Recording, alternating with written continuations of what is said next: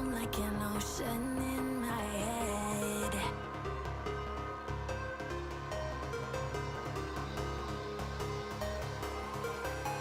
I can almost feel you walking in the distance, but I know that it's not reality. If you are echoing around inside these parallel dimensions all alone, know I'll find you in my dreams.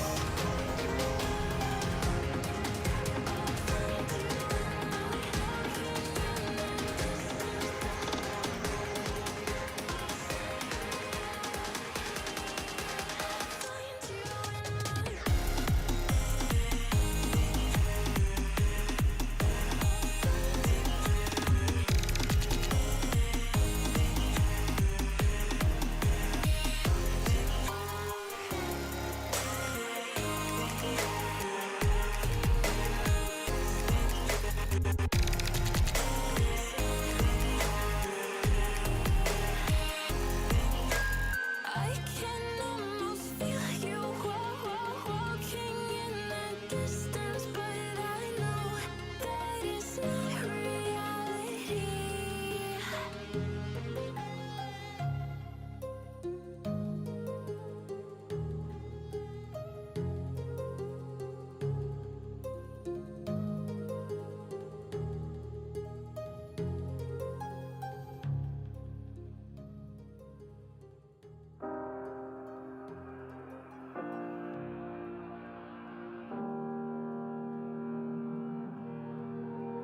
Every time we say goodbye, they all see that it's a lie. 'Cause we always give it one last try. Yeah, you've watched me break 1,000 times. Now I'm all alone, 'cause you never show. You say you will, but then you don't. That's how it goes. Don't wanna know. I'm turning off my mind so I get by. I just wanna be happy, happy tonight.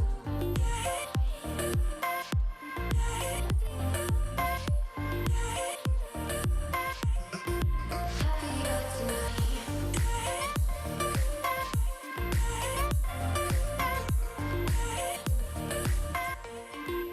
Happier tonight. Can't be waiting for you in the morning. I'ma leave without giving a warning. I'ma leave without giving a. But every time we say goodbye,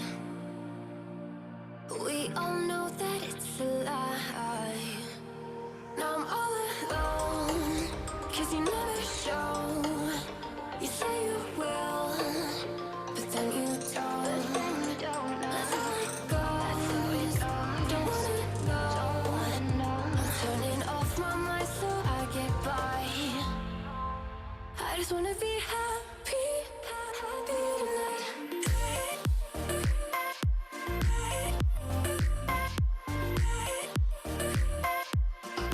Happier tonight.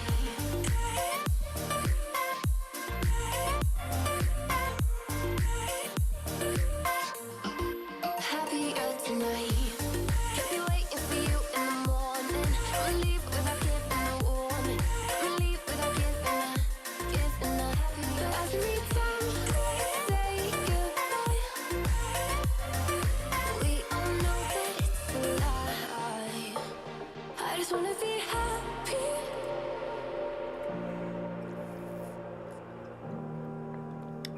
How's it going? Maybe I'm colorblind. Don't know where I lost the colors. I only see black and white. Come to think of it, but it all comes back when the moon gets low, dancing in the afterglow. And when the All right. Almost 90% of the population is addicted to caffeine, and I wondered how many people were around me that maybe would benefit from something different. I was jittery, I was anxious. Life was a little bit more stressful than it needed to be. 5 supercars to top Juice House, yes? And it hit us right then. It's like, what's life? You think the dude in the hat in the corner...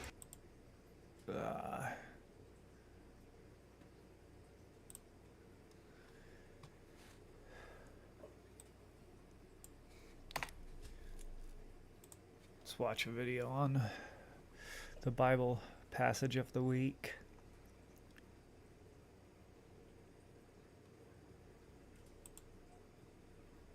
There are 2 words that plague every individual.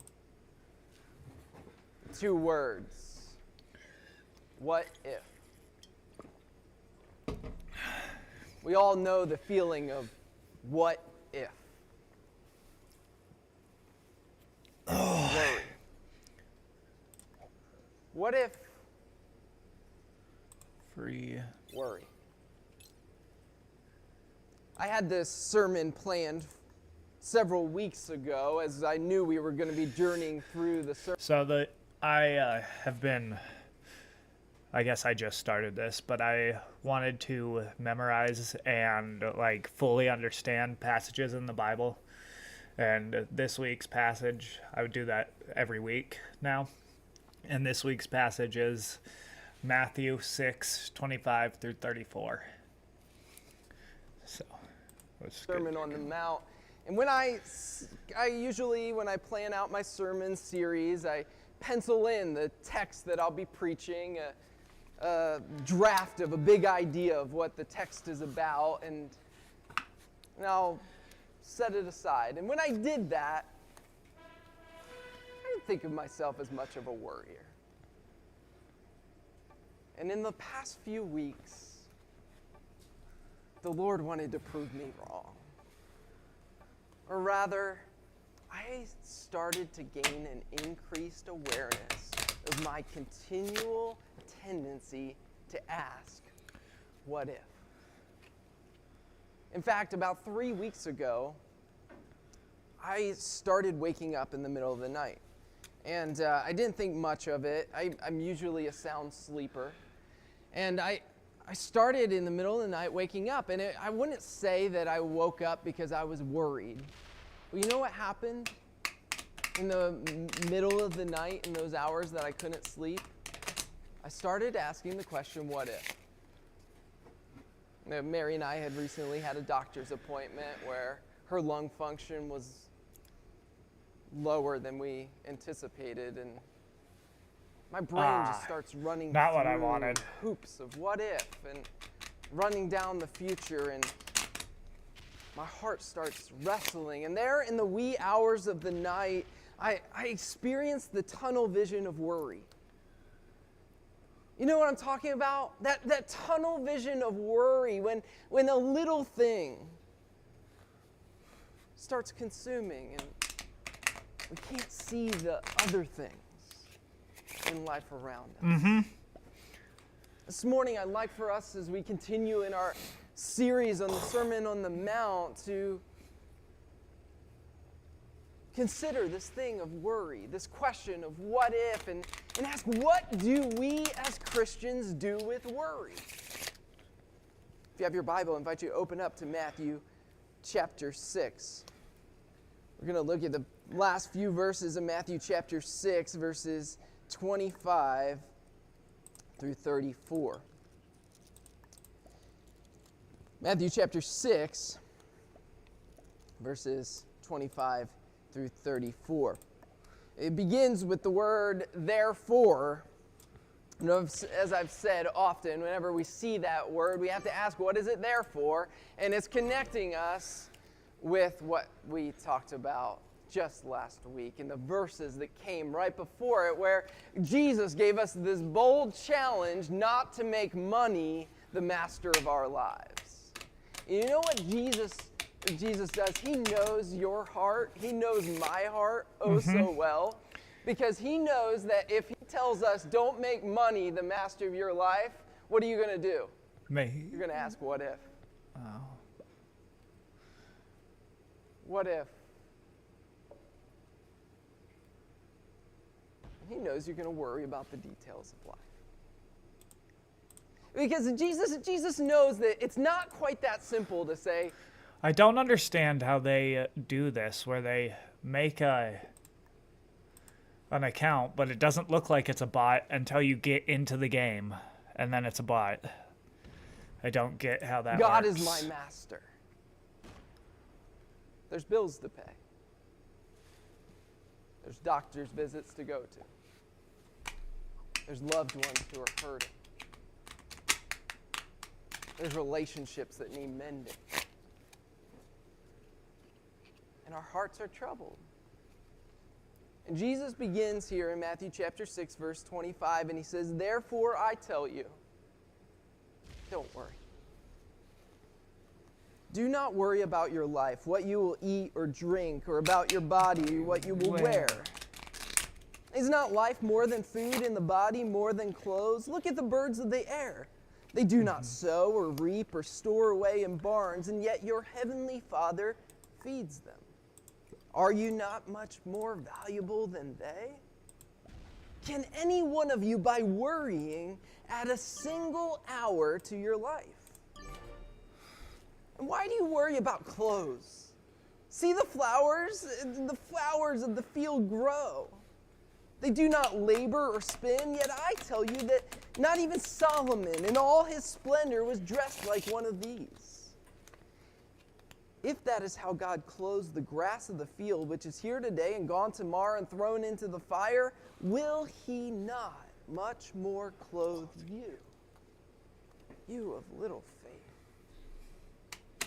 So do not worry, saying, what shall we eat, what shall we drink, or what shall we wear? For the pagans run after all these things, and your heavenly Father knows that you need them. But seek first his kingdom and his righteousness, and all these things will be given to you as well. Therefore, do not worry about tomorrow, for tomorrow will worry about itself. Each day has enough trouble of its own. Jesus tells us to put worry in perspective. That's what Jesus does in this passage. He wants us to take the things that trouble our hearts and put those worries in perspective. And I think this is important for us this morning because I think sometimes we explain away worry. We justify it.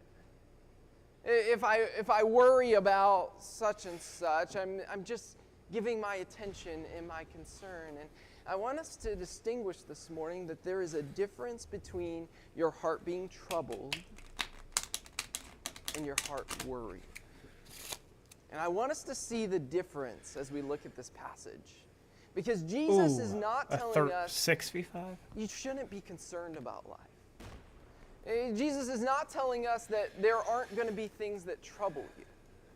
In fact, that's exactly why Jesus puts these words here, because he knows that that is the reality of life. And in John 14, verse 1, he says, do not let your hearts be troubled. And he's not saying that as a guilt trip. He's saying it because he himself experienced the troubles of this world. But he is saying in this passage, do not worry. And I think it's important for us this morning to let it sink into our hearts and minds that worry is a sin. Mm-hmm. And I say that because I want us to distinguish between our hearts being troubled and our hearts being worried. And Jesus says, do not worry. And here's what I mean by that, because worry is confidence in ourselves. Worry is a tendency to put our control over the details of the life as the ultimate. Because think about it. When you get that tunnel vision of what if, your heart and your mind is focused on what you need to do. Your heart and mind is not focused on a Father who cares for you. And at the heart of worry is this idolatry of confidence in self. And as Jesus explains in this passage, I want us to see that worry is allowing the cares of this world to cloud our vision from the care of your heavenly Father. Worry is allowing the cares of this world to cloud our vision of the care of a heavenly Father. And that's what Jesus says as he goes through this passage. He gives two examples. He says, to put worry in perspective, look out the window. Look at the birds. The birds, in the ancient world, he refers here in this passage to the birds of the air. It would be a common term for pigeons or sparrows, those kind of throwaway birds of our culture. He says, look at them. They don't have a 401k. They don't have bank accounts. They don't have closets for their clothes. They don't have refrigerators. And yet your Father feeds them. And then he says this piercing statement. He says, are you not of more value than they?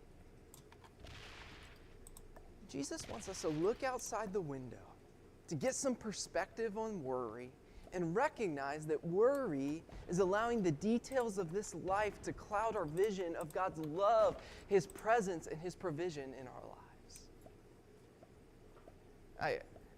As I was thinking about this and thinking about the birds of the air, Mary and I have become bird watchers in many ways.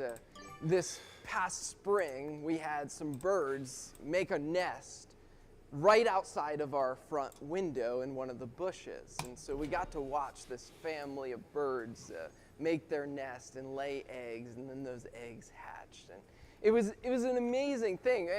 And actually, those birds, they initially tried to make the nest above the door. And these were resilient birds because every day we would walk out and there was just a pile of twigs on our front stoop. They were trying to put them up there. It just kept falling. Is he going to attack my so 12? Eventually, Okay, cool.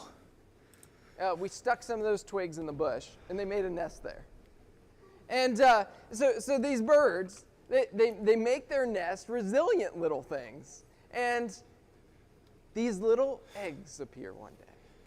And Mary and I just watched out the window. And then one day, these little birds, they hatch out and they look like little aliens. Huh. And they're just out in the elements. It's just pouring out there. One day I walk out the door. It's pouring. And Mary's like, can we put an umbrella out there? And I look out there. Mother bird is perched on the nest, her wings open, covering her babies. The Lord cares for the birds.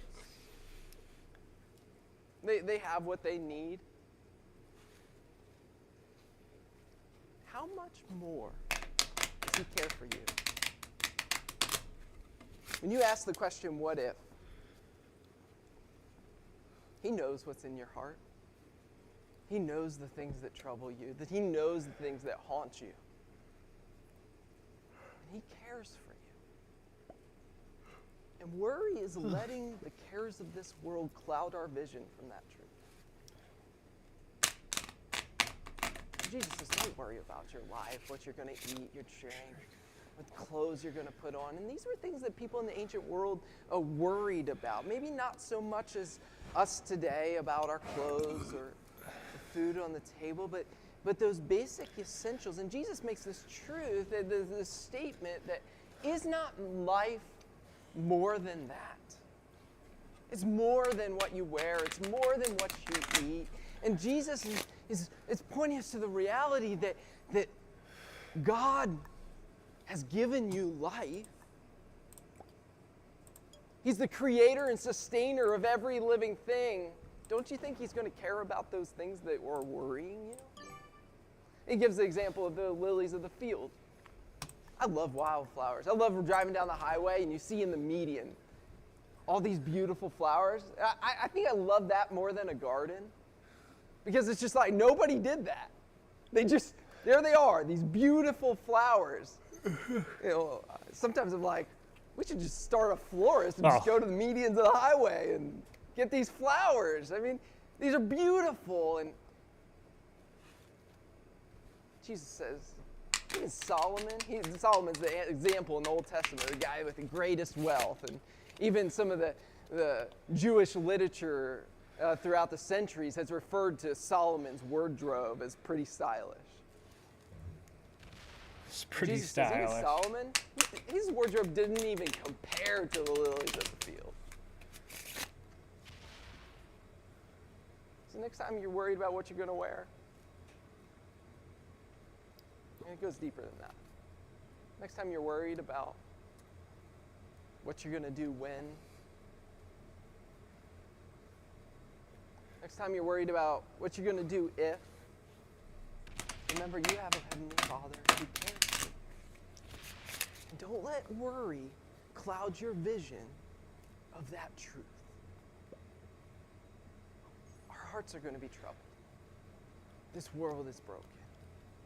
But don't let the worry cloud your vision of what we know is true, that we have a Heavenly Father who loves us, who cares for us. There's an old song by Phil Keaggy, Christian guitarist. I think it's from the 70s, called A Time and a Place. In that, there's a little verse that says, "Said the robin to the sparrow, I would really like to know why these anxious human beings rush about and worry so. Said the sparrow to the robin, friend, I think it must be that they have no Heavenly Father, such as cares for you and me." Oh. How often do we as Christians run around like those without a Heavenly Father? So Jesus shows us that worry is confidence in self rather than God, that worry is allowing the cares of this world to cloud our vision of God's care for us, and worry is futile. He says it here in verse 27, "Can any one of you, by worrying, add a single hour to your life?" Anybody done that? Anybody wish they could do that? And Jesus is showing us worry is futile. In fact, he says it, that's how he closes the passage. He says, "Therefore, do not worry about tomorrow, for tomorrow will worry about itself. Each day has enough trouble of its own." I love just the raw truth of that statement. Tomorrow has its own worries. Today, focus your heart and mind on a God, a Heavenly Father who loves and cares for you and knows what you need. Worry is worthless. You are valued. And God can be trusted. That's the flow of thought in this passage. Worry is worthless. You are valued. And God can be trusted. And so the conclusion that Jesus makes in all of this is, make the kingdom of God your priority. Your priority. Mm-hmm. He doesn't just tell us, don't worry, it's worthless. He says, he gives us an alternative. And he gives this picture of seeking, of striving for. He says, verse 33, "But seek first his kingdom and his righteousness, and all these things will be added to you." Jesus is telling us to keep our eyes fixed on the kingdom of God, keep our heart fixed on the love of God, and to run after the things of God. And when worry starts to cloud our vision, look out the window. Get some perspective on your worry, and then put your priority on God and his kingdom. It doesn't mean there aren't bills to pay. It doesn't mean that there aren't troubles to walk through in this life. But it does mean, and Jesus gives us a promise here, that if we put first the kingdom of God, if we seek Him first, if we make that the priority, these things will become secondary. Not only in our hearts, but in God's provision and His care and His guidance. We'll start to see that when we put things in perspective, when we put worry in perspective, we can make the kingdom of God His priorities, what He wants to do in our lives, in our relationships, in our difficulties. We start to see that when we put first the kingdom of God, His righteousness, all these things don't really matter as much. And the situations might turn out different than we had hoped or that our worries would have led us to.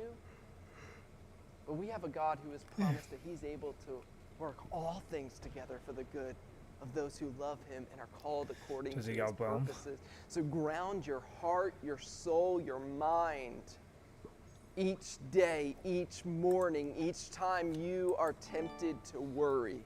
Ground it in the promises and the presence of a God who cares for you.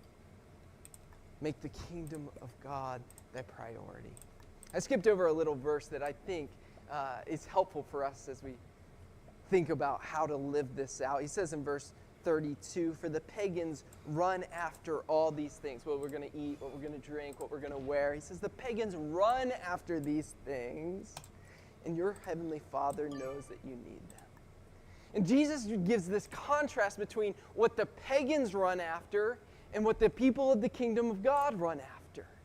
And he's really flowing out of last week's passage that if you make your life's goal to serve God and not money, you'll start to realize that God serves you. He cares for you. And you don't have to run after the things that the world run after. You don't have to run after financial security. You don't have to run after the bigger house. You don't have to run after the things that pagans run after. And it goes as simple as worry. You don't have to worry as the pagans do. When Mary and I lived in Chicago, the Chicago Marathon ran right by our college. And it was always kind of a highlight of the year when we would see all these runners come running through the streets of Chicago right next door. And often our church it would be on a Sunday morning, so our church would have a cheering section. And we would get out there and we would be cheering for all these runners as they go by. But in order to get to the church, we had to cross the marathon. And I don't know if you've ever tried to cross a marathon, but what happens is you got all these runners running down the street, and you want to cross the street, and you kind of get out in the street, and then the runners are coming. So you start running with them, and you're kind of moving sideways and forward. You're kind of running the marathon there for a couple blocks.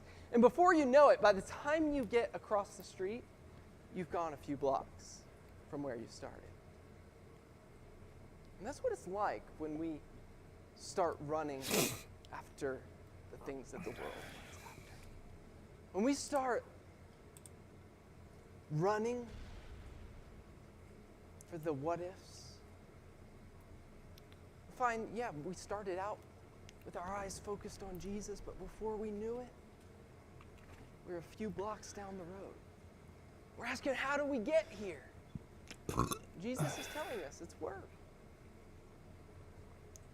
It's allowing the cares of this world to cloud our vision of God's care for you.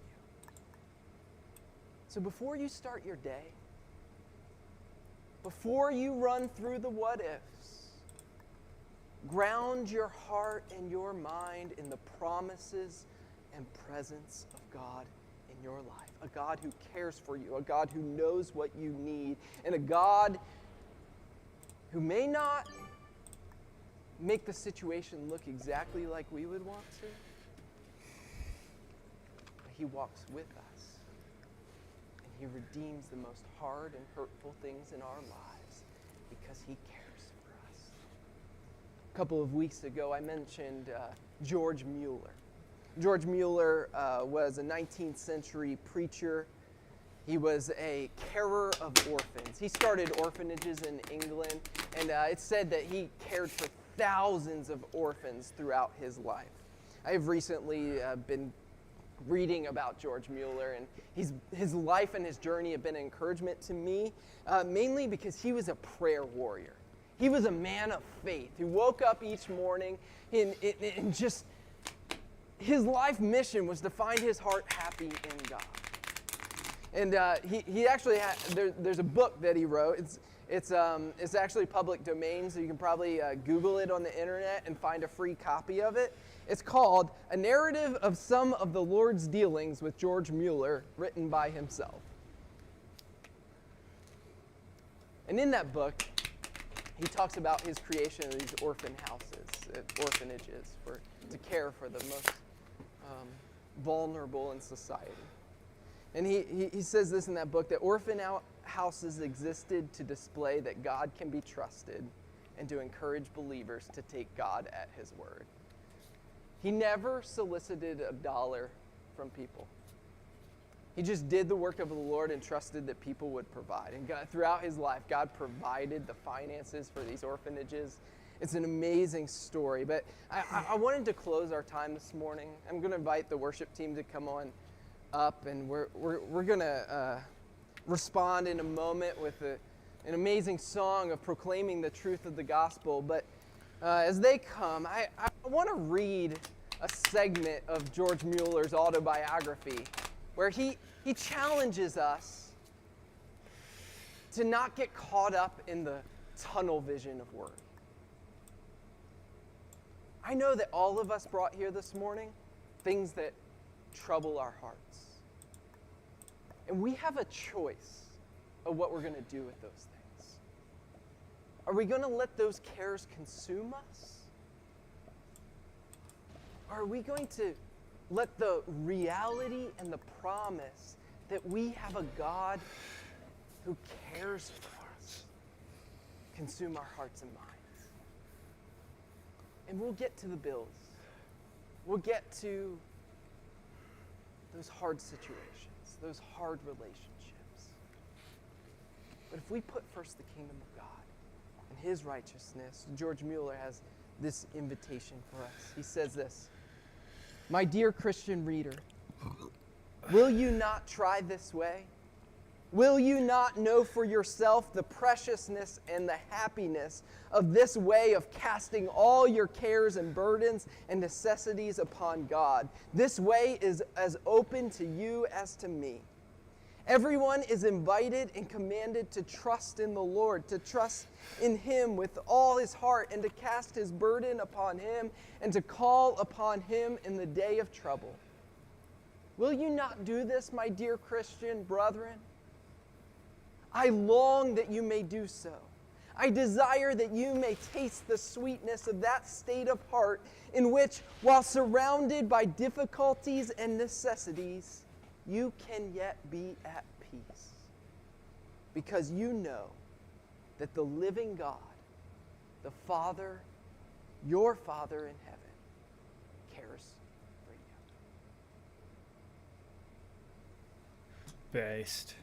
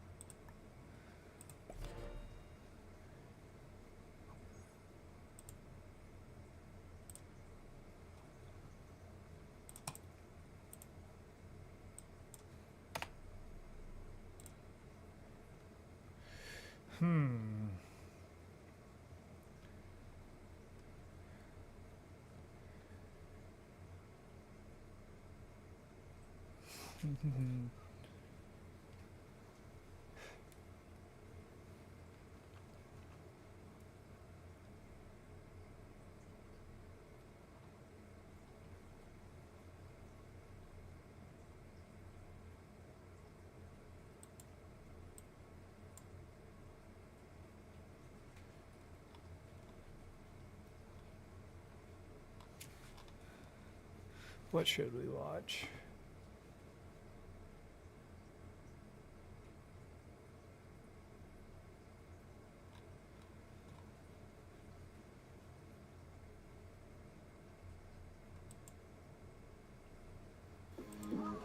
Collaboration doesn't have to be frustrating.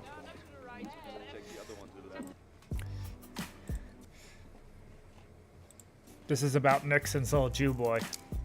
That's what. That's Nixon's words, not mine. About how people are going to react when I die. And now to sing a song, the son of the deceased. Friday night. Now, it'll be one thing if I get struck by lightning while doing a do in a porta potty. And if that's the case, please laugh away. You have my full permission. It's very funny. Post the video online. I don't care. But otherwise, I'd hope that when I meet my mortal end, even my worst enemies will frown and say, you know, he had bad hair and a bad attitude, and he was really pale and kind of sickly looking all the time, but he was nice to servers, and he tipped pretty well. And I don't think that's really asking for too much, because as a society, The fuck? we tend to go pretty easy on people after they kick the bucket. We write musicals about famous artists while forgetting those credible accusations of child molestation. We romanticize presidents notoriously put the bed on every aspect of foreign policy, not to mention made extramarital affairs their secondary profession.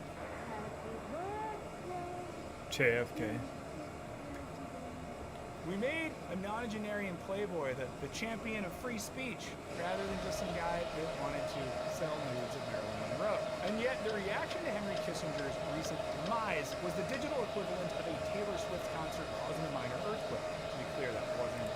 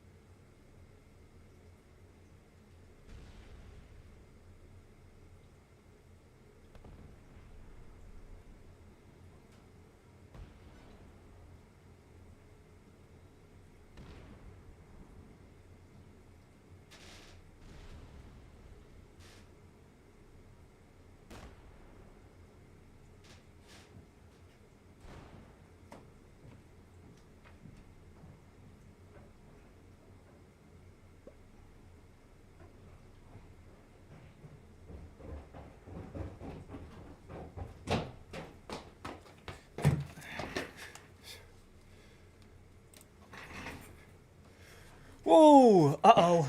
That was not good.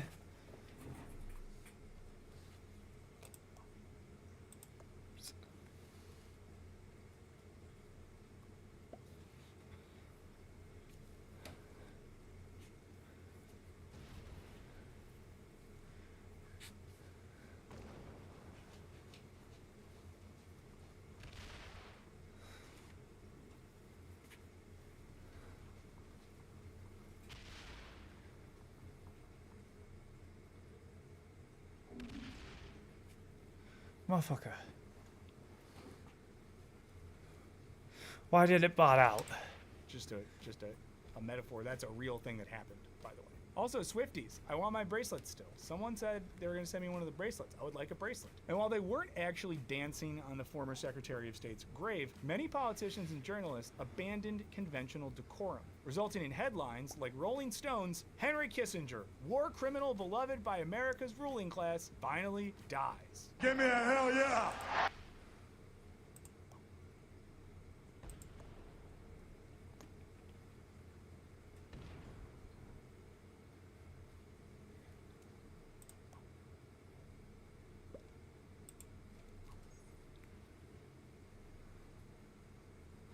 That fucking sucks.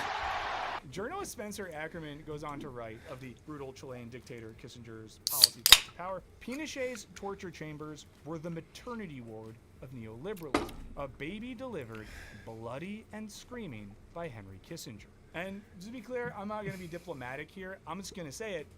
Henry Kissinger was bad. Yep, I'm saying it. Meh. Fuck, dude. That really fucked me.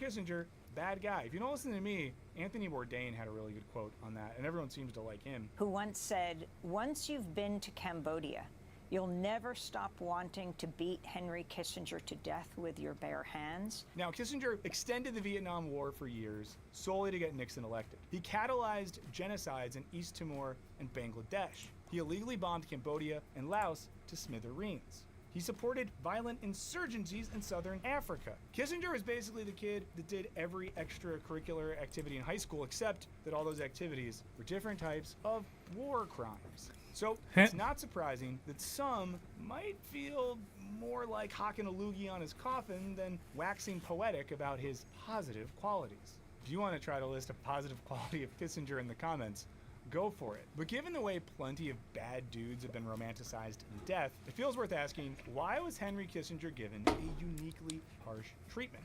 And for that matter, how does a society decide how to treat the dead? And do we really owe the not so dearly departed our respect? Well, let's find out in this video. Is it okay to speak ill of the dead when their name is Henry Kissinger? Now, our society When their name is tends to Henry take a Kissinger, what? gloves-on approach to death.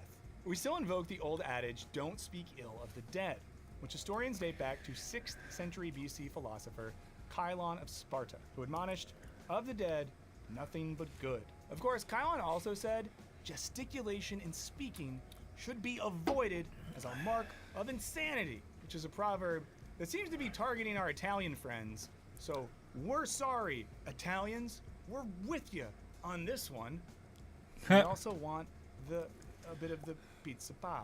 But apart from a Spartan who hated hand gestures, humanity has long been preoccupied with the right way to treat and speak of the dead. Of course, for most of human history, dealing with dead people looked different. In ancient Egypt, elaborate death and mourning rituals weren't just for kids. I don't think that the red guy understood that I bought it out. The dead in ancient Egypt remained actors whose social capital could be effectively exploited within the social, religious, and political networks of the living.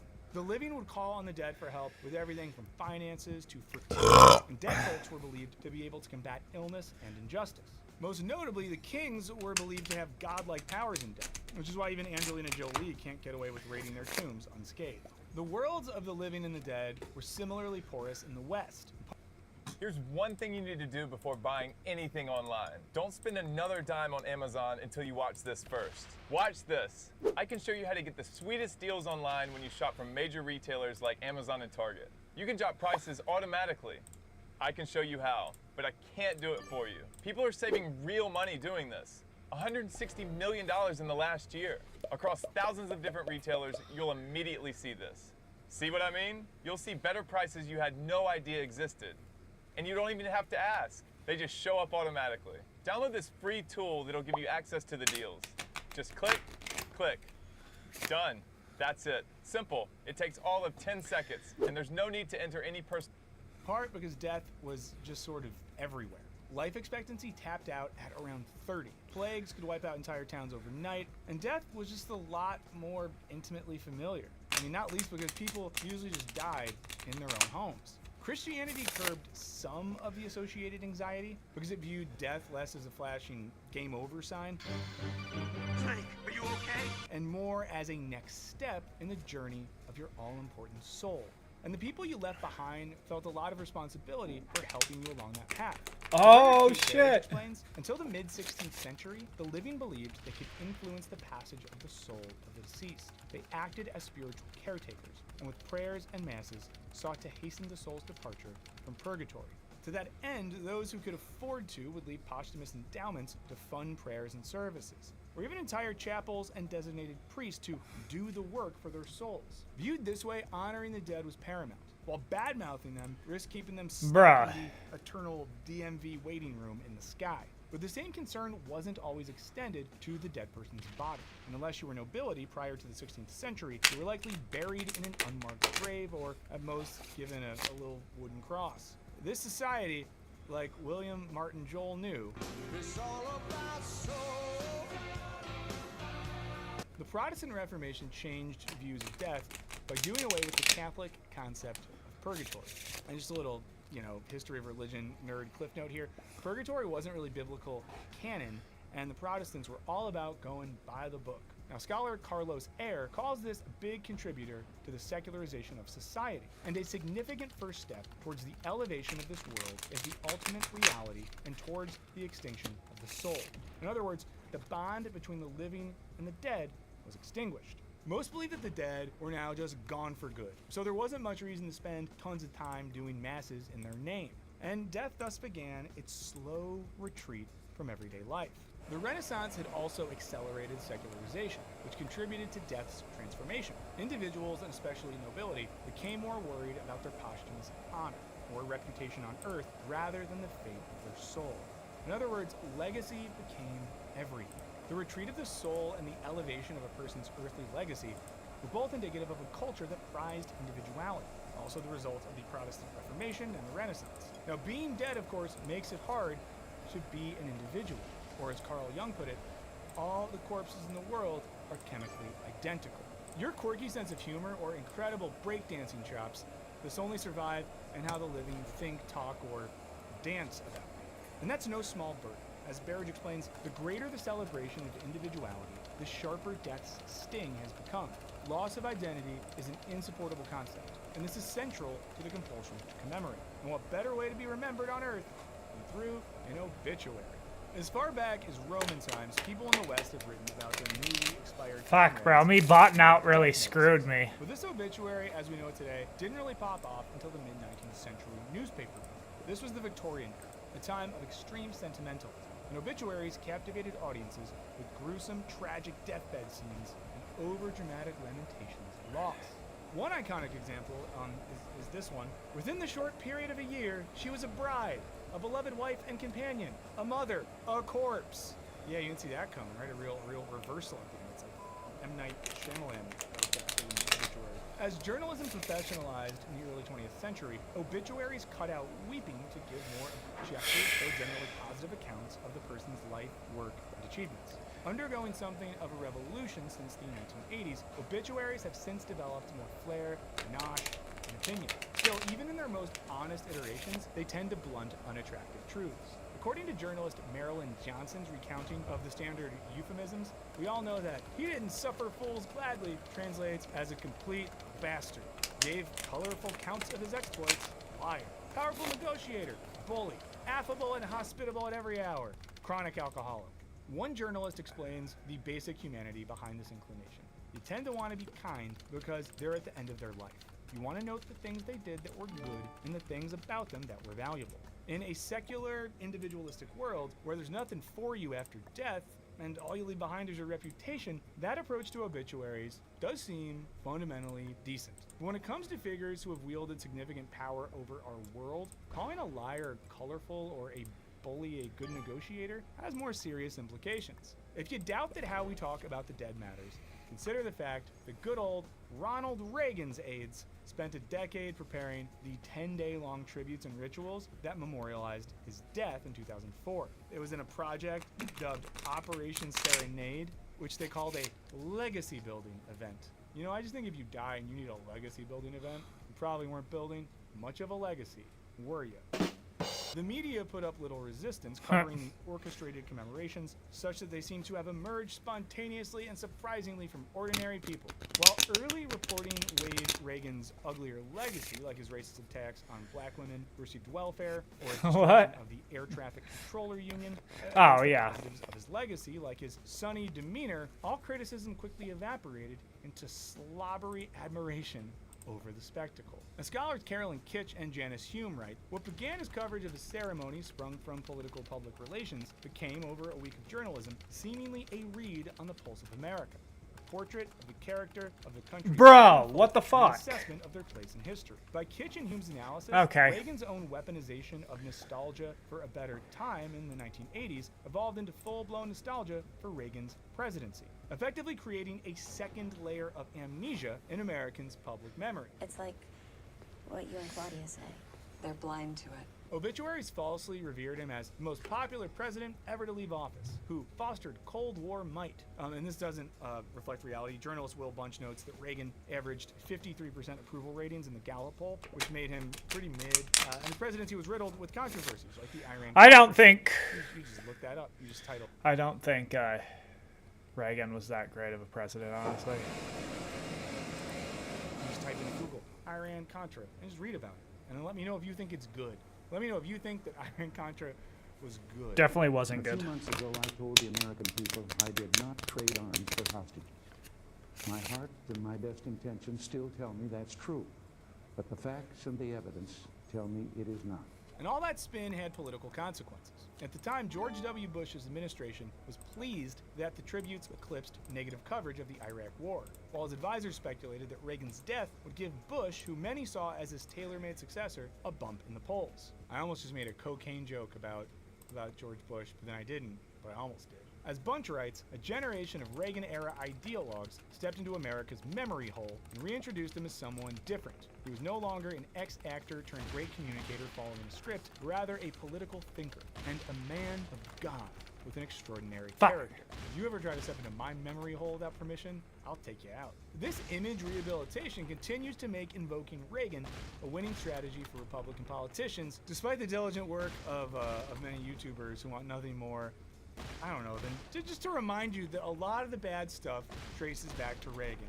It doesn't mean that we're not all fervent young Republicans. It just means that if you look at some of the bad stuff now and you trace it back and you look up, you're like, oh, hello, Mr. Reagan. And he's just standing there and his pants are off.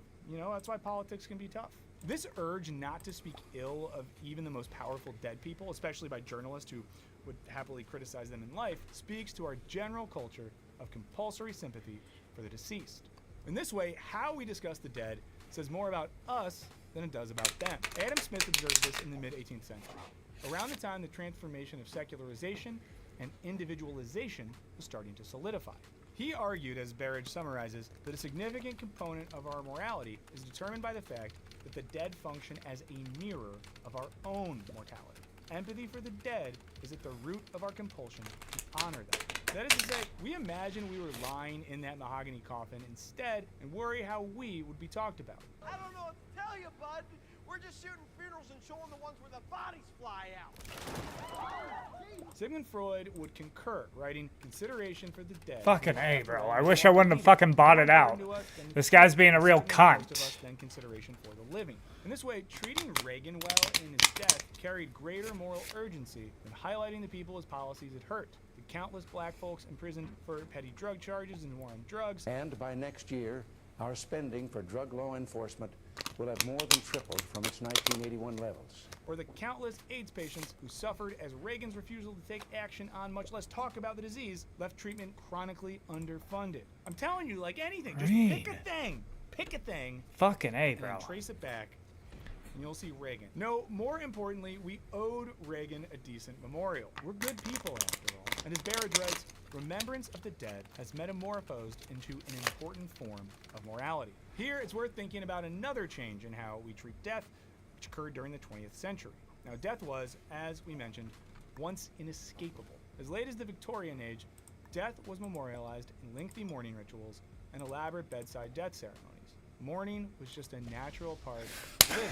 But especially after the First World War, the West underwent a retreat from death, whereafter mourning became shorter, more private, and more taboo. As life expectancy soared, death became increasingly absent from most people's daily existence. The process helped along with the rise of institutionalizing the elderly and the creation of the funeral industry, which sanitized and removed the trouble of dealing with the dying and the dead. What I ordered versus what I got. I ordered Huel hot and savory as a healthy, quick alternative for my lunch. This way, I'm eating healthier, no longer reaching for unhealthy snacks, and no longer skipping meals, because I now have a delicious meal in just 5 minutes. Huel fits even in the most busy of days. Plus, it's got everything your body... Death vanished from mainstream life so quickly that some argued death and sex had flipped since the Victorian age. Death replacing sex as the ultimate taboo, and sex replacing death as a constant. Also, it's just weird, like death and sex is two sort of things. I don't know, I don't like that.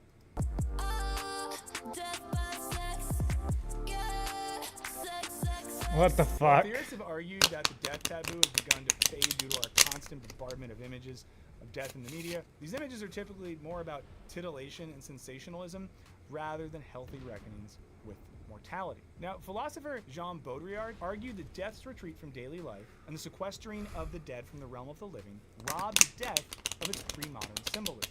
Basically, back when people were closer to death and could mourn publicly and talk about it, death was seen less as an end and rather a point on the continuum of existence. If I wouldn't have fucking bought it out. Soluble. As death retreated from mainstream life, Baudrillard argued what cannot be symbolically exchanged becomes that which haunts us. I got a death story for everyone. I think it was like at my dad's funeral. We had this reception afterwards with, you know, drinking, snacks, things of that nature. And his buddy, he'll never watch this, John Kelly, takes me aside. He had this like Boston accent. And he was like, let me tell you something. Let me tell you something. I was like, oh boy. And he was like, a lot of guys in our business, they'd go out of town, their wife wasn't around, and they would, you know. And he was like, but your dad, never once. Never once. And I was just like, cool. Did you tell me that because you think that I thought he was? I don't know. Shouts to John Kelly. As a result, death becomes something everyone is afraid of, but has limited experience with, and limited ways to talk about it. At the same time, our life expectancy has just doubled since 1800. We all have the potential to live longer than ever. As a result, death feels like it's robbing us of time we were promised. Even at 60 or 70, which would have been considered something of a mortal marathon just a few generations ago. Which is why it felt especially bad when Kissinger was rubbing shoulders at dinner parties with the elite and acting as a celebrity diplomat right up to the 100-year mark. Now, living to 100 alone, minus all the speaking gigs at Harvard perks, is privileged treatment by the fates in and of itself. The media is very obsessed with the idea of living to 100. There's all these articles about it. Now, of course, most of us, and I'm sorry for the spoiler alert, fucking A, won't make it to 100. And also, most of us aren't war criminals. I said we don't need permissions of the family. We're allowed to show we nude because they ain't got no soul. Which makes Kissinger's comparative luck feel especially unfair and even immoral. In an age when we're all anxious about death and unable to talk about that anxiety, and where we mostly experience death in the abstract, seeing someone as friggin' evil as Kissinger seemingly get away with it by continuing to live feels bad. You can't keep getting away with it! What we're really saying is if God is real, he would have already killed Kissinger. And one way to process that bad feeling is by posting about him on every available platform. Like, honestly, Twitter, or X, has gotten really bad since that guy took it over. But it was a really nice evening when Kissinger died. It felt like old Twitter. Everyone just getting off their jokes, saying funny stuff. It was really beautiful. As we saw with Reagan, obituaries and media coverage of the dead are foundational to society's collective memory, with major ideological implications. As Hume puts it, societies too have the capacity to remember and forget, and this situational relevance plays a role in determining what citizens believe collectively about their history. Collective memory was once mostly influenced by That the was gatekeepers fucking of stupid. mass media. In a pre-social media age, when everyone still mostly watched I was gonna the win same until I feed, unaccidentally network, fucking bought it the same out. handful of papers, Fuck the glowing me. treatment of a post-mortem Ronald Reagan went mostly uncontested, allowing it to manufacture a sense of collective memory that eclipsed reality. But today, the production of collective memory has changed. According to scholar Andrew Hoskins, the archive is no longer only collected and organized and managed and walled and kept by an array of institutional memory keepers. It is also diffused through a new memory ecology. The digitally fostered values of openness have driven a culture of unbridled commentary that reveals that there is no mainstream. With access to a wider assortment of information and viewpoints than ever, we're less likely to passively accept the mainstream media's polite narrative. And indeed, some media sources seem to have correctly intuited this and then just swung the whole other way. In this climate, Kissinger seems to reflect a moral fissure point. One where, if you've done so many unspeakable things, we're willing to put aside our usual decorum. Where we refuse to see our own mortality reflected in the death of someone who, as a quick Google search can confirm, was truly just a fucking monster. This all makes it way harder to pull off the sort of legacy of a fallen statesman scenario we got when Reagan biffed it. And no matter how terrifying and taboo death remains for us, we're fine not treating Kissinger with any sort of sacred reverence because he treated so many lives with hollow disregard. But maybe what matters most is that Kissinger's demise led to this glorious tweet. Shout out Liza Minnelli, you're never gonna die. So does the reaction to Kissinger's death represent a paradigm shift in how we evaluate the legacy of public figures? Or was it just an excuse to collectively rage at a pretty easy mark? Will the next bad dude's death be met with parades and glowing speeches? Or are we in a new era where whitewashing an ugly legacy is impossible? Let us know what you think in the comments. And thank you as always for being here, for clicking, for liking, subscribing. It really means a lot to us. And on that note, let me tell you, this was our last video of 2023. We're gonna take a couple of weeks off. I hope that's okay. We need to get some rest. It's been a long year. But thanks again for just being with us for another year.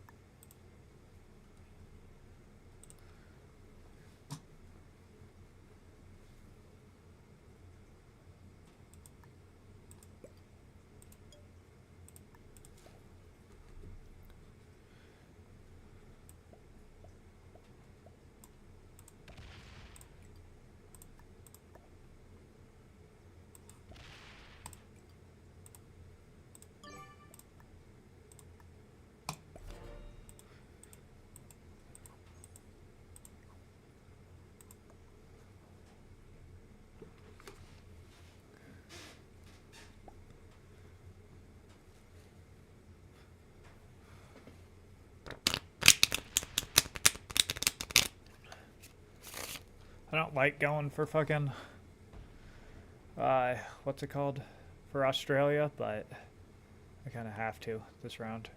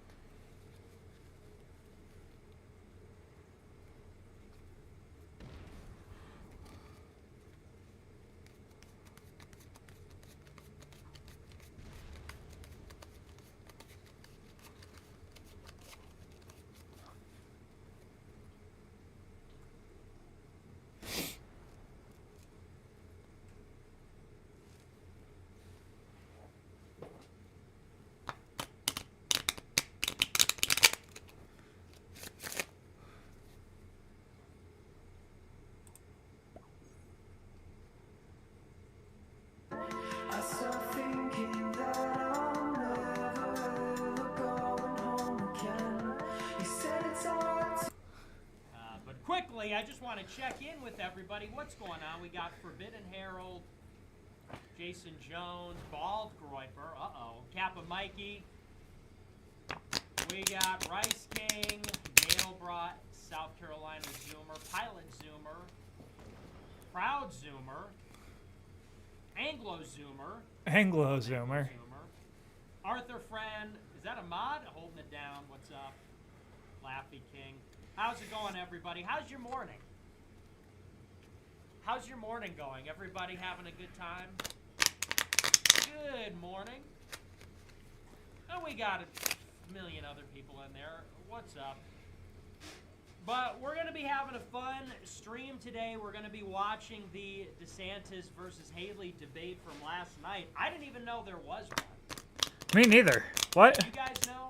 Because I honestly had no idea. And I have been scouring the internet for news for like the past 2 weeks. And I had no idea there was a debate last night.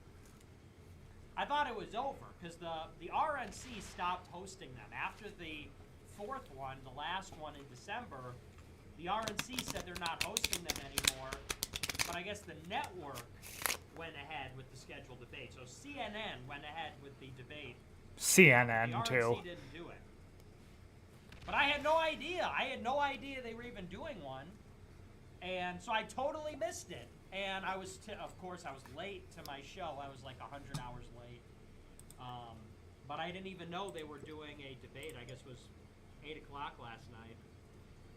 But we'll be watching it this morning, really just for fun. And, you know, we'll get into it a little bit. The Iowa caucus is this Monday. So that is really when the rubber meets the road, and we are on our way to the 2024 election. So Monday, I'll be covering the Iowa caucus at 7 o'clock Central Time. So tune in Monday, 7 o'clock Central. I'll probably be on even earlier. And we'll be watching the entire Iowa caucus, the whole thing. We'll be talking about it all night, maybe bring on some guests.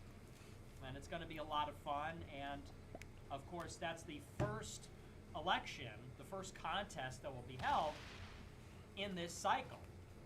And it'll be very interesting to see how everybody performs, because this will be a good barometer for how Trump is going to do.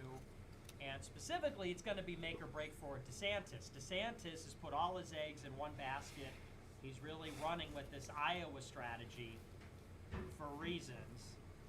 But he's toured all 99 counties of the state. As far as I know, that's the only state where he has a ground game. That's where he spent a lot of his money. He's been touring the whole place for months now because he really knows that for him to be viable, he's got to have a good performance in Iowa.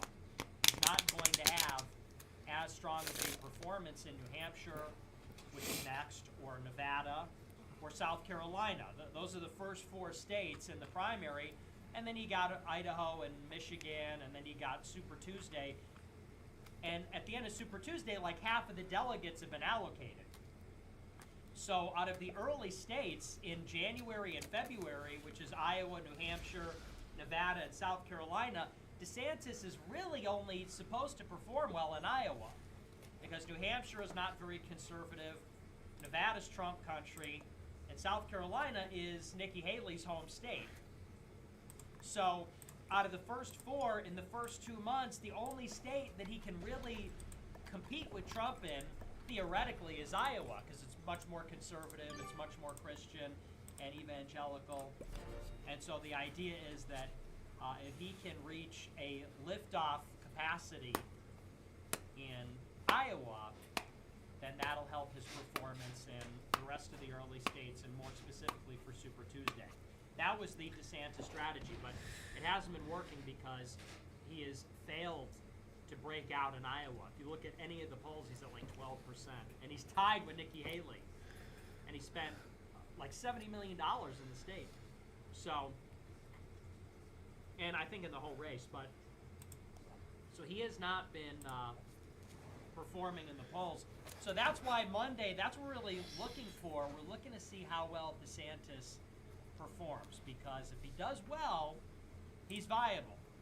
If he does poorly, he's out. Like, he's done. He will probably drop out of the race in shame if he doesn't, if he really does poorly in Iowa.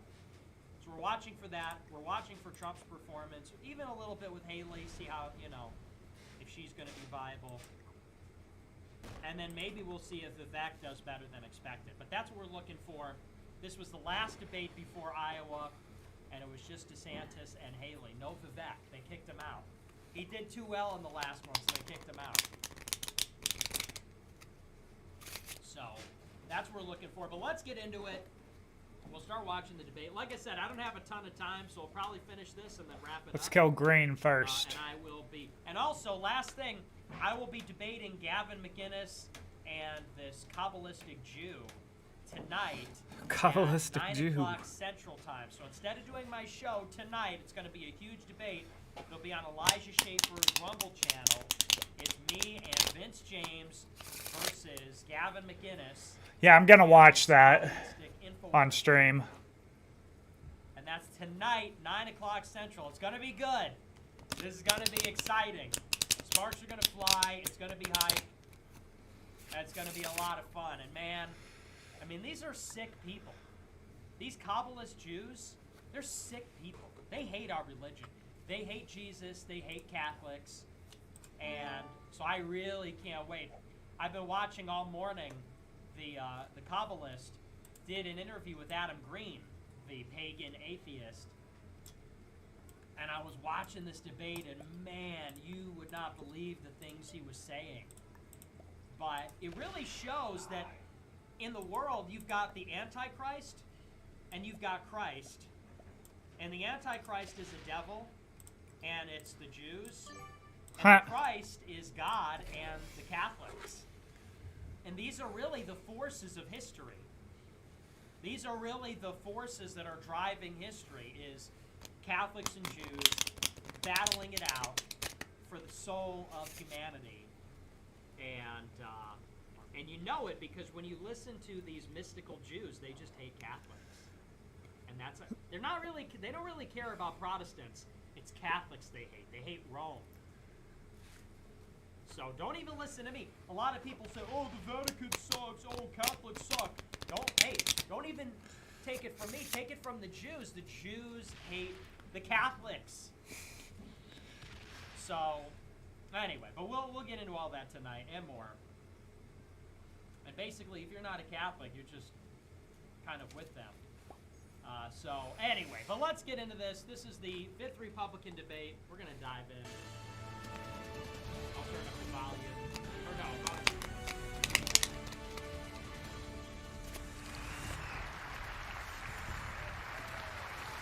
Live from Drake University in Des Moines, Iowa, this is the CNN Republican presidential debate. We want to welcome our viewers in the United States and around the world watching us on CNN, CNN Max, CNN International, CNN en Espanol, and CNN.com. Good evening, I'm Jake Tapper, moderating tonight's debate alongside my friend and colleague, Dana Bash. And just 5 days from now, voters here in Iowa will cast the first votes of the 2024 presidential race. Tonight, the very first one-on-one matchup between top contenders, Governor Ron DeSantis and former governor and UN Ambassador Nikki Haley. Former President Trump met the requirements for tonight's debate, but declined to participate. Our commitment in this debate is to provide as much information as possible to voters, especially here in Iowa, before the first contests begin next week. So in choosing topics, we focused on the issues important. Just so you know, Jake Tapper is Jewish. Is Dana Bash Jewish? We just need to get used to just like saying that before we do stuff. I just want to double check. Oh, so they're both Jewish. Just so everybody knows, when we watch this debate, this is Jake Tapper, this is Dana Bash, they're both Jewish. Just in case, just in case you were curious. Tapper attended Philadelphia School, a progressive independent school. He enrolled at Akiba Hebrew Academy, an independent Jewish day school in Marion, Pennsylvania, attended Dartmouth. Just so everybody is aware, okay? Tapper served as press secretary for Democrat congressional candidate Marjorie Mezvinsky. Is she Jewish? I bet she is. Yeah, she looks Jewish. She does kind of look Jewish.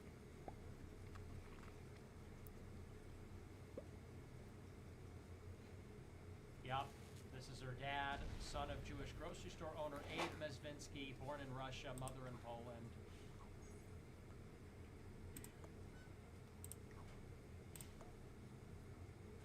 He impeached Nixon, and his daughter gave Jake Tapper his first job, and Chelsea Clinton is her daughter-in-law. Okay, so it's just a big Jewish network. So Jake Tapper went to a Jewish school, was a press secretary for a Jewish candidate, whose daughter-in-law is Chelsea Clinton. He also worked for a PR firm, Powell Tate, run by Jody Powell and Sheila Tate. Are they Jewish? I don't think Powell's a particularly Jewish name, but I don't know. You gotta tell me. What about Tate? That doesn't sound like a Jewish name.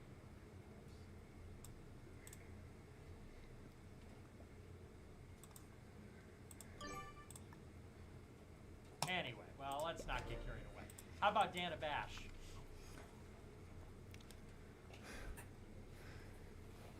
Attended Pascagoula Hills High School in New Jersey.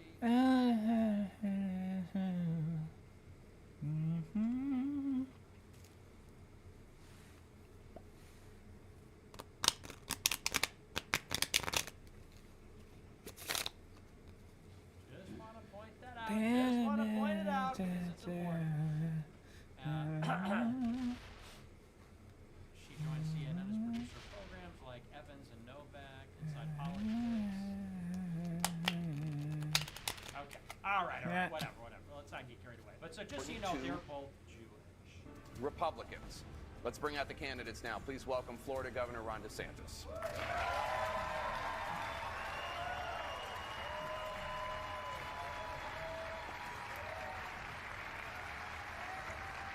Please welcome former South Carolina Governor and UN Ambassador Nikki Haley.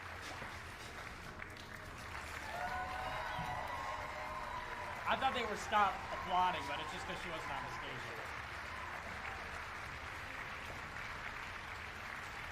Candidates, please take your positions behind the podium while we remind you and our audience of the ground rules. Each of you Bro, will have 90 why did they do this debate? 60 seconds. Like, there was no reason for this. Neither one of these guys are going to become the president, going to become the nominee.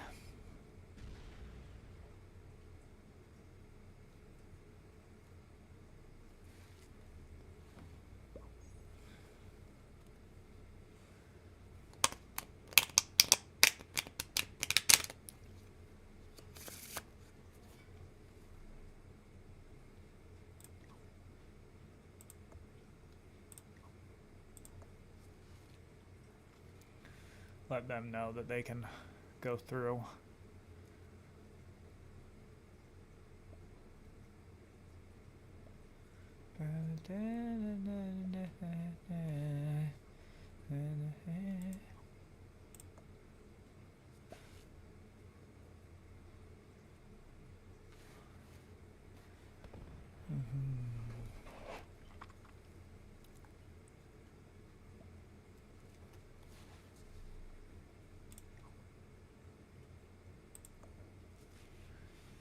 All right, how many troops I got? How many things is there? 1, 2, 3, 4, 5, 6, 7. Ooh, I got 11 right there. Next phase. Boom.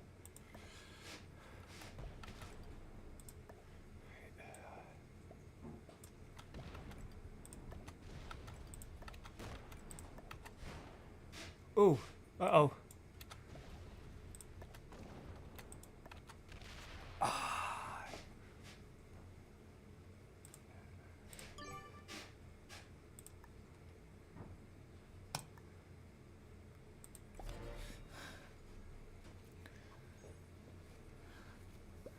That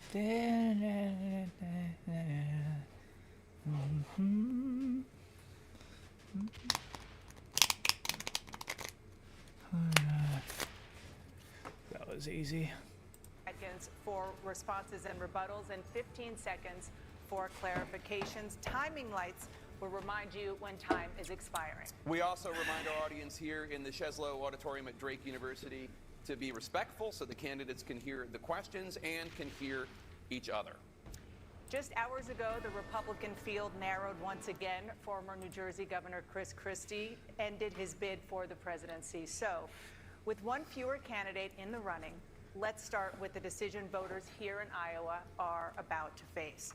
Governor DeSantis, why should voters who are looking for an alternative to the current frontrunner, former President Trump, vote for you rather than former Governor Haley? Well, to the people of Iowa, good evening. It's great to be in Iowa to have a debate here.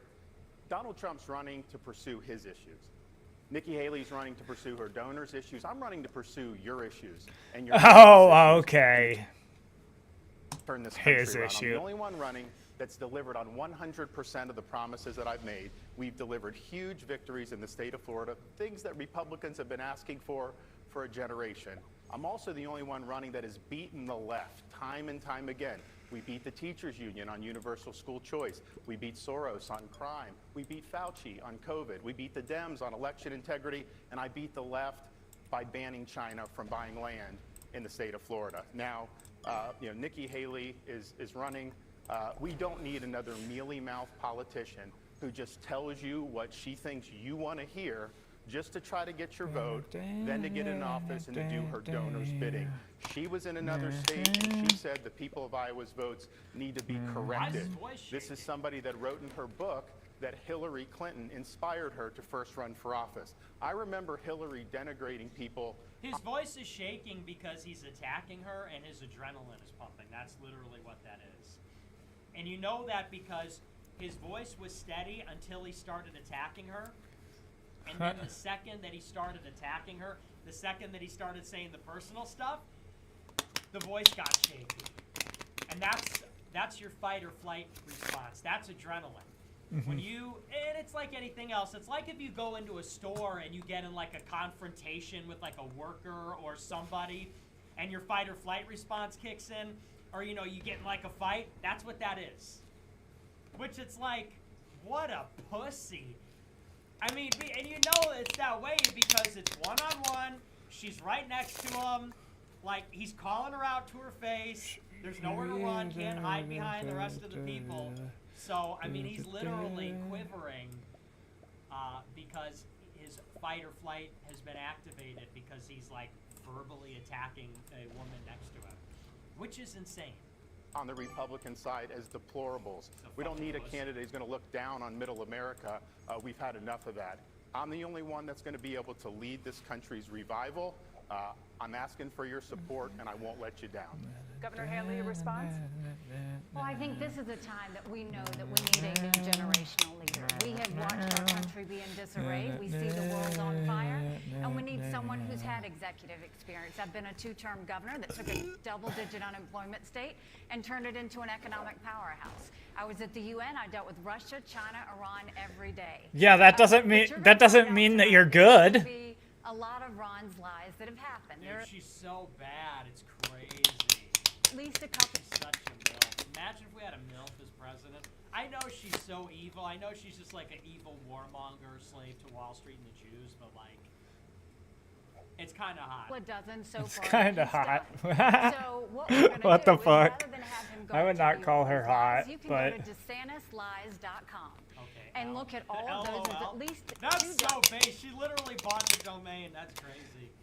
I love doing that is pretty funny. dozen lies that he's told about me, and you can see where fact checkers say exactly what's going to happen and exactly why it's wrong. So it will cover the fact that he's only mad about the donors because the donors used to be with him, but they're no longer with him now. And that's because he's upset about the fact that his campaign is exploding. You're going to see the fact that he has switched his When she just said that, that's exactly what Hillary Clinton said.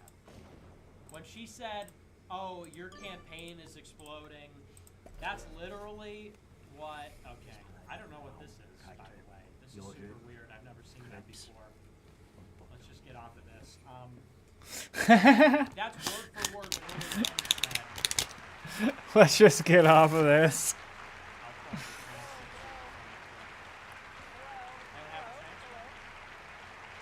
Been a politician, and so much just Surprised. 3,000 emails. You talk about got the Mimicked and who's my attorney. about email because everything he just said is absolutely false. But I'm not All surprised. right. Watch this. Watch In the this. first debate, And we in the realize first Weird. the audience needs to I calm told down people here. that it would be impossible to be fact-checking Donald all the I don't time. know Better what for people. Red is doing. Fact-check him in real time. Last time at the first debate, we had because with the temperament of it is it's just awfully good that Clinton, I do of Donald. It is so I expect not applaud of your handling of there were.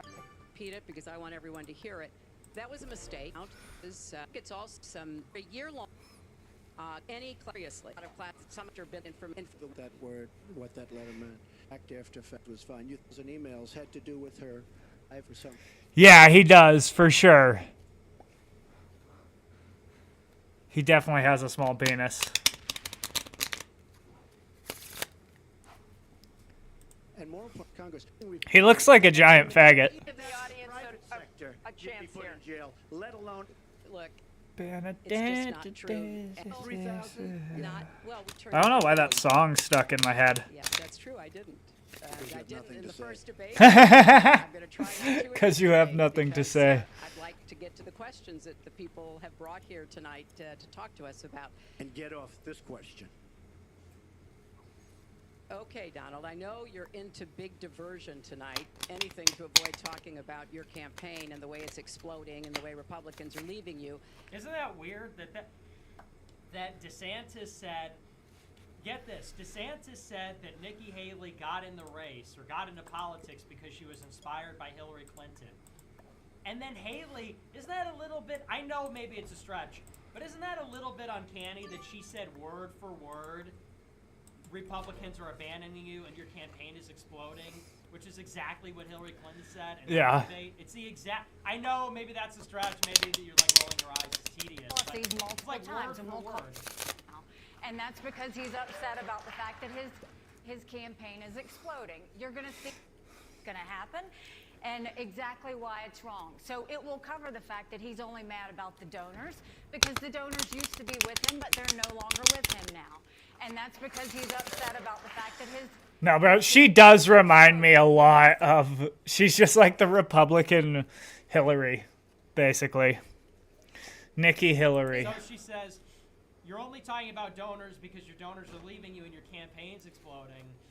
And that's literally what Clinton said. But let's talk about your campaign and the way it's exploding and the way Republicans are leaving you. That's crazy. the fact that he has switched his policies multiple times, and we'll call that out tonight. But every time he Well, and lies, you want to know why that's crazy? It's probably because she studied that. Because if you're a presidential candidate in a presidential debate, what do you do to prepare? You watch the other debates. And which debates do you watch? Well, you watch the recent ones. If you're a woman, maybe you want to watch the Other woman. only other presidential debate that a woman was in, which outside of the Democratic primary debates with Kamala Harris and Elizabeth Warren, it would be the general election debate, Trump and Hillary in 2016. So you wonder if she literally lifted that right out of there, or maybe subconsciously. Drake University, don't turn this into a drinking game because you will be overserved by the end of the night. Well, I think this is interesting because you can actually go to rondesantis.com because Nikki Haley has this tactic. If you hold her accountable to her record, first she'll say, I never said that. Well, one good rule of thumb, if she says she's never said something, that definitely means she said it. And then she'll say, you're lying, you're lying. That means not only did she say it, but she's on videotape saying it. The greatest hits. That is pretty true. Nikki Haley is not somebody that has been willing to stand in and fight on behalf of conservatives. You know, she ran for governor saying she was going to do universal school choice, and she caved to the teachers union. She didn't deliver that. In Florida, I delivered the largest expansion of school choice in the history of the United States. I beat the teachers union, and you know what the results are? When she was governor of South Carolina, she was rated 50th in education, dead last. You know where Florida is under my watch? #1 in the nation. Your response, Governor Haley? This is so Go pointless. to DeSantisLies.com and you can find out for yourself. But why don't we talk about the fact that if we're going to say this, when Ron was representing Florida, he said that he promised not to raise the debt limit when he got to D.C. Yet he raised the debt limit by hundreds of billions of dollars. This website is He used shit. to support Ukraine. He supported Ukraine when President Obama was in office. Now he's trying to copy Trump and saying that he no longer supports Ukraine and doesn't want to give them foreign aid anymore. He also goes and says that he wants to talk about me insulting Iowans. Iowans know when you're telling a joke. The fact that he's only running in one state is not the way you win president.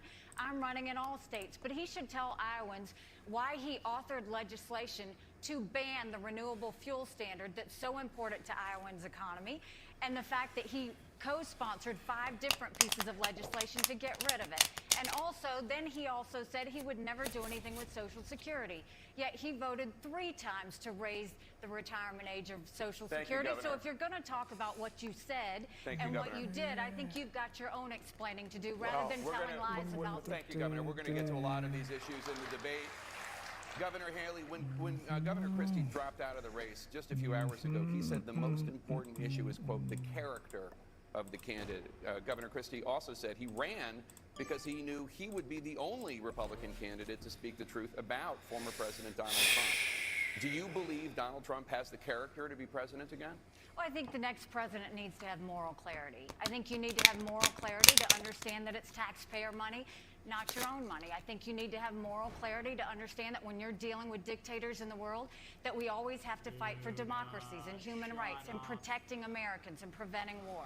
And so when you look at Donald Trump, I have said, I think he was the right president at the right time. I agree with a lot of his policies, but his way is not my way. I don't have vengeance. I don't have vendettas. I don't take things personally.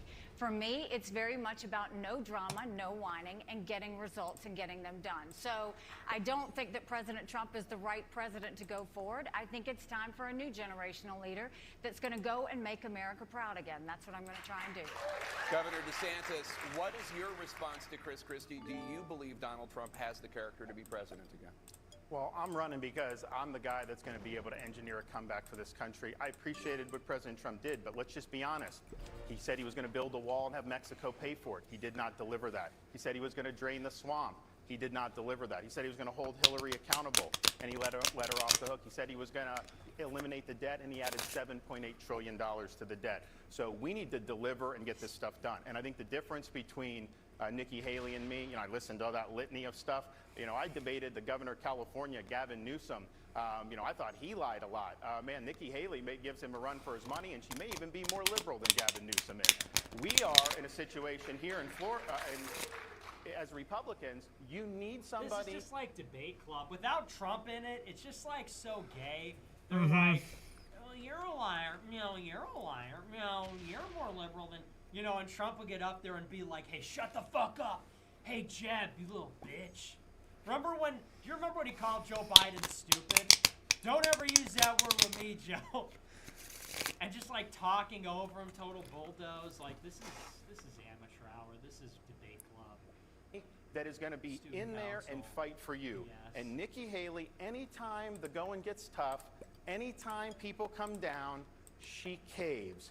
When you need someone standing and fight for you, don't look for Nikki Haley. You won't be able to find her if you had a search warrant. Thank you, Governor. Governor Haley? Look, I think I dealt with Russia, China, Iran, North Korea every day. No one ever said I caved. I defended America, and I fought for America. But I'll also say this. This is not a time where you have to have pettiness. I wish Donald Trump was up here on this stage. He's the one that I'm running against. He's the one that I wish would be here. He needs to be defending his record. Right now, he's not defending the fact that he allowed us to have $8 trillion in debt over 4 years When that she our kids talks, are never going I to just tune forget. out. Her teeth are so weird. The way that she smiles. Sings sing-songy cadence, and it's just like totally just going right over my head. It's not engaging at all. Us for the fact that he didn't deal with China when it That's why came to people stealing love Trump, intellectual because Trump was just like talking to you. Trump, they would, you know, they go from debate club correspondent to debate club person, and they're doing this, well, I believe I'll be elected because I'm the most conservative one, and Ron DeSantis is, and then Trump would be like, we can't fight two people at one time. We gotta go at ISIS, you gotta knock them off hard, and then you can go for Syria. We went in Iraq, we don't even have it. You can't even go there. Like he was just talking to you. It'd be like, it's like you go into a restaurant and the guy's like mopping the counter or whatever with the towel, and you're talking to that guy. You're like, hey, what's going on? It's like that guy. The way We're they gonna talk do is that. it's We're like gonna. this speech team, debate team cadence. Trump was like, all right, look. We spent $5 trillion. We don't even have it. You have to take the oil. We have to, as if it's that simple. They're like, we invaded Iraq. We didn't even take their oil. And you caused 9/11. I miss it. This is just trash. I miss him. The fact that they gave us He's COVID. the king. He's the the fact king that of America. they Oh, go and what the continue fuck? to put up Chinese police stations No. and continue to threaten our military. He didn't do enough to make sure that we were really standing with our friends and doing some other things. What we need is a leader that's not looking at 4 years and 8 years. We need a president that's looking at 20 and 30 years, because I want my kids to have a good future. I want them to have one without debt, one where they can read, one with secure borders, one where we have law and order, and one where America is strong. Well, Thank you. with all due respect, you know, for her to single out Donald Trump on China, and look, I think he could have been tougher on him 100%. When Nikki Haley was governor of South Carolina, she was the #1 governor in America for Republicans of bringing China into her state. She wrote a love letter to the ambassador saying that they were a great friend. She's on video saying China's a friend. She had a Chinese business 5 miles from a military base. There's a video of her on the website right in front of a Chinese flag saying that she works for them now. So that was her #1 achievement as governor, was bringing China into the state of South Carolina. So you say you're going to look 10, 20, 30 years down the road? Why wasn't she doing that then when people were raising the red flags about it? In Florida, I banned China from buying land in our state, and we kicked them out of our university. That's what you need to be doing. We're going to talk about China in a little bit. I want to talk about the economy, which, according to a recent Des Moines Register poll, do these people shows really that the think they're going economy to be is president? the They're just top like issue for bickering. caucus goers here. So, Governor Haley, the rate of inflation is down. Prices, though, are still high, and Americans are struggling to afford food, cars, and housing. What is the single most important policy that you would implement as president to make the essentials in Americans' lives more important? I think we have to acknowledge that Republicans and Democrats have both done this. Attack the fact White. that they've done all of this wasteful spending. They did a $2.2 trillion COVID stimulus. I was just like, fuck you.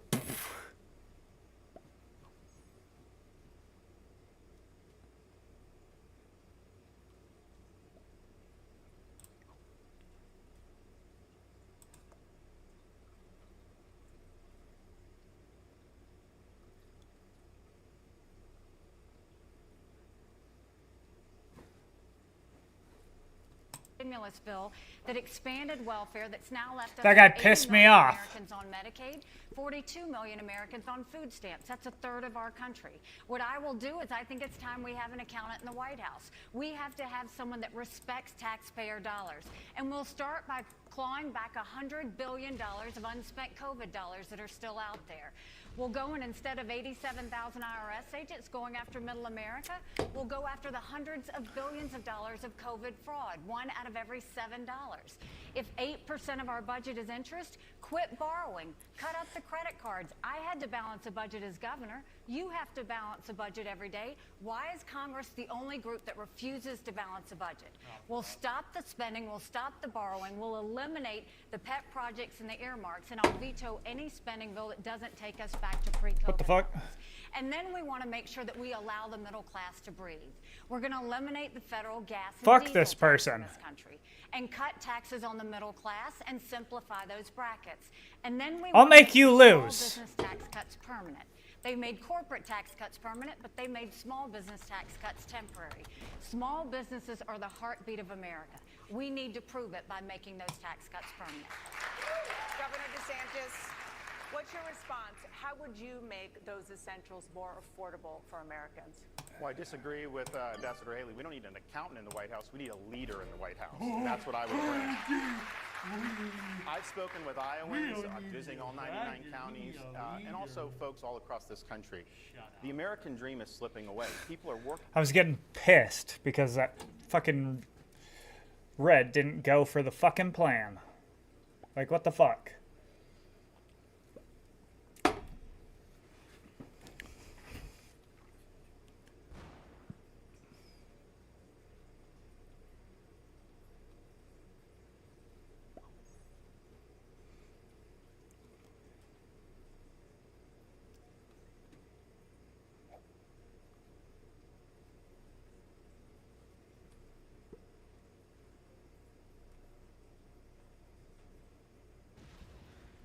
Fucking cunt, bro. Working hard. They're getting the most out of their I went and just demolished red. They could have went and attacked white once, but no, they fucking attacked me. Now I'm just gonna make them lose.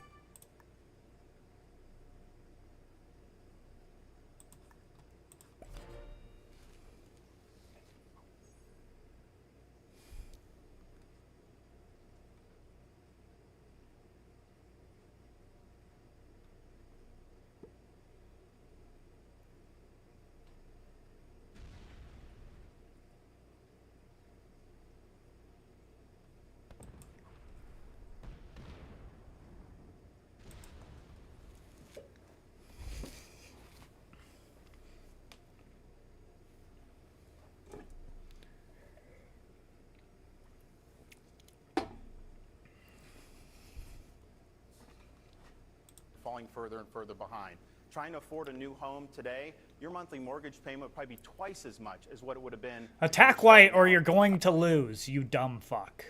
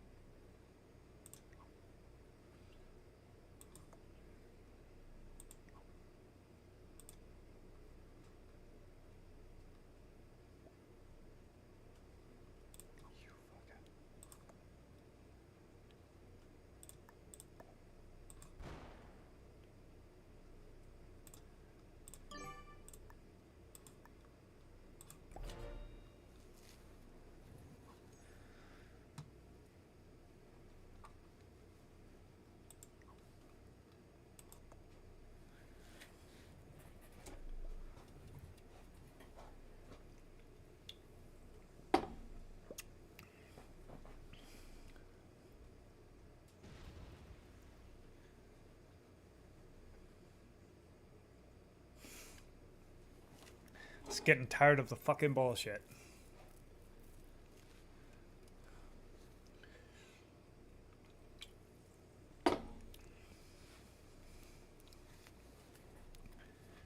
5 years ago. We have to make the economy work for those folks.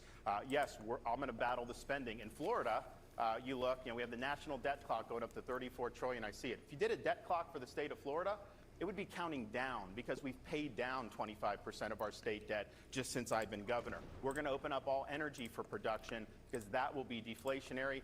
Nikki Haley, when she was governor, she promised she would never do the gas tax. Then she tried to raise the gas tax on hardworking South Carolinians. Here's the thing. We need to fly a flag of bold colors, carrying the banner of putting the American people first, not the pale pastels of the warmed-over corporatism of people like Nikki Haley.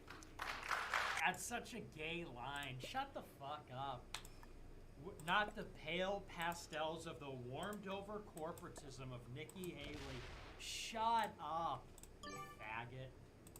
Of bold colors, carrying the banner of putting the American people first, not the pale pastels of the warmed-over corporatism of people like Nikki Haley. Governor Haley, I want to bring you in. I mean, he really thought he cooked with that line. He really thought everyone was going to eat that up. Oh my goodness, that was so great. Pale pastels and bold colors. Dude, we want America first. Because Governor DeSantis mentioned the gas tax, you do. I just kind of bullied the shit out of him. Now maybe Red will do what I fucking want, or else I'll fucking break him again.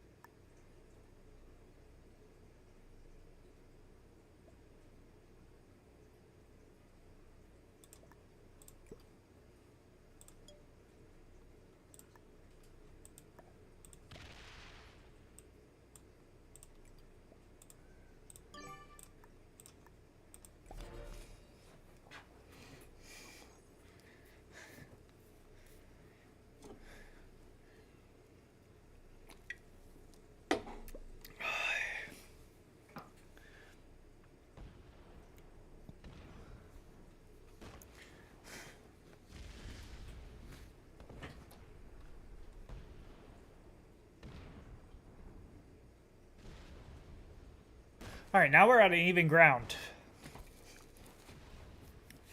Yes.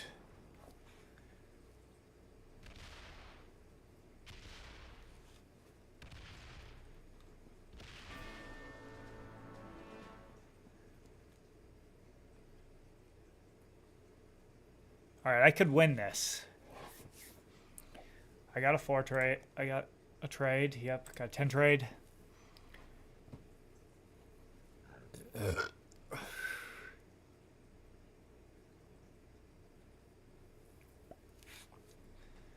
I could win this.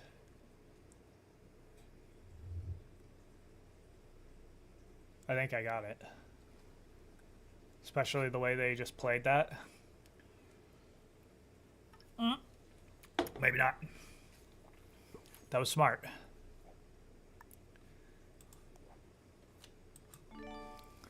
Let's try this.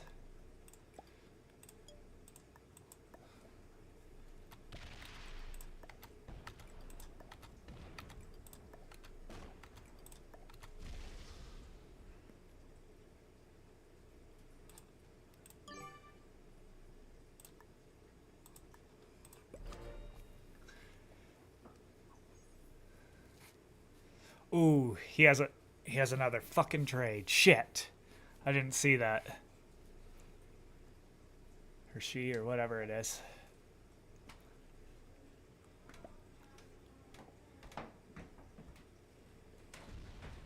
Yes. All right.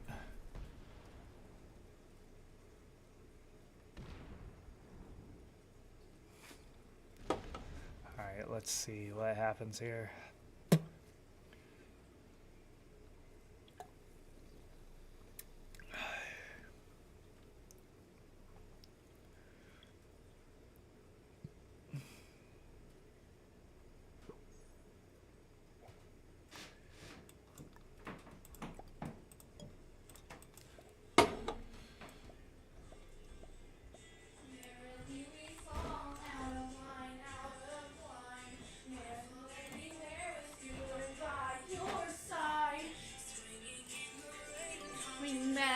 melodies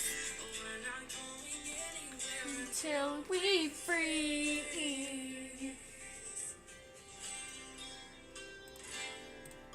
All right.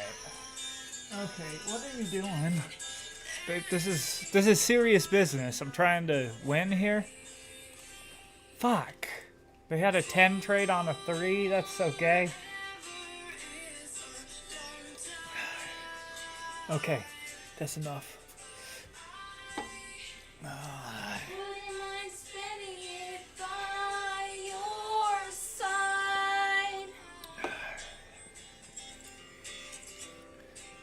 Okay. Get out of here. Don't be playing music on here. Oh yeah, okay, I forgot. Shit. Sorry. That's alright. Ah, damn it! I lost. Not because of me. It's all your fault. All your fault. Okay. I wanted to see. The Doc Magic Dick Man, you have a small penis. The federal gas tax, and that tax generated approximately $40 billion in 2022 and helps pay for road construction and repair. So how would you fix America's roads and bridges if you take that money away? I know. Well, first That's of all, all. bless his heart, I said I know you do. We have never raised a tax. I've to. never raised a tax You at tried. all. I can tell you right video. Governor DeSantis. Okay. So I can tell you that we killed the gas tax multiple times. But what we said is if you want to raise the gas tax, you have to reduce the income tax by 5 times that amount. They didn't want to do it. We've killed taxes every step of the way. But if he's going to talk about his economy, I think what we should say is why does Florida have the highest property insurance in the country? Why is it that it is named the American hotspot for inflation? Why is it that his state is now known to have the highest cost of living? If Red would have done what I said, Red could have been second and I could have been first. But no. Red had to be a fucking pussy, and then he got third.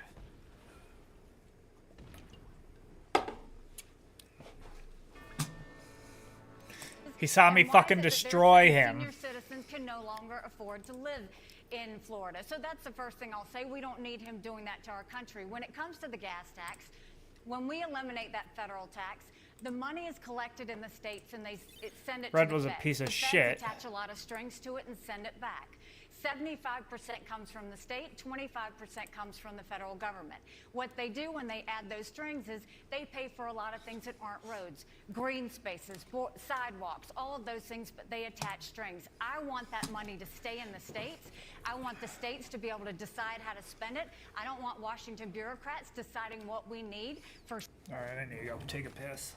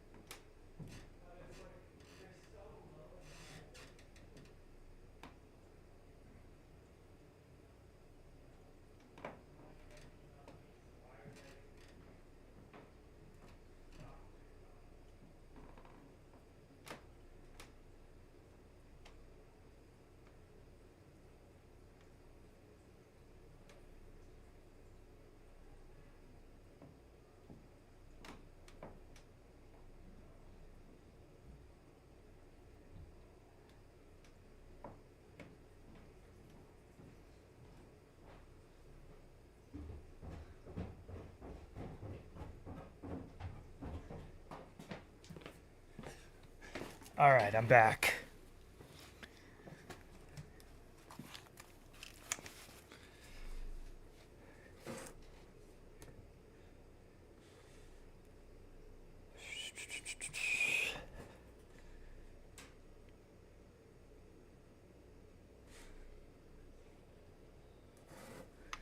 For scenery and green space and all those other things, I want every state, including the state of Iowa, to make the decisions on how they spend their road spending instead of the federal government. Governor DeSantis, your response?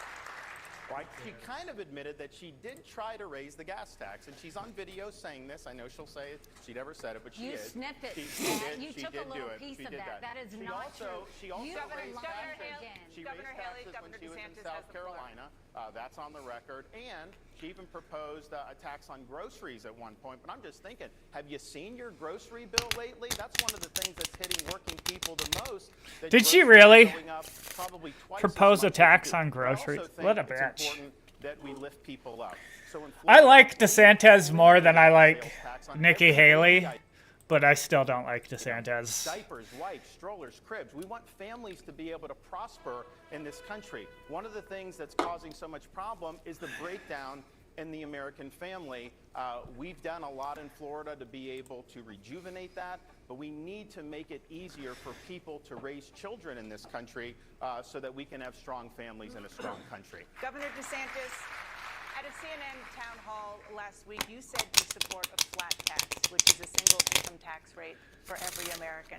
Under your plan, would working families pay the same tax rate as billionaires? I would only do it if people are better off than they are now. I mean, I want people paying less taxes. Actually, if you think the last year we have numbers for, the federal government took in the highest percentage of taxes from the economy since World War II, and yet they're going deep into debt. We have a spending problem in this country. It's not a tax problem in this country, and if you had something that was simple and transparent, I do agree with that. We do have a spending problem. it's also better to end the weaponization of government. The IRS has been weaponized against conservatives going back to the Obama administration. I was there for that. No one's been held accountable for doing that. You look at the Federal Bureau of Investigation, the Department of Justice. The weaponization of federal power ends the day I become the President of the United States. There's going to be a new sheriff in town. You're not going to become the President of the United States, bro. Founding fathers envisioned when they formatted the Constitution. And you know, I've talked to folks who have overbearing federal. You know what? Let's just watch the Trump town hall instead. I was gonna watch that, but I want to watch this instead. Is that okay? Or you know, I mean, I know I titled the video Trump, DeSantis, Haley. Okay, one's if we should keep watching this debate. Two's if we should watch the Trump town hall, because this just sucks. Like, this is just boring. I have no interest in this at all. One's for this, two's for the Trump. Ah! Alright.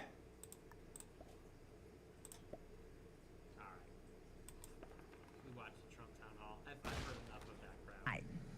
Thank you for being here, Mr. President. We appreciate you making the trek. And before we begin, we want to offer our condolences to you and the former First Lady, Melania Trump, for the loss of her mother last night. Thank you very much. Great woman. Thank you very much. Appreciate it. We do want to note that today there was... And Vivek Ramaswamy had a town hall too with like Timcast. Very weird. Some breaking campaign news. Take a listen. It's clear to me tonight that there isn't a path for me to win the nomination. No, really? I'm suspending my campaign tonight for President of the United States. I am going to make sure that in no way this fat fuck couldn't win president? Donald Trump to ever be President of the United States again. So that was the big news. Late today, the former governor of New Jersey dropped out. We don't call him a fat pig. No. There's a lot of speculation now that there could be a combining of forces of the people who supported him. He had about 12% there. And by some estimates, you're ahead by an average of 14 in the Real Clear Politics average polling in New Hampshire. So if that 12 goes to Nikki Haley, she could give you a run for your money there.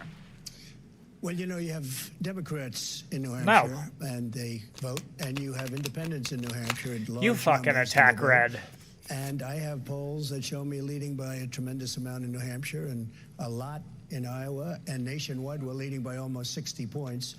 So I'm not exactly worried about it. I understand New Hampshire very well. I've won it twice and did very well with New Hampshire. I love the people. They love me, I think. We did a good job for New Hampshire economically and even from the standpoint of the military, taking care of the vets. And I think we're going to do very well in New Taking Hampshire. care of Chris Christie business was, and working in, overtime, and, workout. He got a hot mic I heard about. I thought actually the biggest story wasn't the fact that he dropped out. Nobody cared too much about that. But he had a hot mic where he was talking to somebody about the weather, and he happened to say that she doesn't have what it takes. She'll be creamed in the election. And So true. I mean, I know her very well, and I happen to believe that Chris Christie's right. That's one of the few things he's been right about, actually. So you don't think it changes the dynamic much?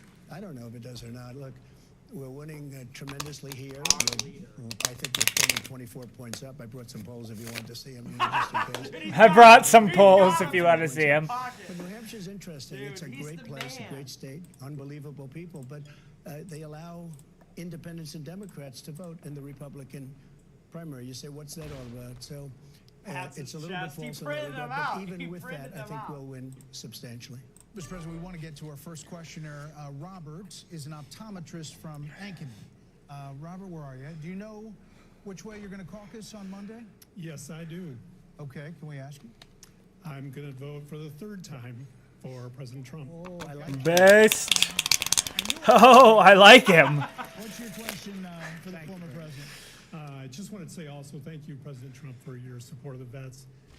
My wife and I and my oldest son are all veterans of the United States Army. We appreciate it. Thank you very much, Robert. Some of my friends that supported you in 2020 are not this time because they believe a Trump presidency will bring 4 years of chaos due to your haters. What is your response to them? Well, I think, first of all, I'm glad you're asking the question. And I'm very glad that you started off by saying you're with me. Because I want you on my side. I figured maybe Fox would have written that question if it was just the second part of the question. But just so you understand. We didn't write any of the questions. You wrote the questions, just to be clear. We'll figure that one out pretty soon. Oh, yeah. Shut it, bitch. You fucking attack red. Look at her. She's shaking her head. He's the man. No. He just dominates the room. I love the little head shake. He's like, yeah, this whole thing's fixed, by the way. First question. He's like, yeah, this whole thing is fixed, by the way. And they're like, You attack no, red. it isn't. And he's like, If you yeah, want fucking red attack so bad, you fucking attack him. That one out. You dumb cunt.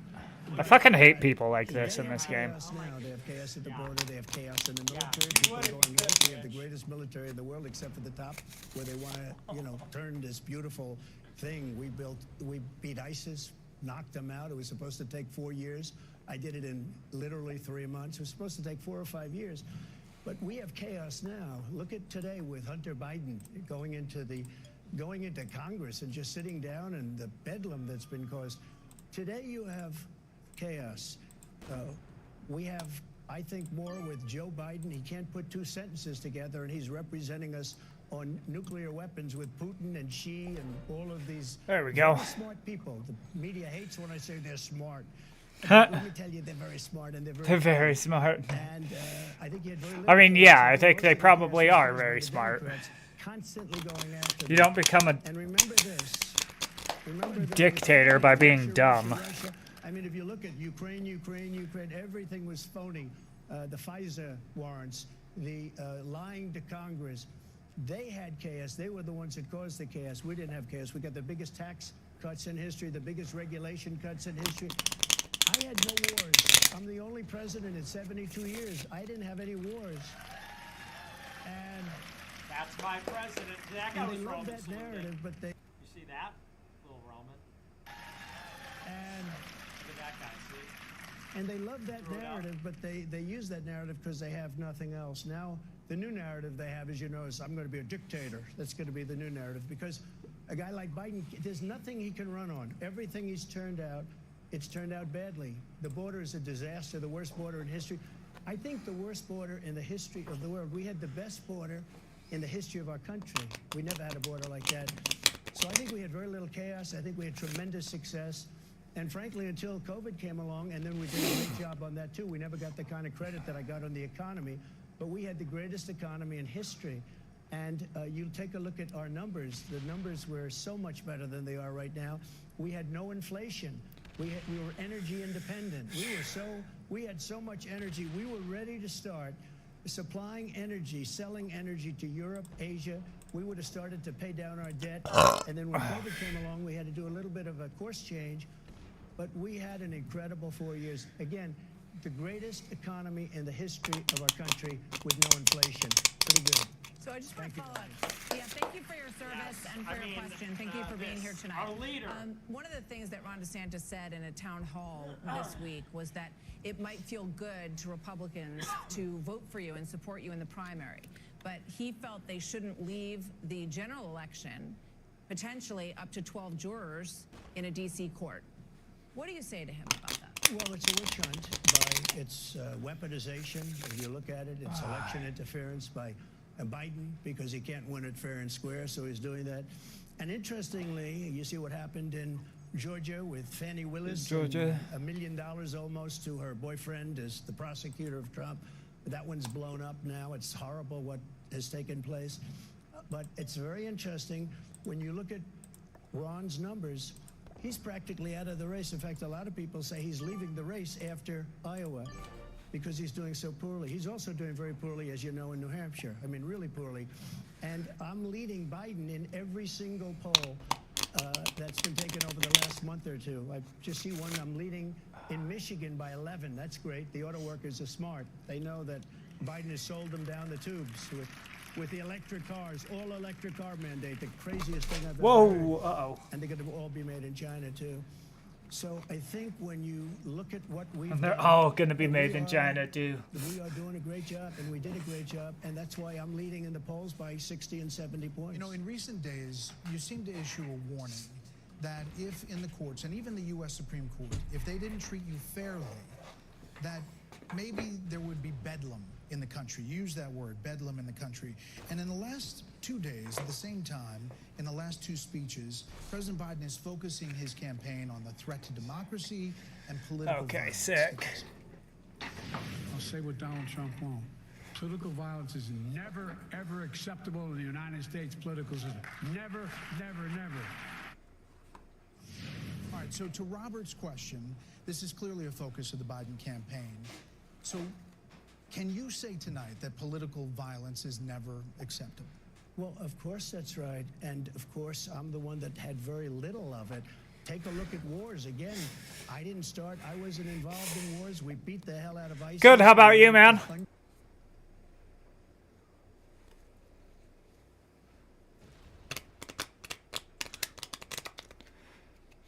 What are you up to? 100%. We brought our troops back home.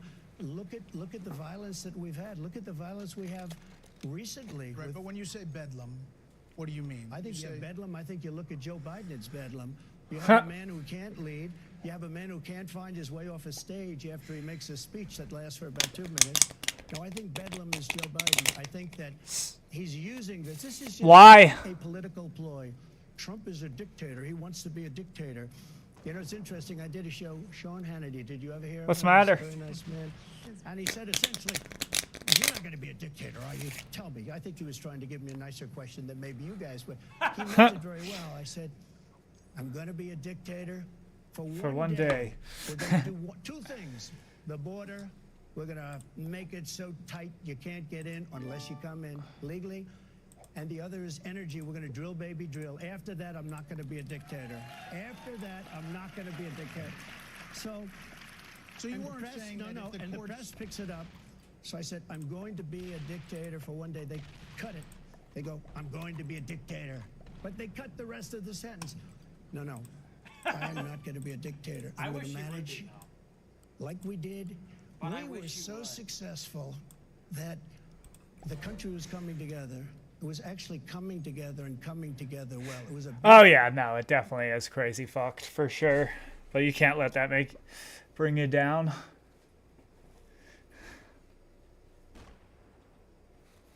Ugh.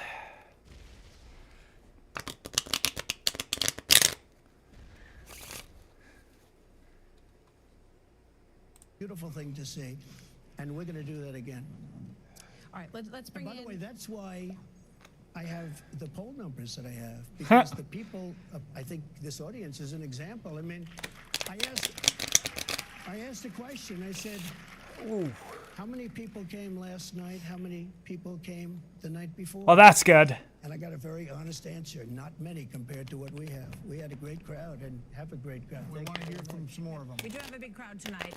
That's absolutely true. So let's hear from Jane Jack, Let's see. who is a teacher from Rhodes, Iowa. Jane, thank you so much for being here.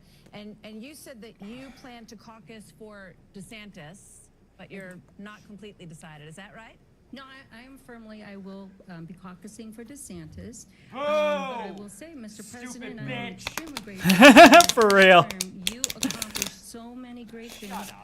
But it was also For DeSantis, bro. Oh, shut up. Since that time, you have publicly criticized and personally demeaned. This is the face of white suicide. Of these boomer civility cucks that are like, you did a good job, but you don't have the temperament. It's like, bitch. It's white pride. It's white survival, dude. We do need a dictator. DeSantis? This is why they shouldn't vote. So, The given 4 fuck? more years, how will you convince good people to take the risk of working with you? Oh, that's such a woman question. But you had help, and you can't get along with everybody. She's a teacher, by the way. She think it's a big kindergarten? America's just like a big daycare? You need to get along and play nice with the other. It's a war, bitch! This is a war for the survival of the white race in our country. And you get some female teacher get up and say, how are you going to convince people to play nice? What do you think this is, recess? Snack time? Sit down, shut the fuck up, and build the missiles. And take care of the house while your husband is building more missiles for Trump's A lot of army. people that want to work with me. I have people calling just as I'm I getting will on- work for him. I will work for him. Everyone in here will work for Trump. We will all be slaves for Trump, 100%. the stage. I had a call I from will go and work for no money. As long as they provide the minimum quality of life, I will go make Stinger missiles for the war against the deep state. The war against the deep state. People in the military want to come to work for me. Everybody wants to come to work for us. We need no government at all. We would all be better off trading amongst ourselves and helping each other. Government just supports corporations with our money. Yeah, but the one thing is that I don't know how we would go without a government. I feel like most people would try to instill another government. You know what I'm saying? If we just got rid of this government. I do understand where you're coming from, though. We're going to have no trouble. We had great people. We had a couple that were not great, stiffs, as I would call them. But that's true with anybody. He's But such a now- hero. All these lame people from Iowa, and he's from New York, and he's like, they were a stiff. We had to get rid of them, And they're like, well, I don't. Dude, Mr. Trump from New York City, I don't think you're kind of rough around the edges. And he's like, he was a stiff. We bombed the hell out of him, bro. Oh, I've gotten to know Washington. I've gotten to know the people. I know the best. I know the smart ones, the dumb ones, the weak ones, the strong ones. And I think you're going to see something like you've never seen before. And the people in this room know it. We did an amazing job. And the reason we had support is because of the job we did. Now, you like Ron DeSantis, but he wouldn't even be around today. He'd be working in a pizza shop or a pizza shop. if I didn't endorse him. I endorsed him, took him from nothing. He would be to working in a winning an pizza shop. election. And I was all for him. And then one day he said he'd run against me 4 years. We'd be capable of working out our own shit. We wouldn't have to listen to them, even if they did try and install another government. Later, after I got I mean, yeah, but the problem with that would be like these giant corporations trying to instill their own shit, you know? I mean, I know that our government works for the corporations already, but I just don't know how we would be able to get it done. We're so, like, it's so entrenched into our system that just, fuck, am I on real, I'm on real, random, not just...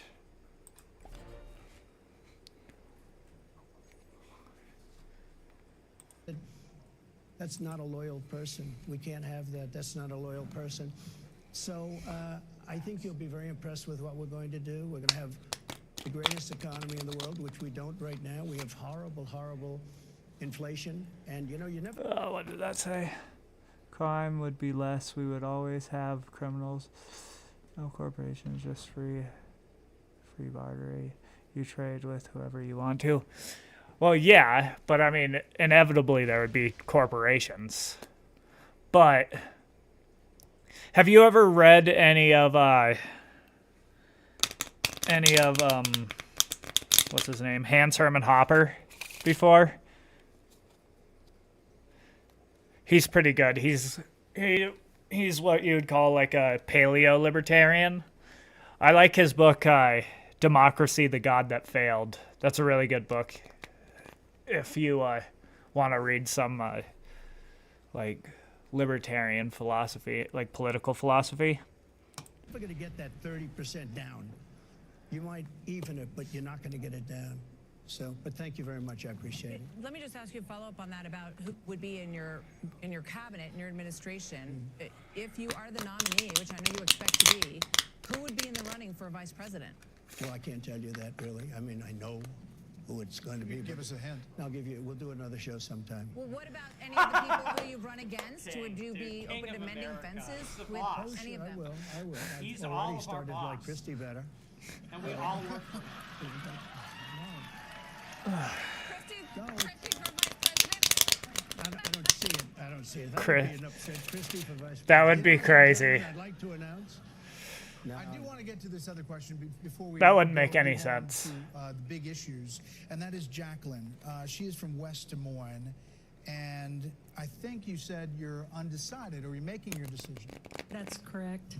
And do you have a couple people that you're looking at? Trump and Vivek. Okay. Oh, Good. What's your okay, she's question tonight for the based. former president? My question is, I would like to know... I do like what Vivek you Ramaswamy. plan to do in your next term that you did.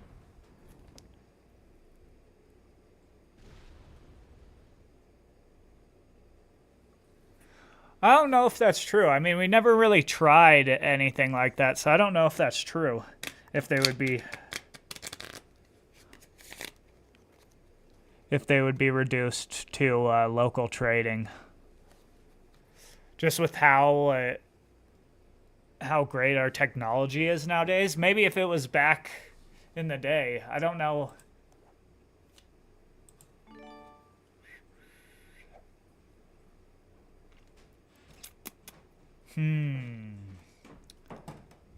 Should I try to take out green? What kind of wings do you want? Just regular buffalo. Okay, bye. Alright, love ya. Be back soon. You need anything else while I'm out? No.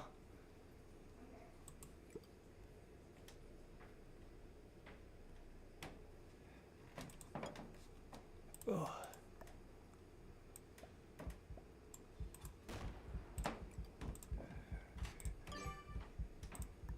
Shit! Schools have indoctrinated everyone to think like that. Yeah, I would say so, probably. But I didn't really go to school. I mean, I did for a little bit, but not like as much as most people. I was homeschooled for most of my...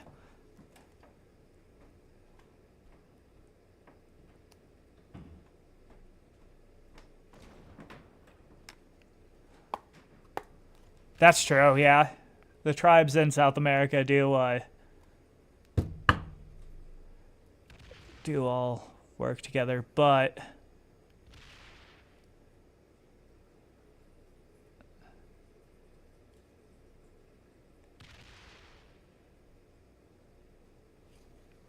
If it didn't work, they'd all be extinct by now.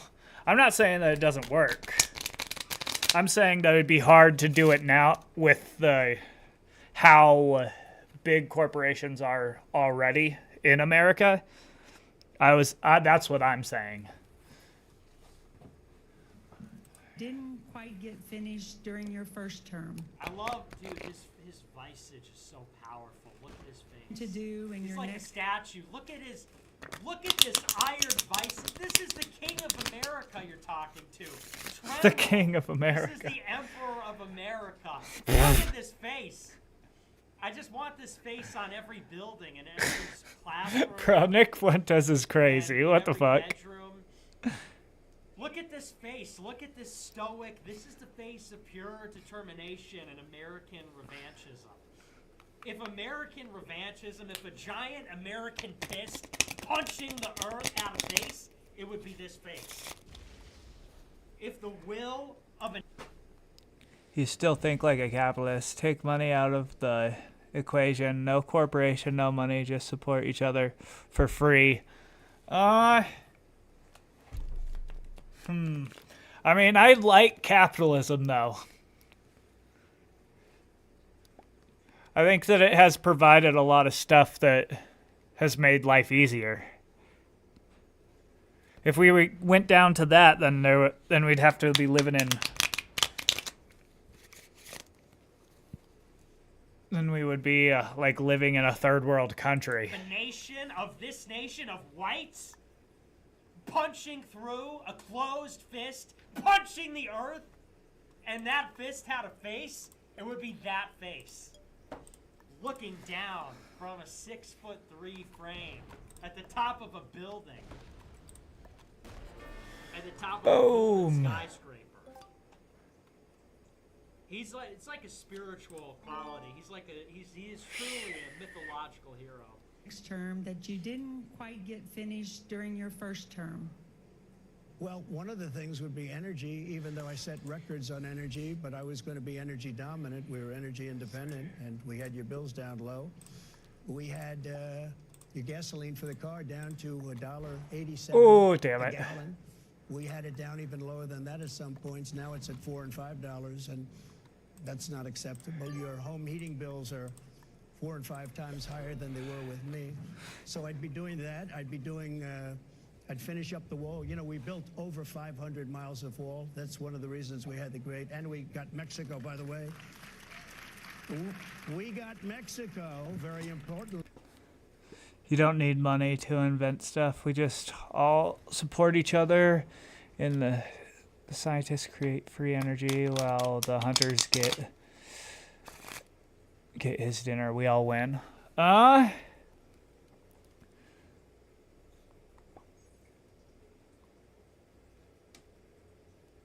I mean, I would say that, yeah, there is, but there's also the government is part of the reason why they got rid of free energy too. And yeah, capitalism probably, but that's also because of the government being instilled with if it was just capitalism, I think that we'd be able to get free energy.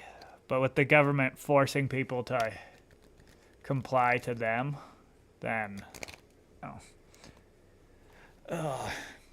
Give us 28,000 soldiers free of charge. That's more money than anybody can even imagine, free of charge. And we also remain in Mexico policy, not remain here, remain in Mexico. It's all because of So money. we did a lot of great things, and I would just say we're going to just keep expanding. We rebuilt the military. We even did something that hopefully nobody in this room needs, but right to try, where we're able to use space-age medicines that won't be approved for 4 or 5 years that work in many cases. And I've saved thousands and thousands of lives with right to try. Thank you very much. So we're going to take a quick break. We're going to go talk about the economy when we come back. That is the #1 issue. What'd you say? Oh, shit. I didn't know where the money that you had was. Oh, yeah.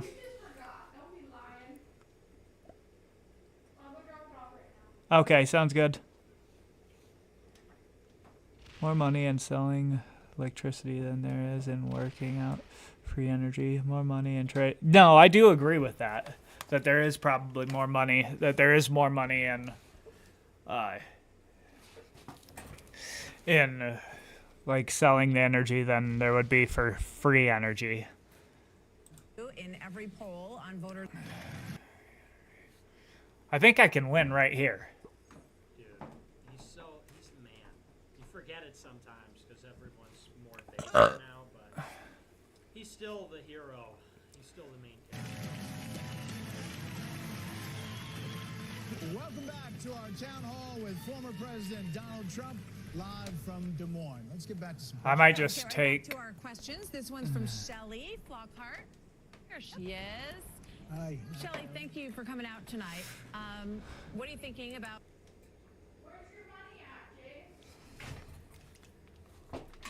Where's the money at? It was sitting on the counter. Or not on the counter, on the table. That's where it was.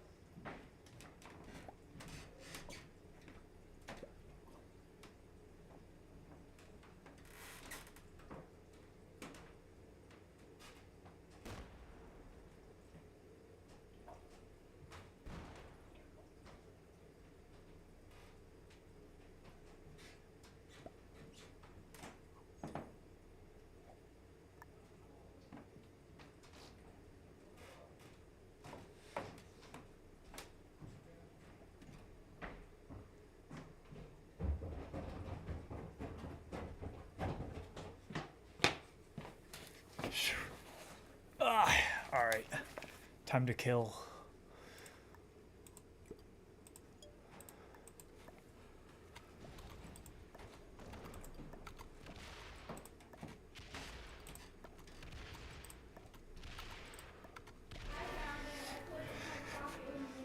What? Oh, okay.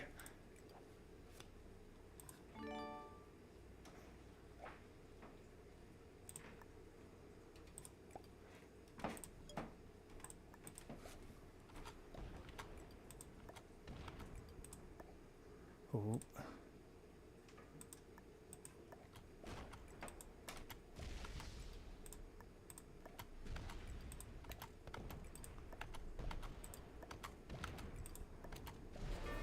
All right, I got this now.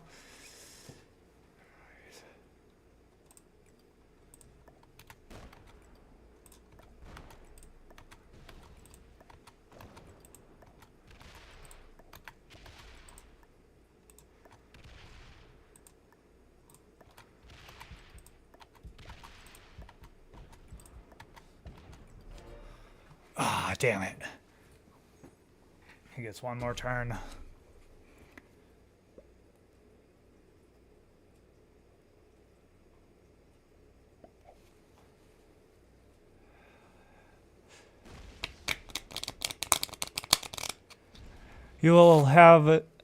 You'll have nobody sitting on benefits because they lazy and don't work.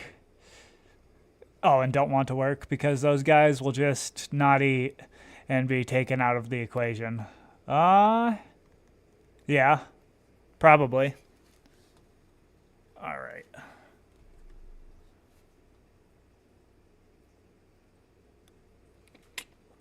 Monday night and who you're This gonna guy did support, not and what's know your how question to for 1v1. President Trump? He's sitting right there. Oh, thank you. I knew that. I knew that when I looked at you. Thank you very much. Appreciate Oh my it. gosh! Yes, look some at how she lights up. Good game. Her smiles upon her, and her entire world is illuminated for a moment. Question is, you're a business owner. I'm a business owner. I own a small business and time is money. Would you ever allow a shutdown in the future? A shutdown in terms of COVID or a shutdown in terms of budget? Because, you know, they're talking about a budget shutdown right now, but you're talking about a COVID shutdown. Correct. No, I wouldn't. And I never did. I let the governors make their decisions. Yeah, And no, some of he them, like from he South didn't shut Carolina, down the everything. It was the governors.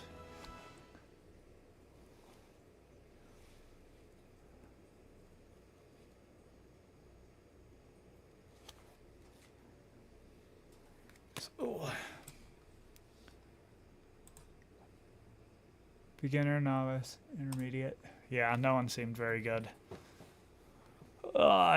We've just been brainwashed into the capitalist system. It's... I can't read this. 1 second, I gotta get closer to the screen. My screen for my chat is really fucking small, so I can't really read it that well. We just all been brainwashed into the capitalist system is to our benefit, when in fact it's only to benefit the global elites. I feel like not just capitalism, but most systems only benefit the global elites, though. Like socialism, all of those forms of governance and way and money and like economics, all benefit the global elites. So we need to find one that would go and try to make it so it's most...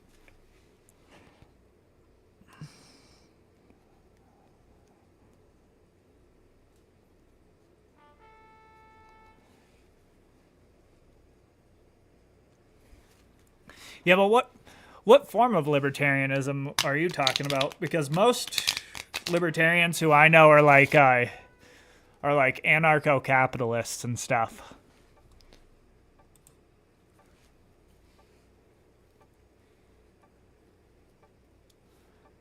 And I used to be a big ANCAP type of libertarian before.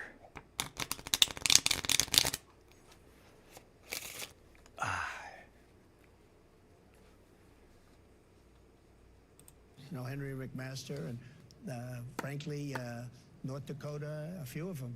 Tennessee, they didn't shut down at all. Florida did shut down. Ron DeSantis shut down, or as he's known, Ron DeSanctimonious.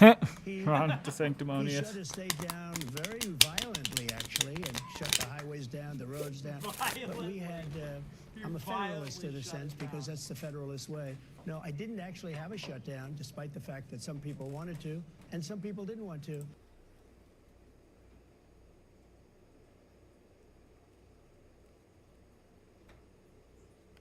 Oh no, I wasn't saying that anarchy is a bad thing. I used to be an anarcho-capitalist.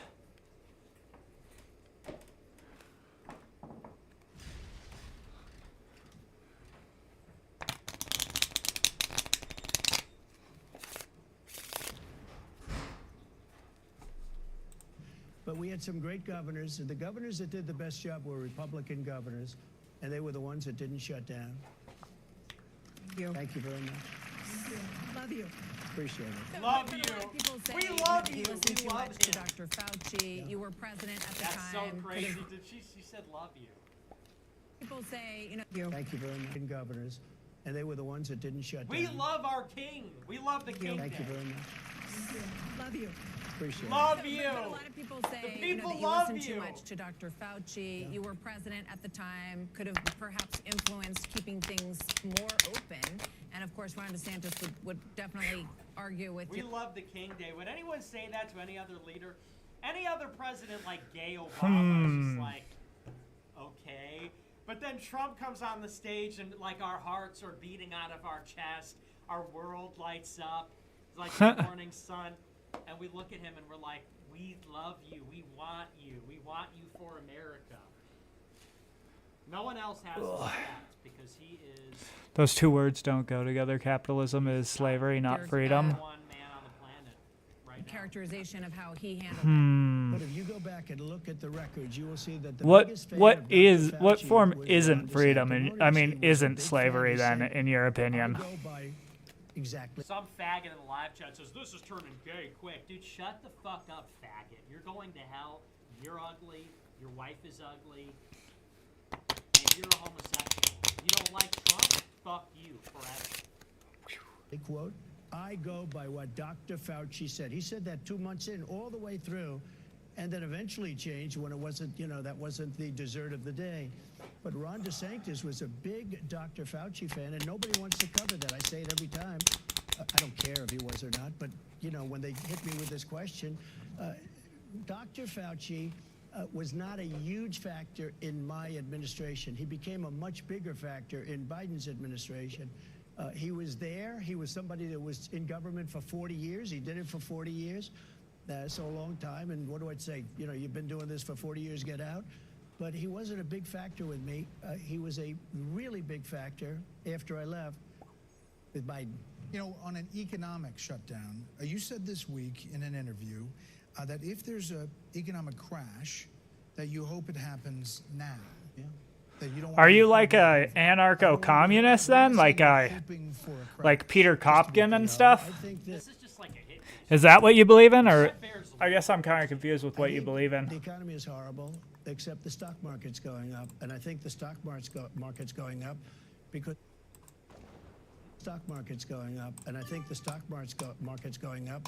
because I'm leading Biden in all of the polls, every single poll for the last. With states that normally are not easy to lead. You know, when you're leading in Pennsylvania, you're leading in Michigan, you're leading in Wisconsin. We're leading in virtually every state and of the swing states, and overall we're leading by a lot nationwide. But I would say this, we have a situation which I believe the stock market goes up because I'm leading. I think if I wasn't leading, the stock market would be 25% lower. And I think, frankly, if I didn't win, I think the stock market would crash. Yeah, but you said when there's a crash, I hope it's going to be during this next 12 months because I don't want to be Herbert Hoover. Well, I think there will be a crash if I don't win. And I say that, and I do not want to be Herbert Hoover. Do you know who Herbert Hoover was? 1929, yeah, no. He was the president, and that was not a good time to be. I don't want to be Herbert Hoover, and I won't be Herbert Hoover. So with regard to, you know, when Governor Haley was here the other night, she talked about the $8 trillion added to the debt. Yeah. When there you were we president. go. How do you address that? What Very, would you very easily. We were doing better than anybody has ever How done the fuck for is my 2.5 phone acting years. so weird? And then COVID came along. We were getting ready to start selling oil to Asia, to Europe. We were going to pay down our debt, where we were at that time at like $29 trillion. Now we're $36 trillion. But we're going to start paying down our debt. We're going to do things that nobody could believe. You take a look at Saudi Arabia. You take a look at some of these countries. Take a look at Russia. I mean, Biden drove up the cost of energy. That's what caused inflation. But it's also what caused Putin to become rich enough to go and prosecute a war. And he never even talks about it. He's the one that caused that war, both rhetorically and by the fact that he drove up the price of oil to $100 a barrel, which is getting close to record. And Putin was making a fortune. He's the only guy who made a fortune during a war.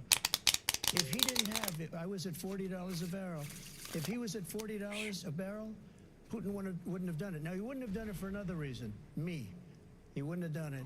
But he also wouldn't have done it because he couldn't have done it because oil wasn't high enough. At $100 a barrel, he made a lot of money, and he's making a lot of money because it's so high. So when and it's also what caused the inflation. Because energy is so big, it's such a big deal that when energy goes up, if you make donuts, if you make hamburgers, anything you do, you have trucks that deliver your product, you have to heat your stoves, your ovens, anything you do, it's all energy. And we had the highest cost of energy in history. You know, when they talk about New Hampshire has the highest price of energy, the highest cost of energy of any state in the nation. They should vote for me because I'm going to cut their energy price in half.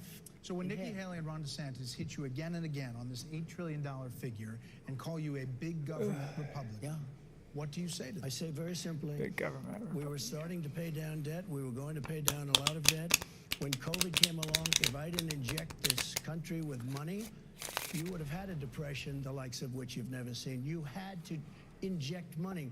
We gave businesses that were going bankrupt, temporarily bankrupt, but they needed money. We helped businesses.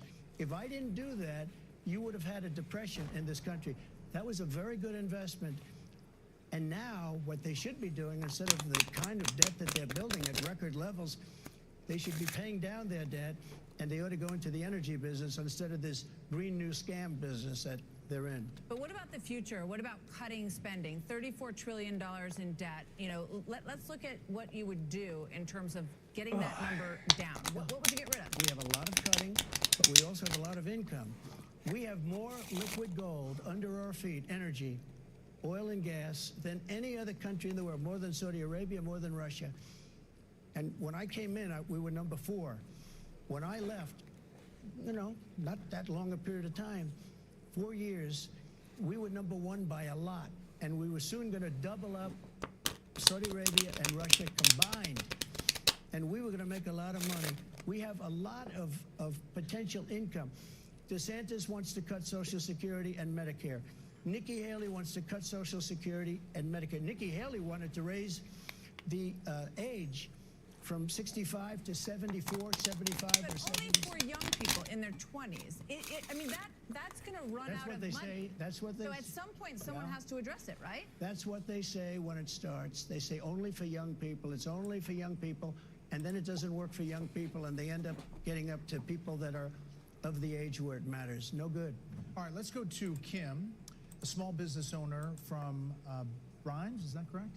Kim, where are you? That is correct. Do you know who you're caucusing for Monday? I am proud to say I am a caucus captain. For? President Trump. With Yes! the white and gold hat. I have that white. Base. Thank you very Let's much. go. That's beautiful. Thank you very much. She's awesome. She's awesome. Just anyone who was a Trump fan, he's like, they're awesome.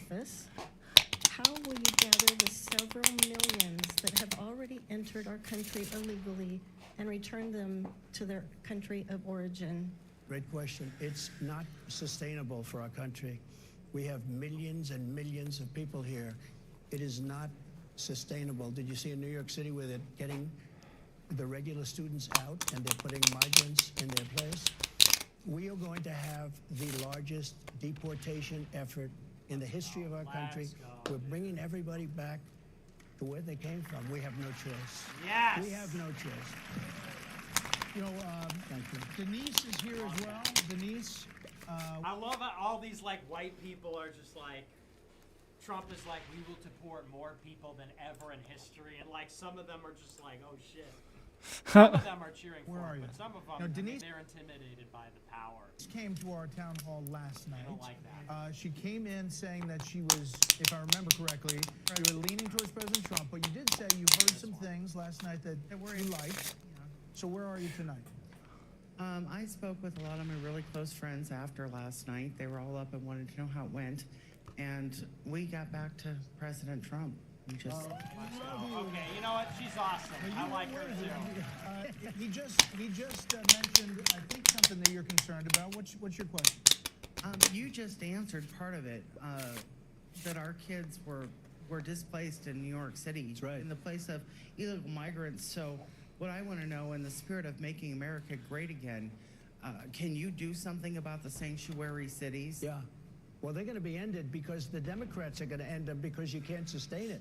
If you look at New York, you have a mayor of New York who now is really hostile to the administration because New York City, that's my place. I love New York. It's had a tough time. The previous mayor was the worst mayor in the history of our country, de Blasio. Do you ever hear of de Blasio? De Blasio. But what's happened is this country cannot sustain 15 or 16 million people, because I think that's the real number. I think by the time his administration ends, and hopefully quickly, it's going to be 18 million people. That's bigger than New York State. That's bigger than just about every state other than one or two.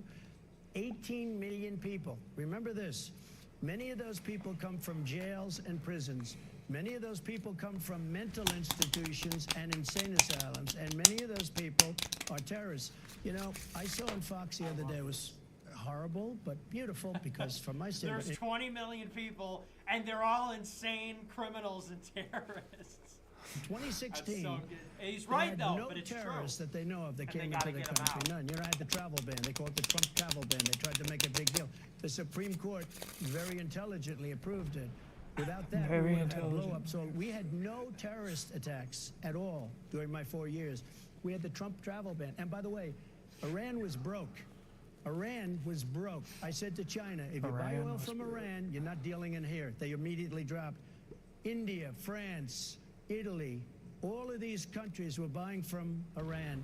Iran would give out billions of dollars to terrorists. They had no money. I watched a Democrat congressman the other day on one of the shows, and he said, I'll say one thing about Trump, he said, Trump. I'll say one thing about Trump. When he did I love that when he number says on his own Iran, they name were like broke. that. They were absolutely broke. When I'll say one thing about Trump, he said. Trump. I'll say one thing about Trump. When he did that number on Iran, they were broke. They were absolutely broke. When I left, they were broke. They had no money. There was no money for Hamas, for Hezbollah. There was no money for anybody. They had no money. And you would say that too. I mean, I think even the two of you would say they were absolutely stoned. And you know how much money they have now? In 3 years, under Biden, they have $250 billion. Anybody. They had no money. And you would say that too. I mean, I think even the two of you would say they were absolutely stoned. And you know how much money they have now? Awesome. In 3 years, under Biden, they have $250 billion. Again, the energy business is a big business. And not to mention the 5 hostages that they paid $6 billion for. Not to mention they got $10 billion for supplying some electricity to Iraq, which, by the way, they own. And Iraq has $300 billion, and essentially it's a subsidiary. It's a subsidiary of Iran. It should have never happened. Iraq. Remember, I used to say a long time ago when I was a civilian. Now I'm sort of a civilian, but I think I'll never be quite a civilian again.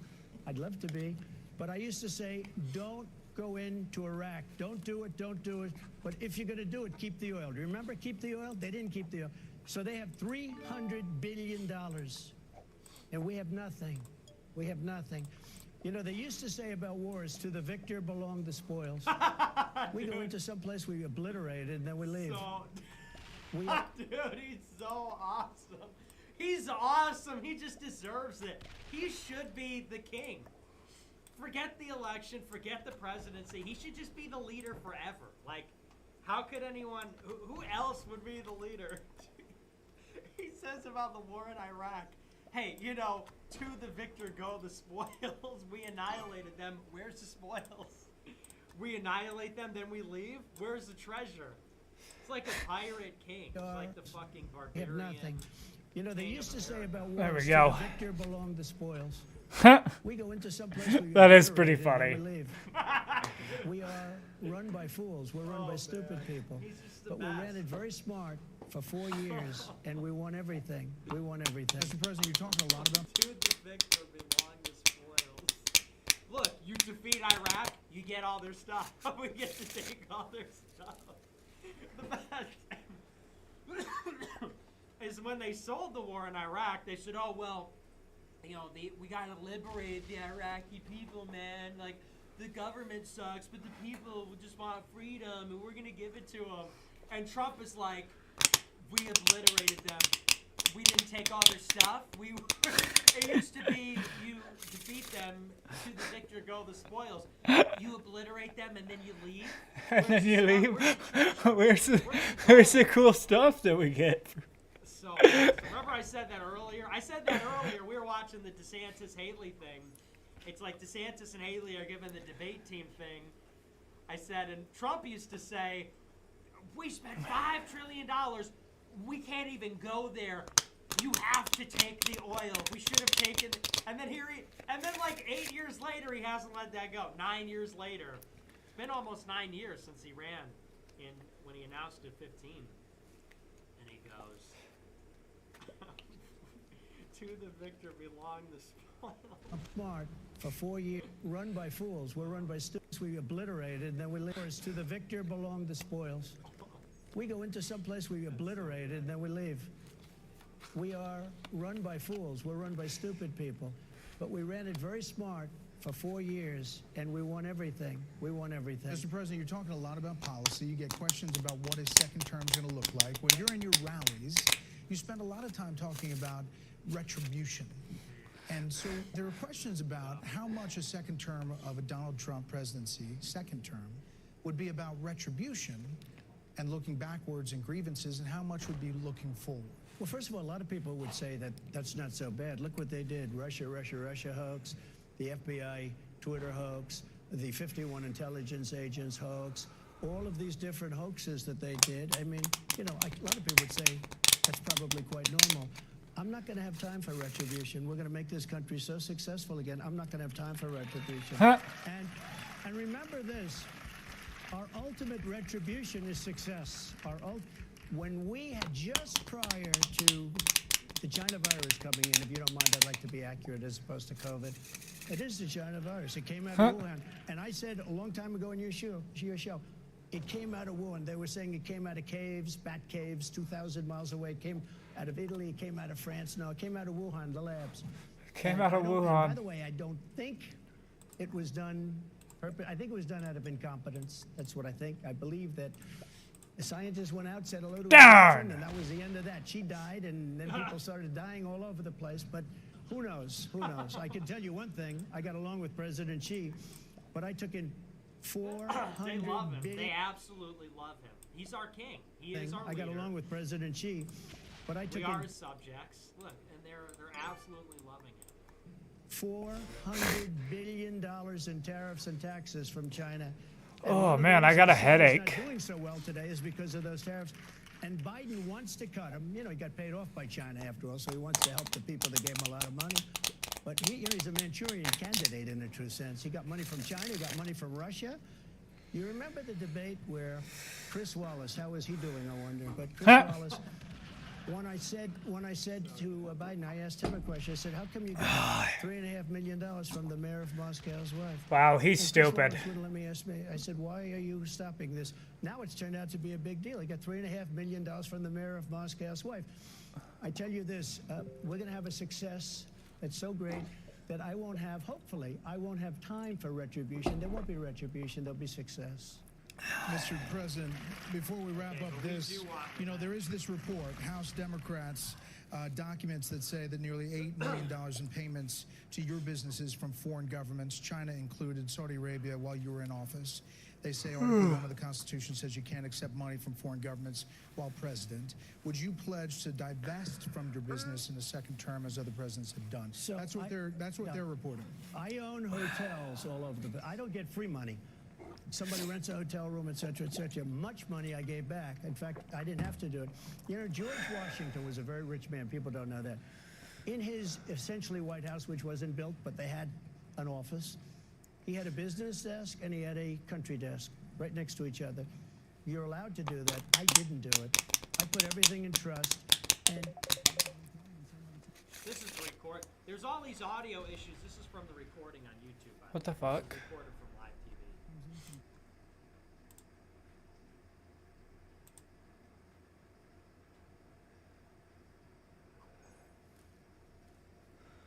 What was that beeping? What the fuck? Was that on the... and This is Oh. the record. There's all these audio issues. Oh, okay. On YouTube, by the way. It's recorded from live TV. I was money, you know, it sounds like a lot of I was confused on if that was... money. That's a small. okay. But I was doing services for that. People were staying in these massive hotels, these beautiful hotels, because I have the best hotels. I have the best clubs. I have the best clubs. I have great stuff, and they stay there. And I have great stuff. I don't get $8 million for doing nothing, like Hunter. I don't get $500,000. I don't get $500,000 for doing a painting. It's not a bad idea, I guess. I can get away with it. When I heard that, when I said there's no way they get away with that, but they got away with that, I guess. They got away with it. No, we have, you know, there was an emoluments lawsuit against me where the radical left sued me for that. And I won the suit. And the judge said, they go to his hotels. What's he going to do? There you go. We want to hear more from Iowa voters. We're going to take a quick break. We'll be back here in Des Moines with more of our town hall with former President Donald Trump. Yeah. There we go. Absolutely the greatest of all time. All right, let's wrap this up. I have the best hotels. I have the best clubs. I got good stuff. And you know, like, here's the thing. Like, all the guys love Trump. Because Trump is just a guy. He's not like a faggot, nerd, politician. He's just a guy. So all these guys in Iowa who are farmers or they own a business or whatever, they look at him and they're like, that's how we are. That's how we talk. He's a guy's guy. You know, they're grilling him with this political bullshit. They're like, oh, well, are you going to divest from your business? And he's like, Look, I got good shit, okay? They stay in my hotel. I got a great hotel. I mean, they love him, and they should. He's the man.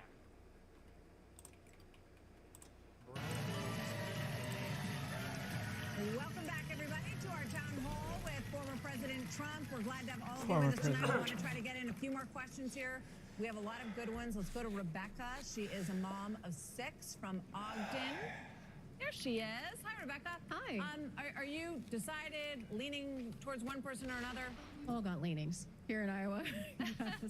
Yeah, well, for me, it all comes down to this question. Okay. So, between you, sir, President Trump, and Ron DeSantis, because you both talk a lot about pro-life, your record, and that's my number one issue, and the cry of my heart is justice for all people.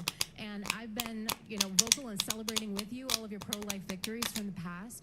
But then in this campaign, you've also blamed pro-lifers for some of the GOP losses around the country, and you've called heartbeat laws like Iowa's terrible.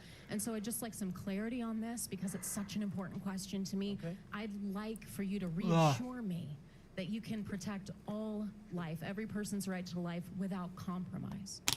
So that's a great question. I appreciate it, too.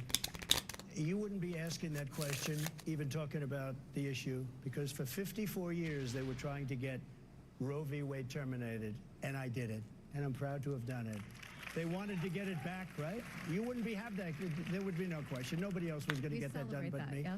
And we did it, and we did something that was amazing. Which was so good. I walked onto the stage today. A gentleman in the back, probably works for Fox, nice guy, said, "Sir, I'd like to thank you." I said, "For what?" He said, "You saved 2 million lives in the last 3 years. You saved 2 million lives." And I said, "Thank you very much." I knew exactly what he meant. 2 million lives. And nobody's done more in that regard than me. Now, I happen to be for the exceptions, like Ronald Reagan, with the life of the mother, rape, incest. Mine is probably just the life of the mother. I think probably 78% or so, Paul, about 78%. It was Ronald Reagan. He was for it. I was for it. But I will say this. You have to win elections. Otherwise, you're going to be back where you were, and you can't let that ever happen again. You've got to win elections. If you look at it, Ron DeSantis, I don't know what he really believes, because, you never know with a politician, and he's just another politician as far as I'm concerned. But his poll numbers have gone down to a level that he's going to be out of the race very soon. He's going to be out very soon. I watched him last night. He's standing up with his shoes, his fancy shoes. And he's going to be out of the race within, a lot of people say before New Hampshire. I don't know if that were the reason. I hope it wasn't the reason. I hope it's for other reasons. I can see a lot of other reasons why he shouldn't be. But he's doing very, very poorly. It happened to coincide with that. Because a lot of people say a lot of, if you talk 5 or 6 weeks, a lot of women don't know if they're pregnant in 5 or 6 weeks.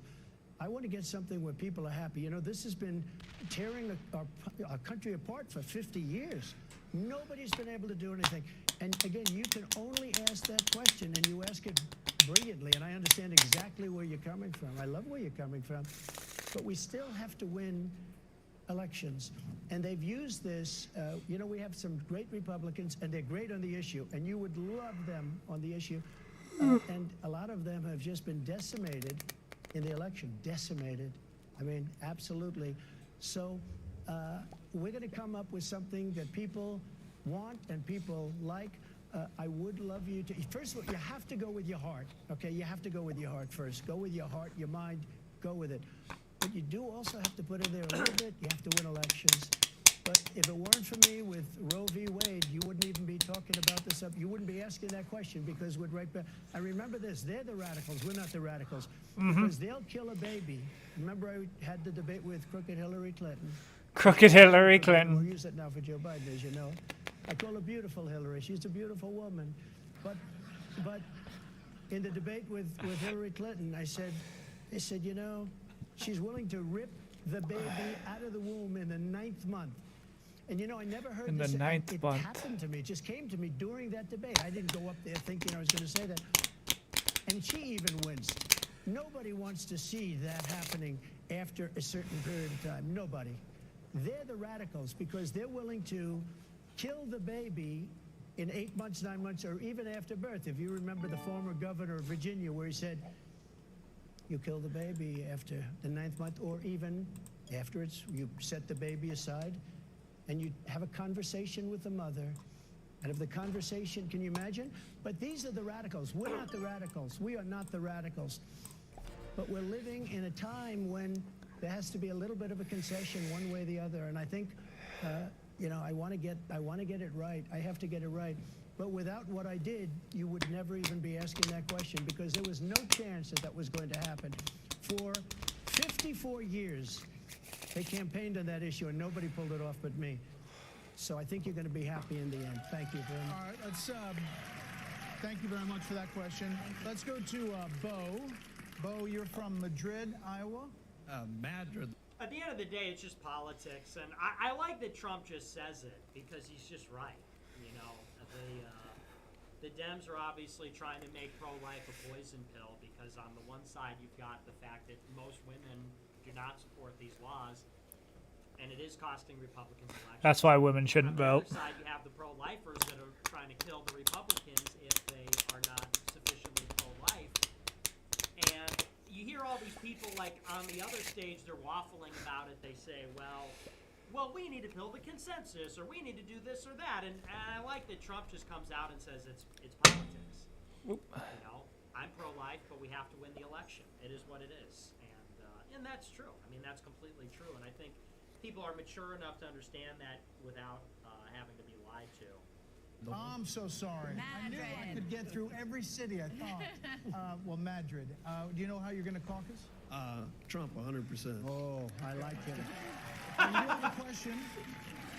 Thank you. Go ahead. Okay, how would you de-escalate global tensions and keep the United States out of foreign wars? Yeah, do it through peace through strength. You know, I just saw something where I was the only president for 78 years. No war started with. Now I wiped out ISIS. You know, I did a thing that was, I won't go into names, I won't go into specifics, but we did a thing that nobody thought was possible. Did it very quickly. I withdrew from Syria. I withdrew from Iraq. I withdrew. They want to put people back. We're in countries that don't even want us. We're with countries that a lot of you never even heard the names of these countries. You know, there's a great leader, in my opinion, is very strong. Some people say it's terrible to say that, but he is. Viktor Orban, he's the Prime Minister of Hungary. And they asked him, what would you do? There are wars all over the world right now. He said, what I do is make sure the American people vote for Donald Trump for president, because when he was president, China feared him. I don't want to be feared, but he used the term. I'm not using the term. President Xi. I'm not using the term. But I think they did fear us. China feared him. Russia feared him. Everybody. I even got along with Kim Jong-un. You know, getting along with people with hundreds of nuclear weapons is not a bad thing. You know, they want to make it like a bad thing. It's a very good thing. But peace through strength. They didn't want to mess around. It would have never happened in Ukraine. Russia would have never gone in. Would have never happened. The recent attack on Israel would have never happened. 0% chance that was going to happen. Prepared. And I rebuilt our entire military. And think of it, Biden gave $85 billion worth of our military to Afghanistan so stupidly. Brand new tanks and planes and everything. 700,000 rifles and guns. 70,000 vehicles, many of them armor-plated vehicles. And by the way, people died. 13 great soldiers died. I've gotten to know the families very well. Many horribly hurt. And hundreds of people killed when you include those. Hundreds of people killed in the most embarrassing moment in the history of our country. So I really appreciate the question. And I appreciate very much that you're with me, and I'm with you too. So from the other side of the party, there are many like Governor Haley who said that you are now more of an isolationist than you were, and that you got many concessions from NATO members as president to increase their defense budgets. Hundreds of billions of dollars. But there's a real concern what a second Trump term would mean. Would you be committed to NATO, for example, in a second Trump term? Depends if they treat us properly. Look, NATO is taking advantage of the country. The European countries took advantage of, I want to use a word starting with an S, but I don't want to do it because I see some young, very good-looking children in the audience, and I assume they're watching on television. But they took advantage of us on trade, and then they took advantage of us on our military protection. Of the 28 countries at the time, only 8 countries were paid up. We were paying the difference. And I went to them, I said, if you don't pay, we're not going to protect you. And they said, do you mean that? I said, I mean that. And the next day, billions of dollars poured into NATO. The reason they have money right now to prosecute what they're doing with helping Ukraine is because of the money I got them. So, you know, There we peace go. through strength. Mr. President, we appreciate your time. Thank you. Thank you very for much. being here in Des Moines. Good to have you with us tonight. Thank you. Huh, that was So we'll fast. be right back with just a quick final segment right after Wow. this timeout. Stay with us. One more second. All right. US. Clearly, if it is me.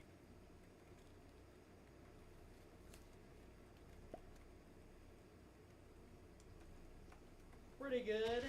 Pretty good panel. With the candidates, well, thank you for watching our town hall with Republican presidential candidate, former President Donald Trump. We hope you enjoyed the past 3 nights with the candidates as the former president works the crowd here, signing some hats. We also want to thank all the voters who attended our 3 town halls. They braved the elements. There are some elements out there, and asked some really important questions that are really top issues for the candidates in this race. Did you see that shot outside? Yeah. It is snowing like crazy out there as President Trump greets some of the people in the crowd here. We also want to thank this Iowa Event Center, there it is, for hosting us.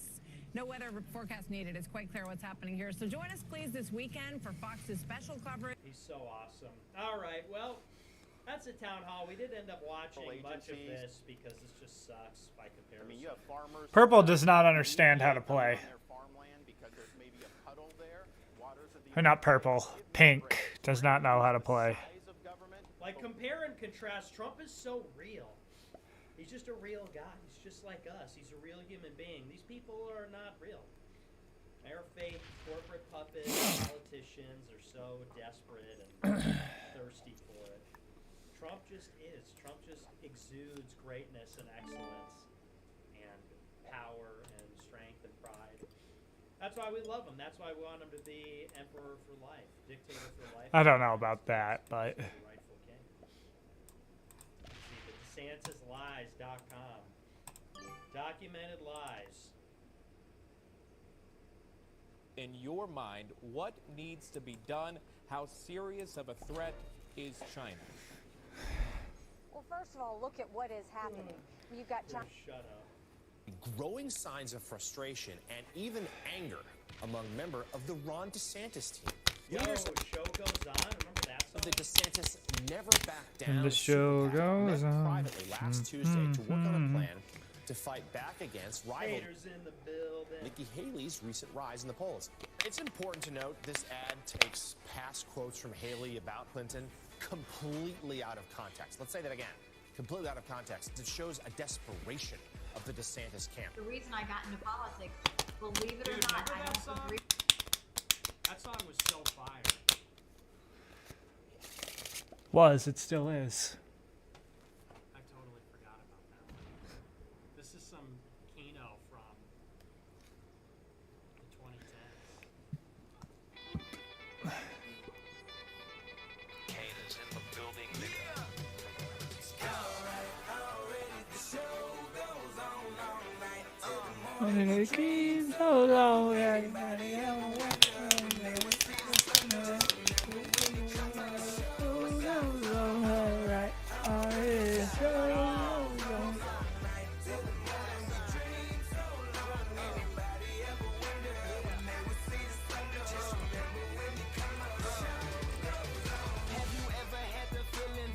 You was being had.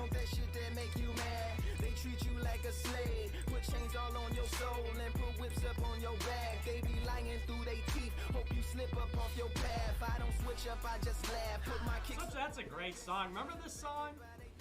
What a throwback. This is an awesome song.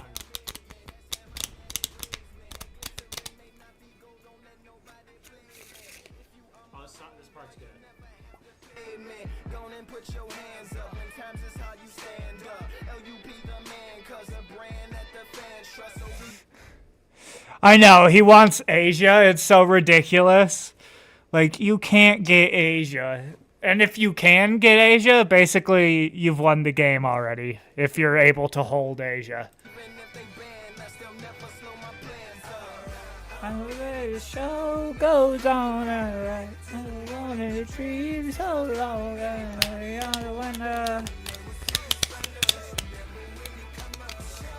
Goes on alright. Oh, the show goes That's a on. great song. What a throwback. Nice to see you back also. Whatever happened to Lupe Fiasco? He fell off.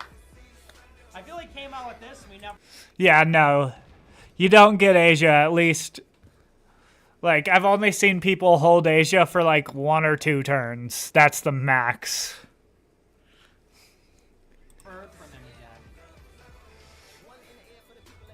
Two in the air for the brother that's there. 3 in the air for the kids in the ghetto. 4 for the kids that don't wanna be there. None for the niggas trying to hold him back. 5 in the air for the teacher not scared to tell those kids that's living in the ghetto that the niggas holding back that the world is theirs. Yeah, the world is yours. Yeah, what are you up to today?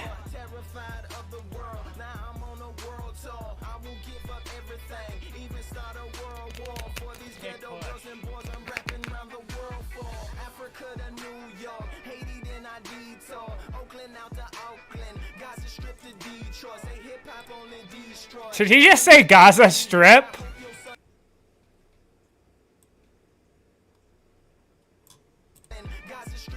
He did. What the fuck? That's crazy.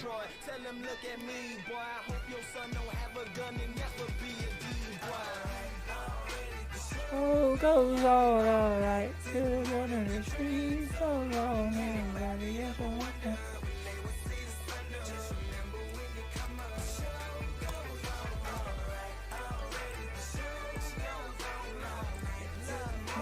Dreams so long. When you look outside your window, brown grass or green grass, picket fence or barbed wire, never ever put them down. You just lift your arms higher, raise them to your arms higher, let them. That is pretty crazy that he put that in the song. That's good. That's a great song. W. Nikki Haley for using that. I totally forgot about it. It's a forgotten classic. What's kick push? How does this one go again? Oh yeah. Oh yeah. I haven't heard this song in forever. That's a great song. What else does he sing? Well, how does Superstar go? I feel like I know one other song of his that's good. I can't remember what it is though. Yeah. And you better wear your shades. The spotlights here can burn holes through the stage. Down through the basement, past the Indian graves where the dinosaurs laid. And out through shining ill misses. I don't remember that. Well, all right. I think that's going to do it for me on this stream. We'll check. Do we get any super chats? Anybody super I'm waiting for this way. Boom.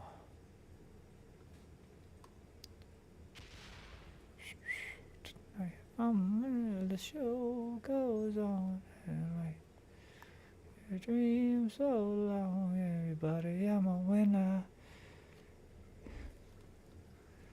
Yay for me.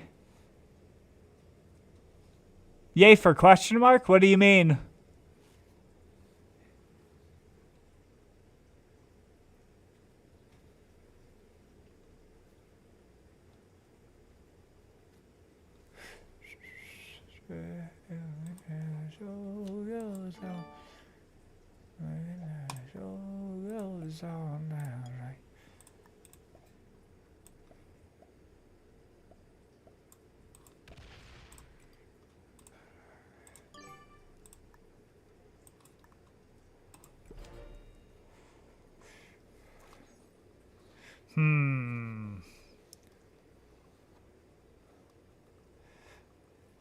Bro, Rumble reminds me of what YouTube used to be, where you could just get into some crazy conspiracy theories, like, instantly. You type in one thing, and it's just like, conspiracy theories. I miss the old YouTube, but it's good that we have this now.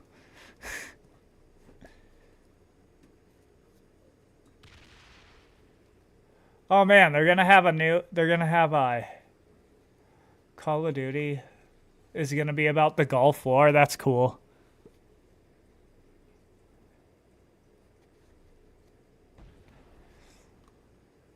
Oh.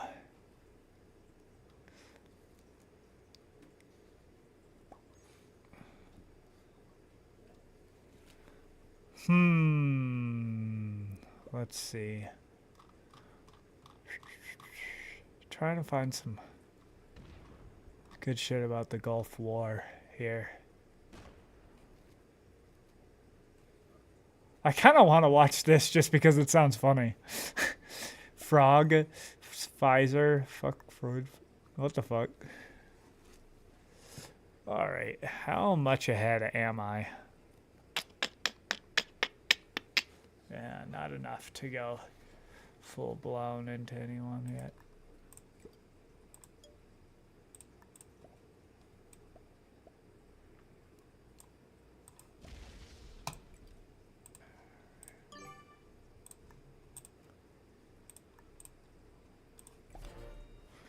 Not enough to kill yet. Hey, there's my stream right there.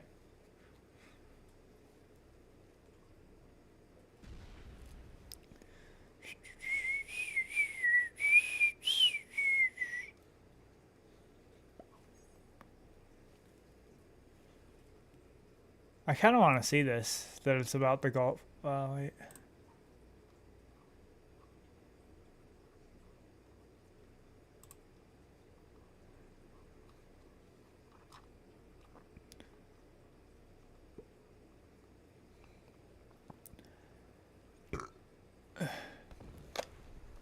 See, like they're saying, like there's videos about how Michael Jackson is still alive and shit.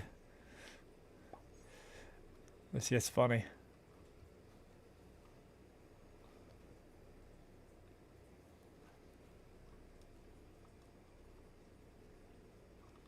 I miss this.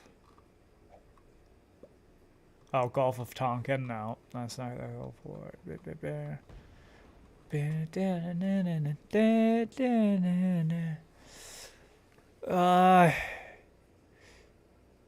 Do I want to kill Pink though? I could kill Pink, but then how much would it drop me down?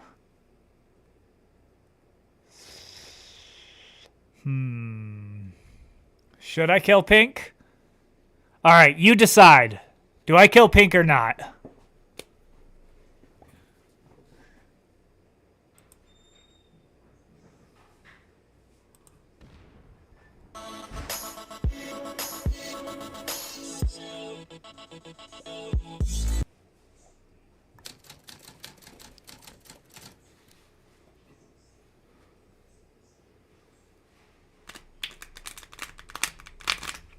Former Congressman Tom Lantos, one of the 5 Holocaust survivors featured in The Last Days. Okay, I won't kill him then. Involved with creating and perpetuating another series of atrocity lies, which led the U.S. down the road to endless wars in the Middle East on behalf of Israel.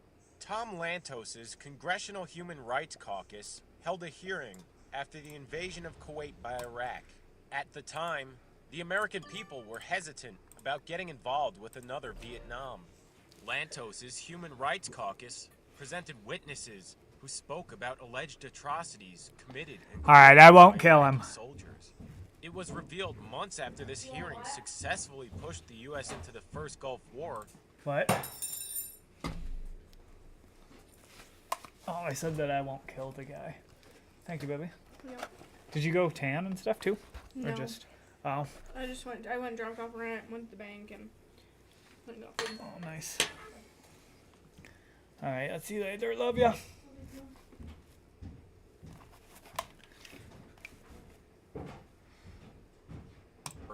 That this hearing was a scripted hoax created with the help of the public relations firm who shared an office building with Lantos's organization. Operation Desert Shield, economic sanctions, and other aspects of the world's reaction to Saddam Hussein's horrendous breach of international boundaries have been examined from almost every possible perspective. But very little has been reported about what is actually happening inside Kuwait. I'd like to call now upon What'd you say? Co-chairman, Okay, thank you. Congressman Tom Lantos of California.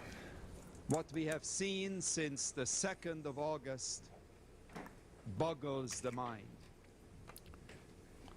vast numbers of men, women, and children, yes, children, were killed, executed by the Iraqi regime.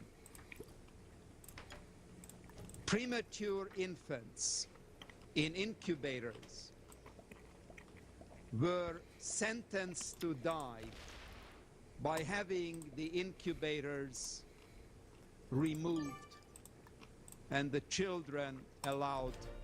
Why was that guy saying bot? That the bots hate him. Pictures on the cover of Newsweek. Is there a bot in this game? Doesn't seem like there's a bot. Bodies of Let's make Kurdish women and children killed by Saddam Hussein's poison Yeah, it doesn't gas seem like there's a attack bot in this game. on the Weird. Iraqi village of Halabja, populated Halabja. by Kurdish citizens, is one of the most horrendous pictures to be presented to this world since the pictures of the Holocaust 45 years ago. He is now determined, with his capability of chemical, biological, and soon nuclear weaponry, to bring untold horror to this region. It is our purpose to highlight during the course of this morning, with the assistance of What rank points am I at? I think I'm just like above 1600. Before the season restarted, I was almost at 25. I mean 16,000, not 1600. But then the season restarted, and then I went to jail, and then so I haven't really got it back up. qualified witnesses Saddam Hussein's human rights record in Kuwait. This hearing will set the stage for how we announce to the world what is going on in Kuwait and the devastation which I believe is occurring to this country. In recent weeks, some people have questioned why we as the American people got involved in Kuwait. Some have suggested it's merely for our own economic interests. I think I could kill strategic oil supplies. him What now. we do Yeah, today I'm gonna will kill. set the stage, as I indicated earlier, for the next 10 years. We will proceed with our first witness, the ambassador of Kuwait, His Excellency Sheikh Saud Nasir Al Sabah. As you have so eloquently put it, Congressman Lantos, and described the basic violations of human rights There we go. with regard to the hospitals in Kuwait, the schools in Kuwait, and the looting of private homes that's taking place, and the mass destruction of the infrastructure which we so proudly built in the country over the last 30 years.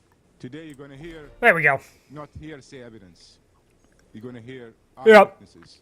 I'm still in the lead, too, after that, so that was good. Questions for the ambassador? I have a couple of questions.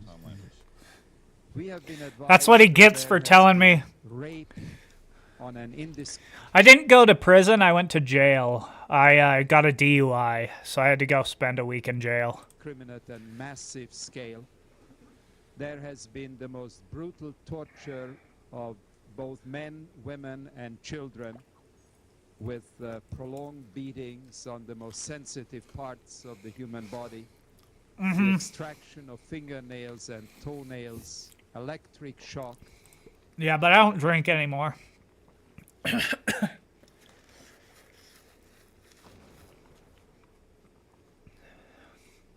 Yeah, no, I don't drink anymore, but...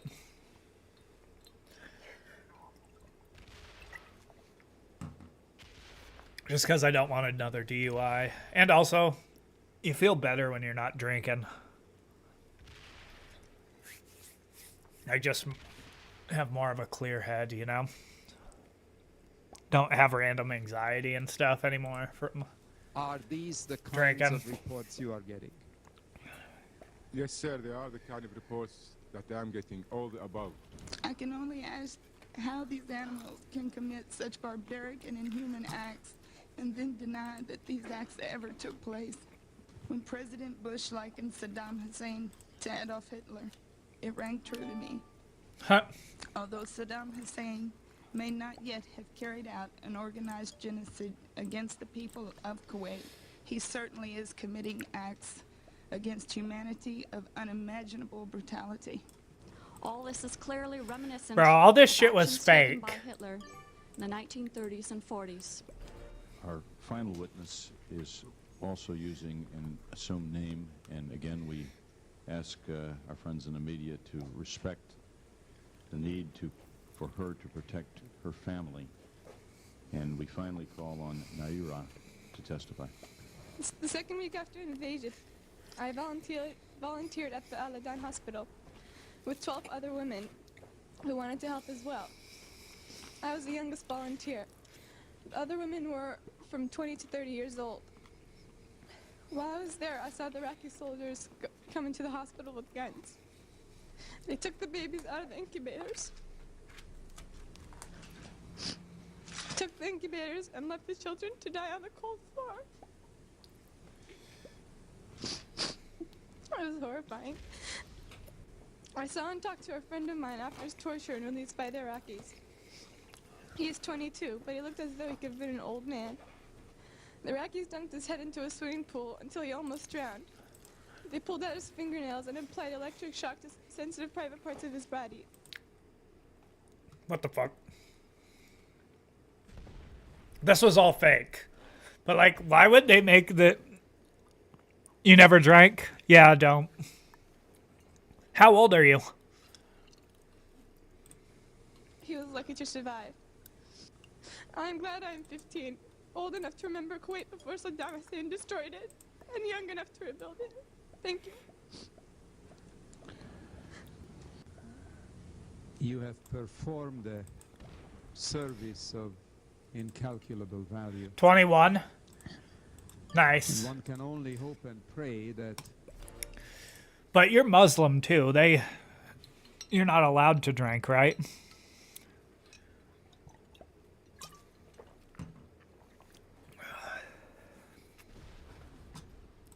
Every American, and indeed every citizen of every civilized country, will hear your story.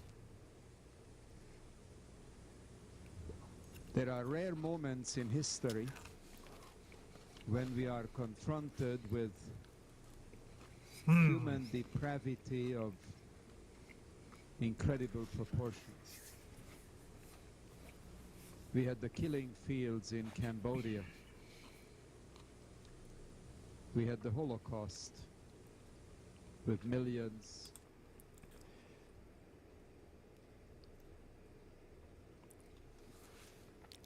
What do you mean, I know you can't?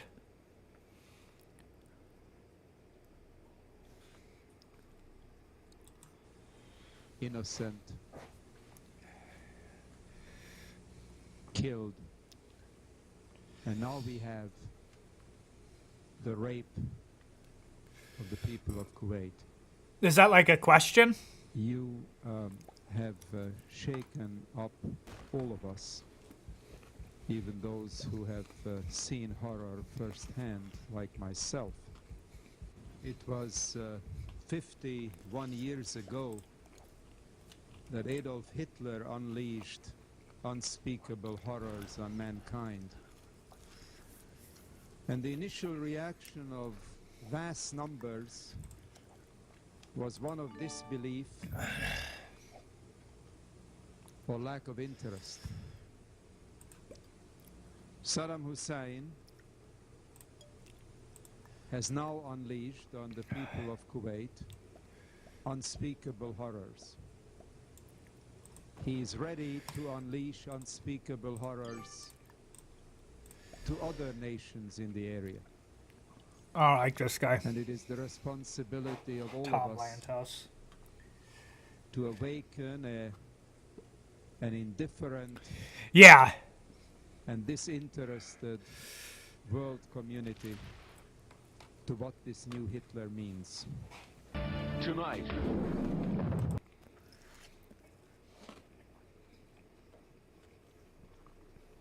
Yeah, that's what I thought.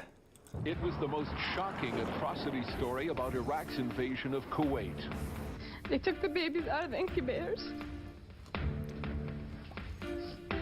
Took the incubators and left the children to die on the cold floor.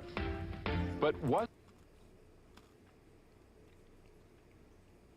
I wonder if this guy's going to try to take North America too. Is it true? 2 weeks after the liberation, it became apparent that the story was a complete hoax. Lyndon McIntyre exposes the big lie of the Gulf crisis and the massive public relations campaign that whipped up war fever in the United States.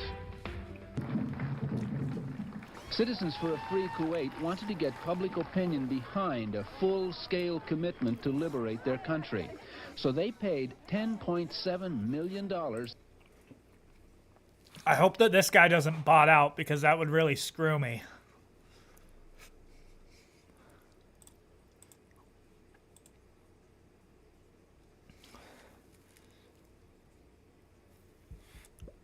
Okay. Oh shit, he did bot out.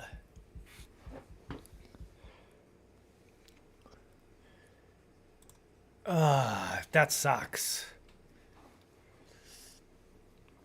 What do I do here since he bought it out?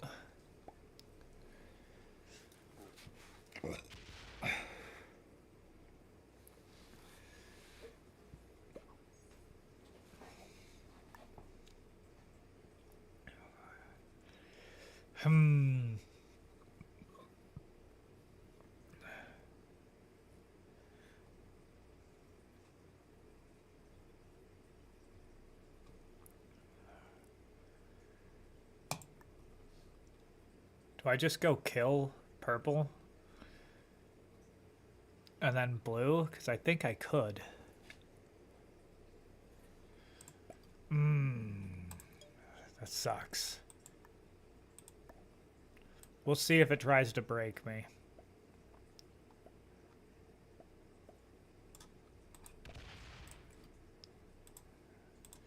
Because sometimes the bot won't break you if you have it in there. It might though. Or I could move it up to there next time. Oh, that's not good.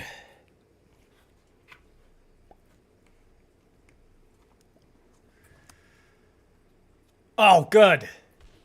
He's back. He's not a bot anymore. Whew.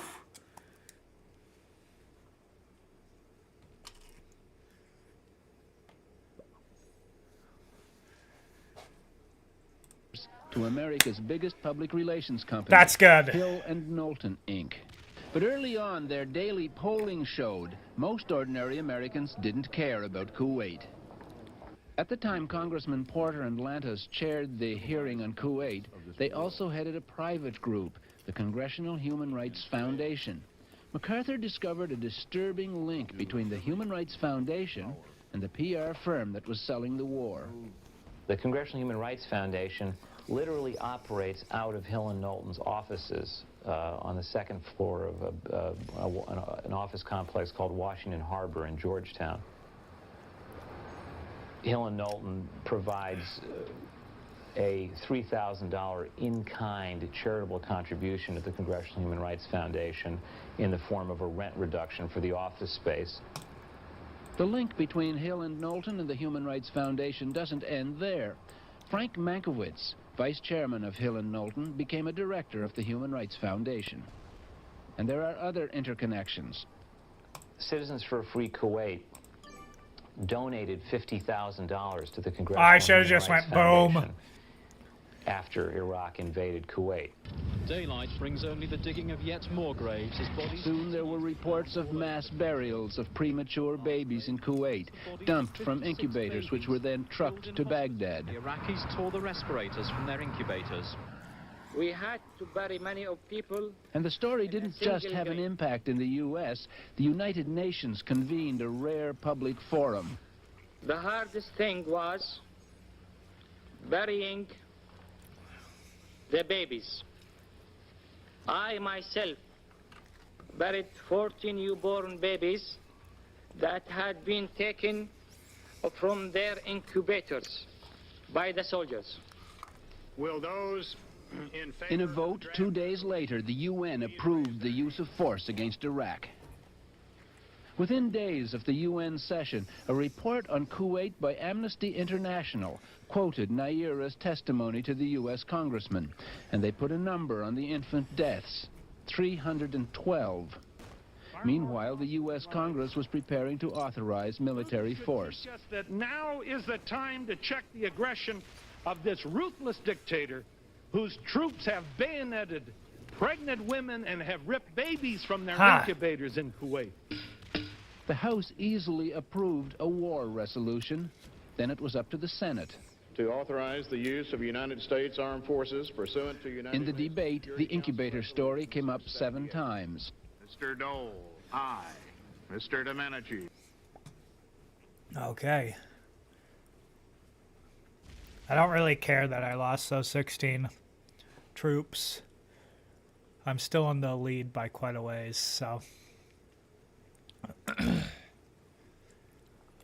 Doesn't matter to me.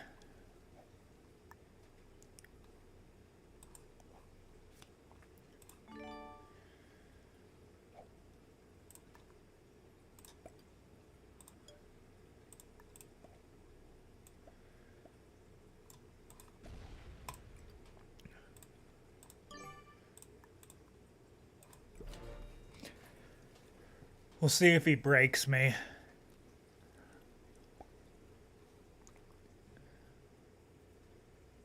Ha! Bro. That's good. That I.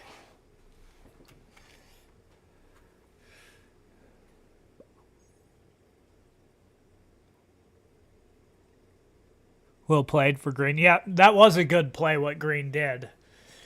I just don't think that he... I just think that he thought that Blue wasn't as stupid as Blue is. Because really what Blue should do, he needs to get out of North America, at least a stack, and put it out here.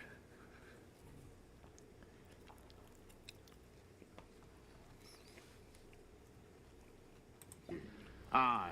In the end, the war resolution only passed by 5 votes. These are some of the controversial incubators. When the Iraqi occupiers heard the story that they'd stolen them and killed babies in the process, they invited journalists into Kuwait hospitals to see for themselves. But the story persisted until independent investigators... I'm just gonna sit here and wait. We were able to... I'm in a good spot right now. To count the incubators and find that, possibly with 1 or 2 that had been misplaced, that none were missing. So none of the incubators were moved in the first place. Moreover, it seemed quite clear that there weren't any deaths which had been deliberately the cause of the Iraqis having gone in and stolen equipment. Then the picture started changing.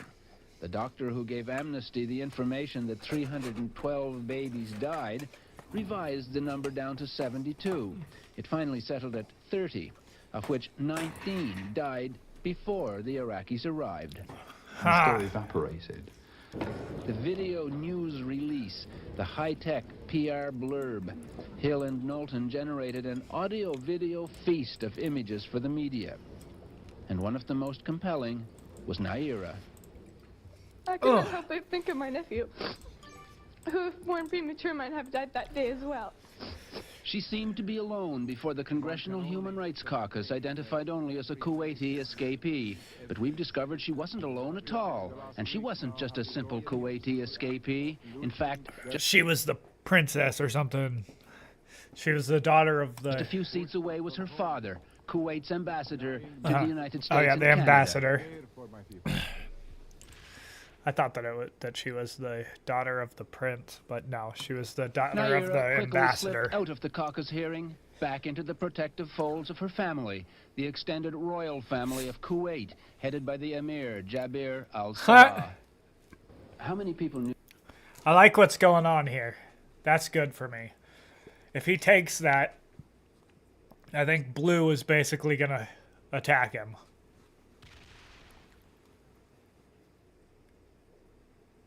Why wouldn't he have attacked that 3? Oh, he's allowing Blue to have a stack outside so that... I get it. He's planning on Blue to realize that that's what he's doing. I hope Blue just fucking hits him. That would be hilarious.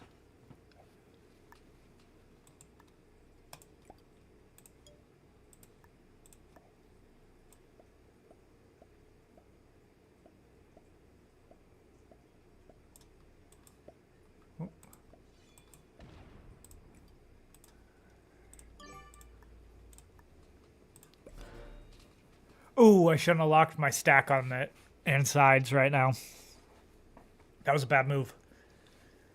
Knew that she was the ambassador's daughter. I didn't. I don't know who knew. I did not know she was the ambassador's daughter. When did you find out she was the ambassador's daughter?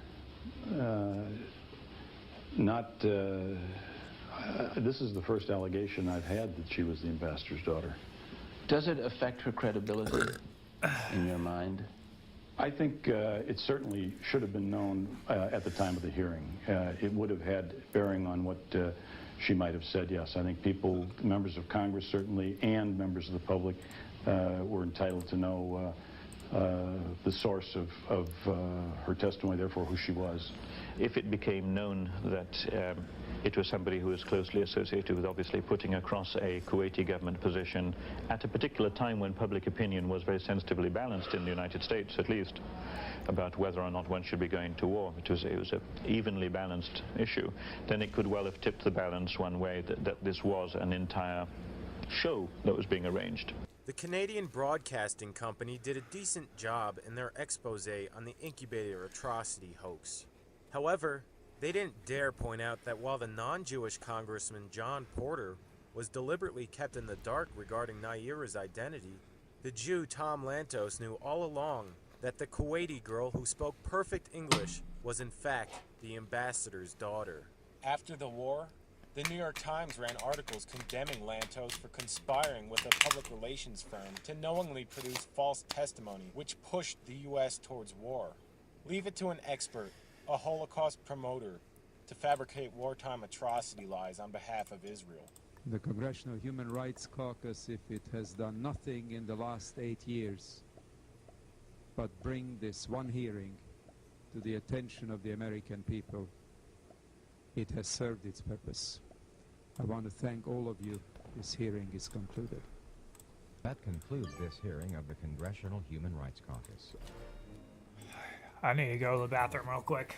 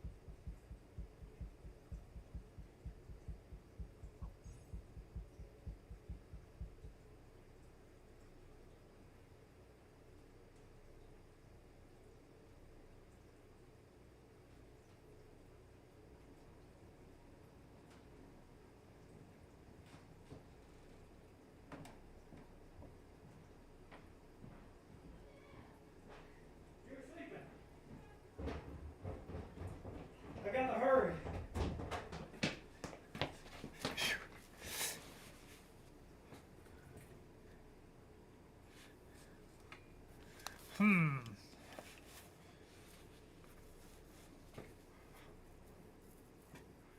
Whoa, what was...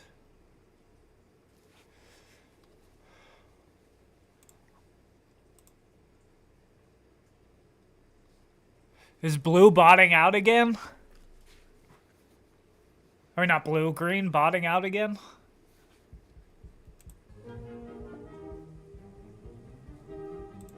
Yep, they are.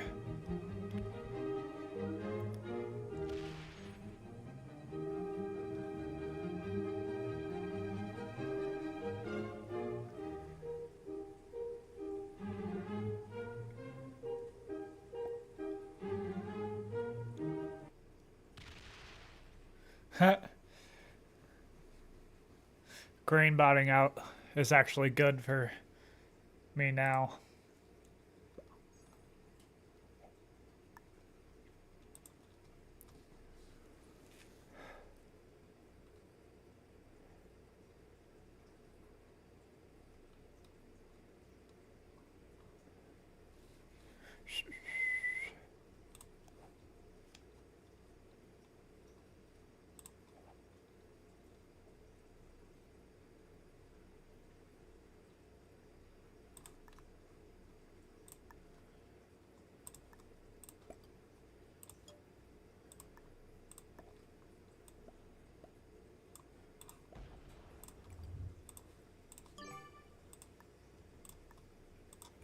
There we go. Are people becoming less moral? I would think so.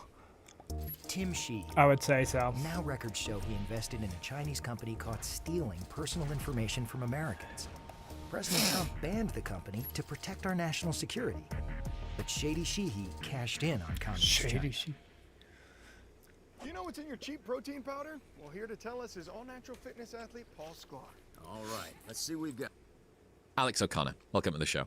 How splendidly we progress. The first time on a Skype call, second time was in person in Austin, and now something of a sort of cinematic production. I fear that next time we'll be in 3D or something. It's good. There we go. When was the last time that you're aware of in your world of philosophy that something like a step change like I like this. Okay. Okay. So it's my turn before green, before blue. I'm just gonna take blue out of this whole fucking thing, so that he's stuck there. Yeah.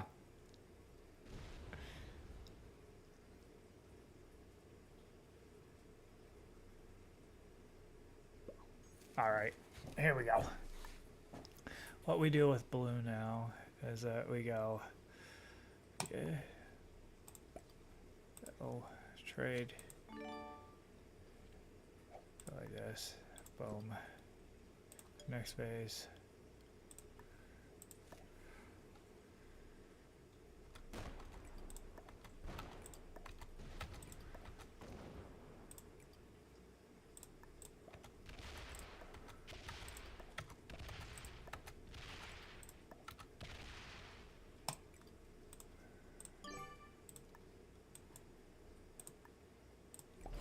I like that.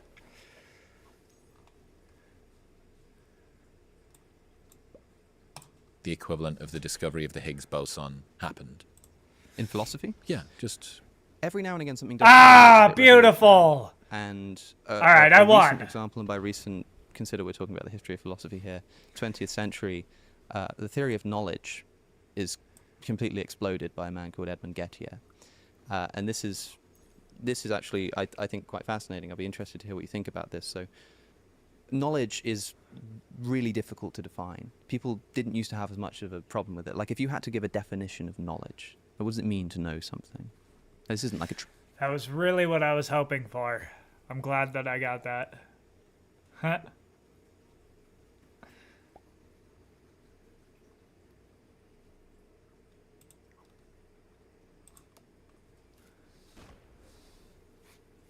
Oh, hopefully he breaks and opens up my stack. Yes! Beautiful! Now I got a straight kill for all of them, basically. Okay, cool. Unless if he kills them all. That could happen too.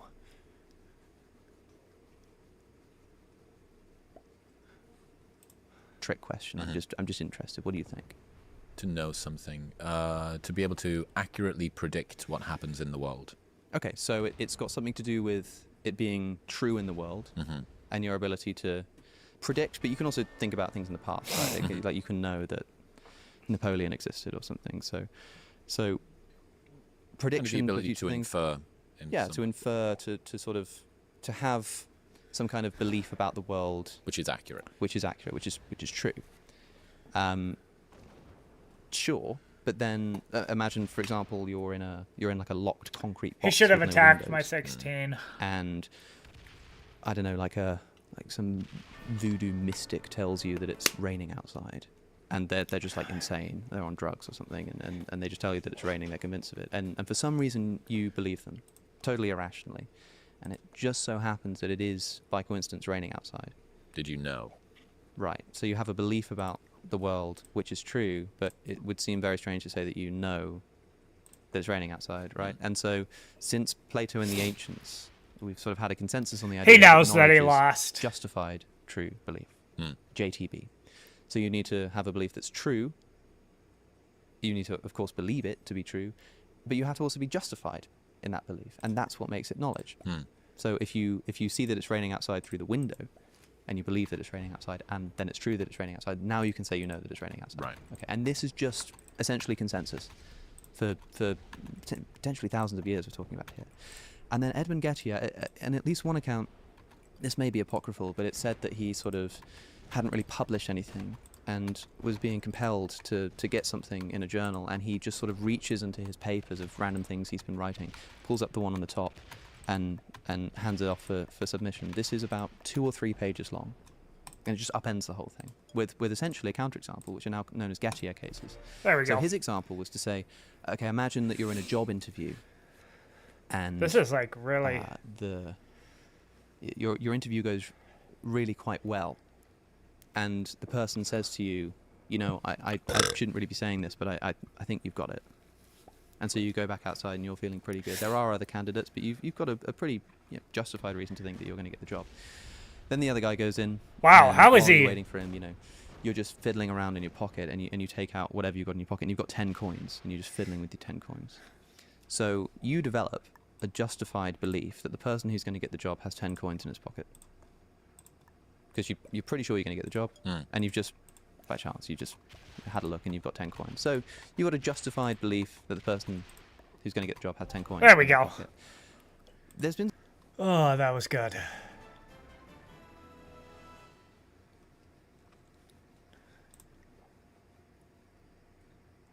Yeah, I expected. Blue sucked. They were...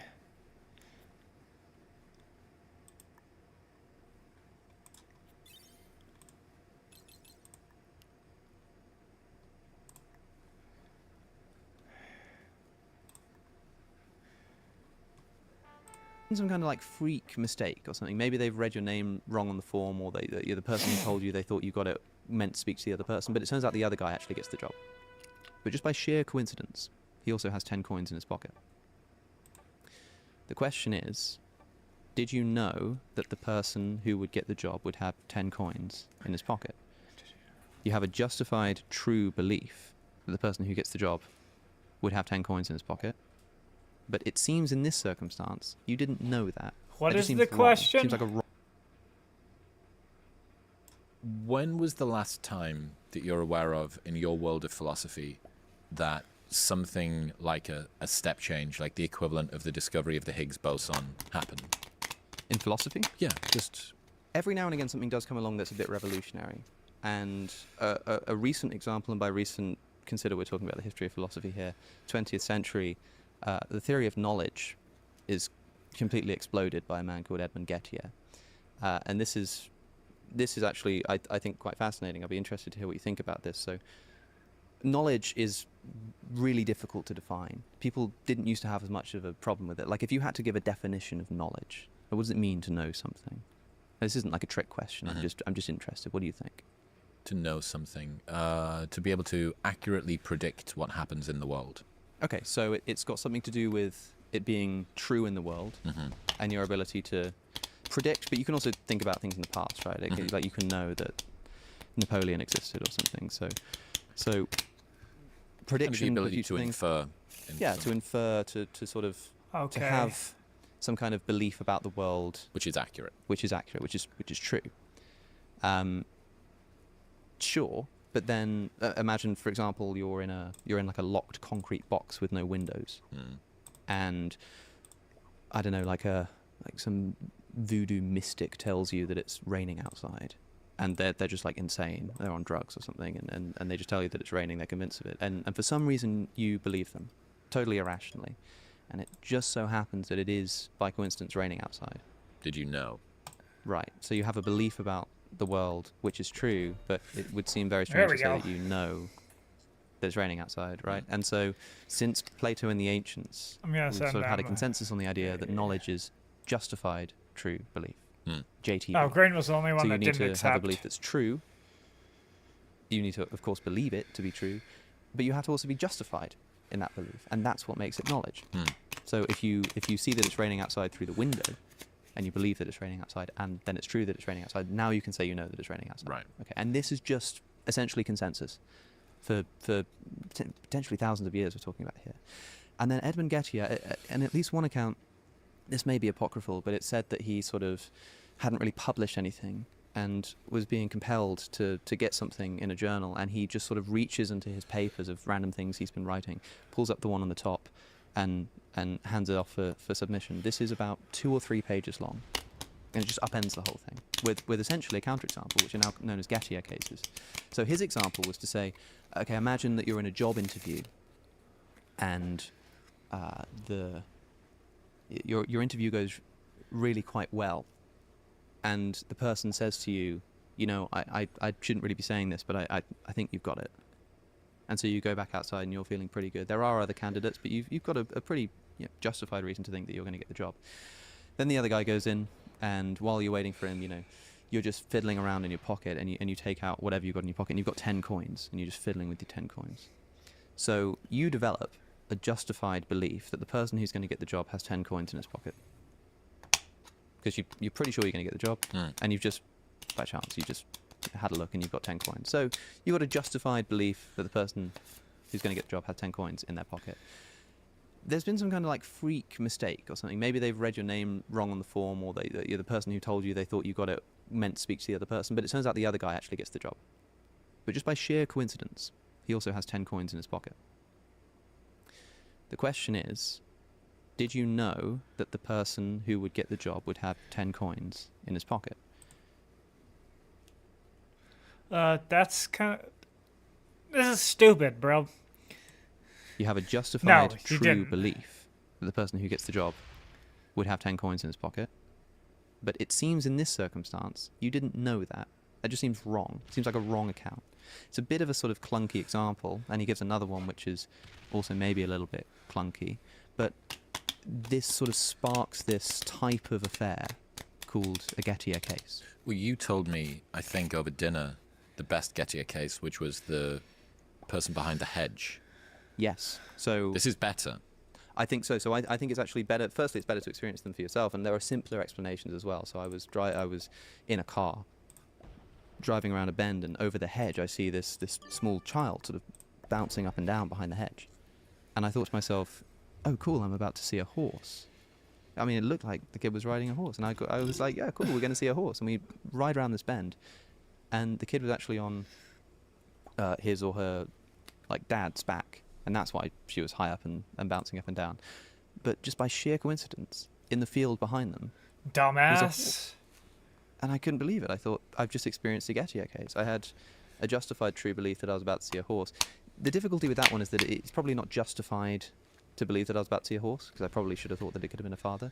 But a much more simple example, and this actually happened to me once. I was in the US Capitol building in the crypt, and they have the clock that used to be in the House of Representatives. And they said that the reason they replaced it and brought it down here was because they were fed up of winding it up. They didn't want to wind it anymore. And I looked at it, and I asked the tour guide lady, I said, oh, well, do they still wind it while it's down here? And she said, no. And I thought, but it's the time. It says the time right now. And she was like, oh, right, yeah, it must be a coincidence. And I was like the only one looking around like, hey, that's pretty extraordinary. I mean, I guess it happens twice a day, right? But this is a Gettier case. If your watch breaks but you don't know that it's broken, you've got a reliable watch, but today it's broken, and you look at the time, and it's stopped on 3:30. And so you look at it and you think, oh, it must be 3:30, and it does actually just so happen to be 3:30. Did you know it was 3:30? That's a Gettier case, justified true belief, and yet it seems weird to say that you know it. So Gettier's revelation here was something like what you're talking about, a sort of genuine novelty in the history of philosophy. And they come about quite rarely, but they do occur. This episode is brought to you by Element. Element is a tasty electrolyte drink mix with everything that you need and nothing that you don't. It's a healthy alternative to sugary electrolyte drinks. It's got a science-backed electrolyte ratio of sodium, potassium, and magnesium. You might ask, what do I want with an electrolyte drink? Well, it'll regulate your appetite, it'll curb cravings, it'll help improve your brain function, and best of all, it tastes phenomenal. First thing in the morning, this orange element salt in water is outstanding. Your adenosine system that caffeine acts on isn't even active for the first 90 minutes of the day, so it's pointless having a morning coffee. Your adrenal system, which is what salt acts on, is active, so this will make you feel more alert, more awake, and improve your hydration. Best of all, they've got a no BS, no questions asked refund policy, so you can buy it, and if you do not like it for any reason, they will give you your money back. That's how confident they are that you'll love it. Head to drinklmnt.com/modernwisdom to get a free sample pack of all 8 flavors with your first box. That's drinklmnt.com/modernwisdom. These men disappeared 48 hours ago. We are this close. You gotta stop now. I should never have touched this case.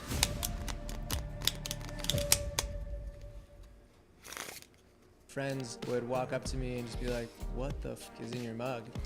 And I would just tell them, it's mud. What happens downstream from that in the world of philosophy?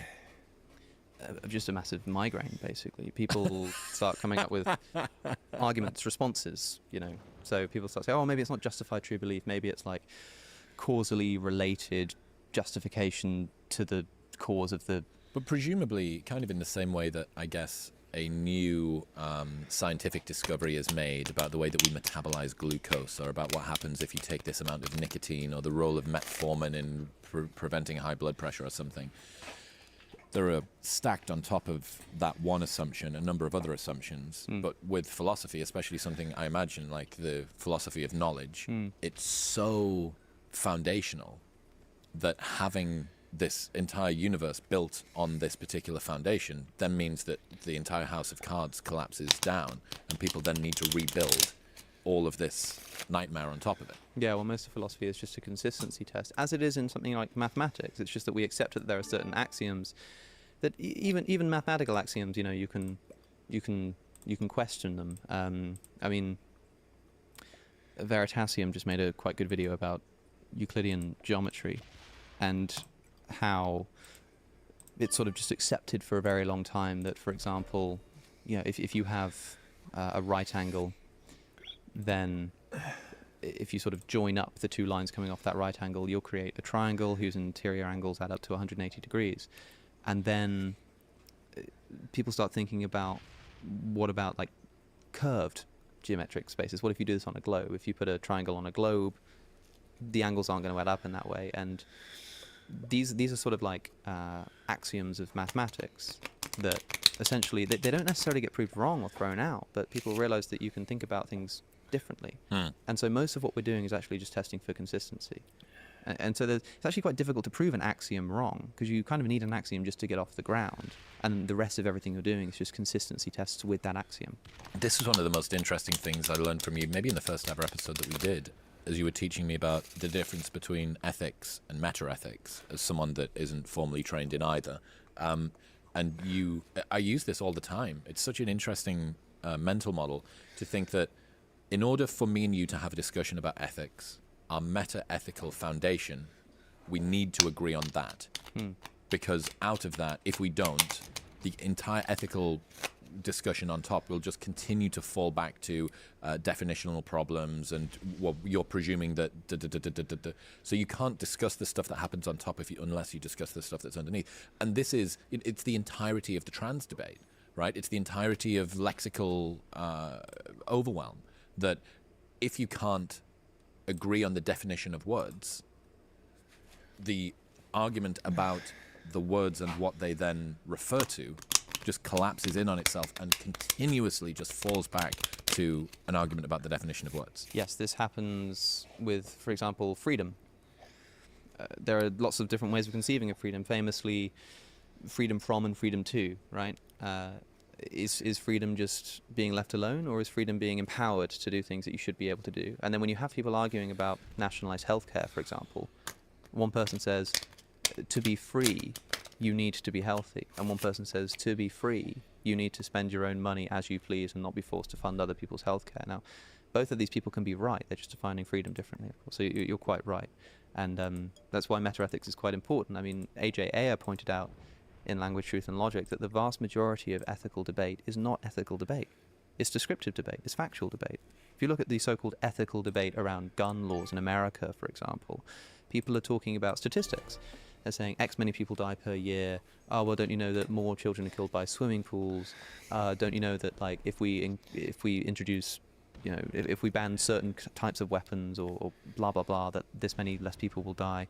All these kind of things are just descriptive, factual statements that people like to dispute with each other, and that's why they like to say we have the facts on our side. But the actual ethical question that undergirds it all is hardly ever even reached, you know. And so most of the time people are actually arguing about that. I mean, the same thing with an abortion debate, for example. You know, the questions about biology. When does consciousness emerge? Can it survive on its own outside of the womb this week or this week? You know, this kind of stuff. Will it increase the number of women who die or decrease the number of women who die? But none of these are ethical questions. And people think they're having an ethical debate when they're actually just having a debate about facts that can be resolved in principle by scientific empirical inquiry. The ethical question is the more interesting one that's often assumed. And if people think that they agree with each other or understand each other in the same way on that ethical first point, then you're in for a disaster. What do you wish... If they don't, I mean. Yeah, what do you wish that more people could realize when it comes to understanding ethics and consistency in their own lives?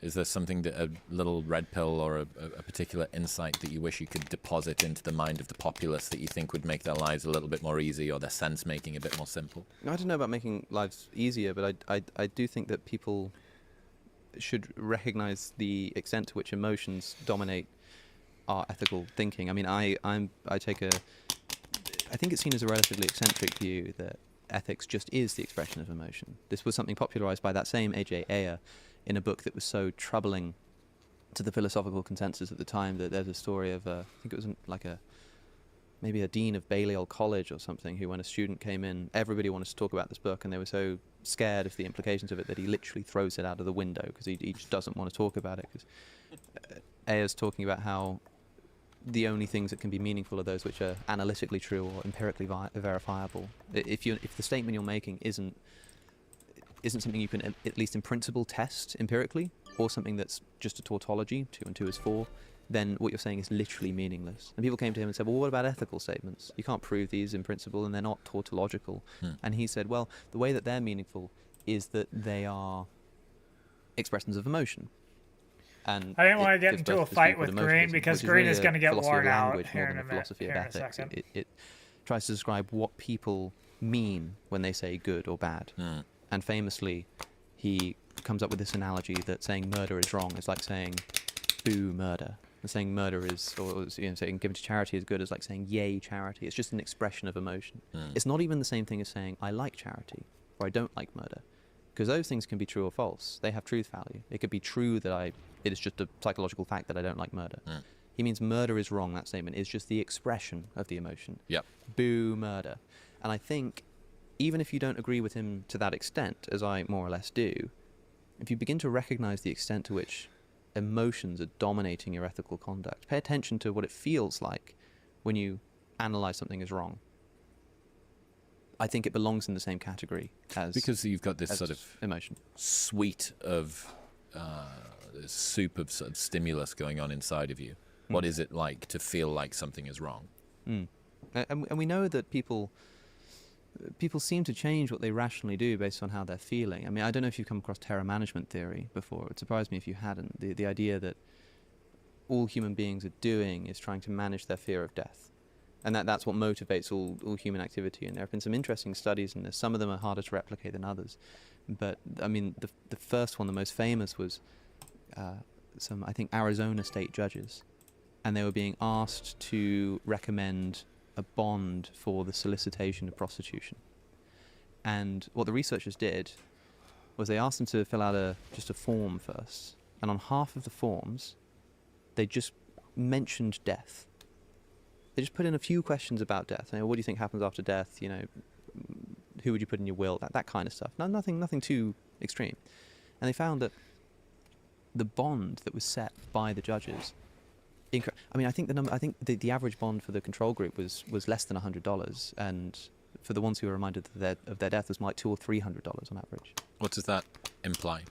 So the interpretation of terror management theory was that when we're reminded of our deaths, we need to temporarily more heavily reaffirm the sort of death-denying aspects of our culture. The reason that we do things, the reason we create art, the reason that we get out of bed, the reason that we have conversations like this is because in some way it's traceable back to trying to essentially deny our own death. Ernest Becker wrote a book called The Denial of Death, right?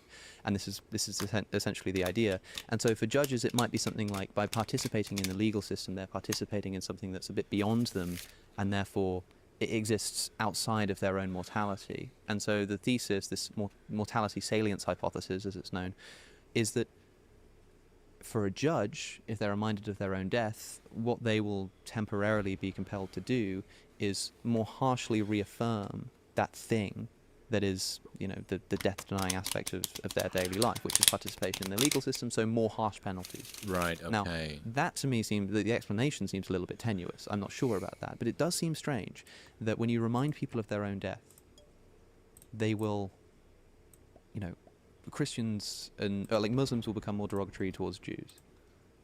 People of different nationalities will sit further away from each other. People will, when asked to draw pictures of currency, will draw physically larger pictures of currency. People's opinion on whether they prefer a picture of a forest or a picture of, you know, suburban neighborhood will change on average. Like these things are extraordinary just from being reminded of your own death. Of course, the biggest manifestation of the denial of death would be religion, and that would also explain why, you know, religion deals a lot with death, and why sort of, if you remind people of their own death, they also become religious, which, by the way, is true of atheists as well. People who don't believe in God will still become more religious, even if they don't ultimately believe in God when reminded of their own death.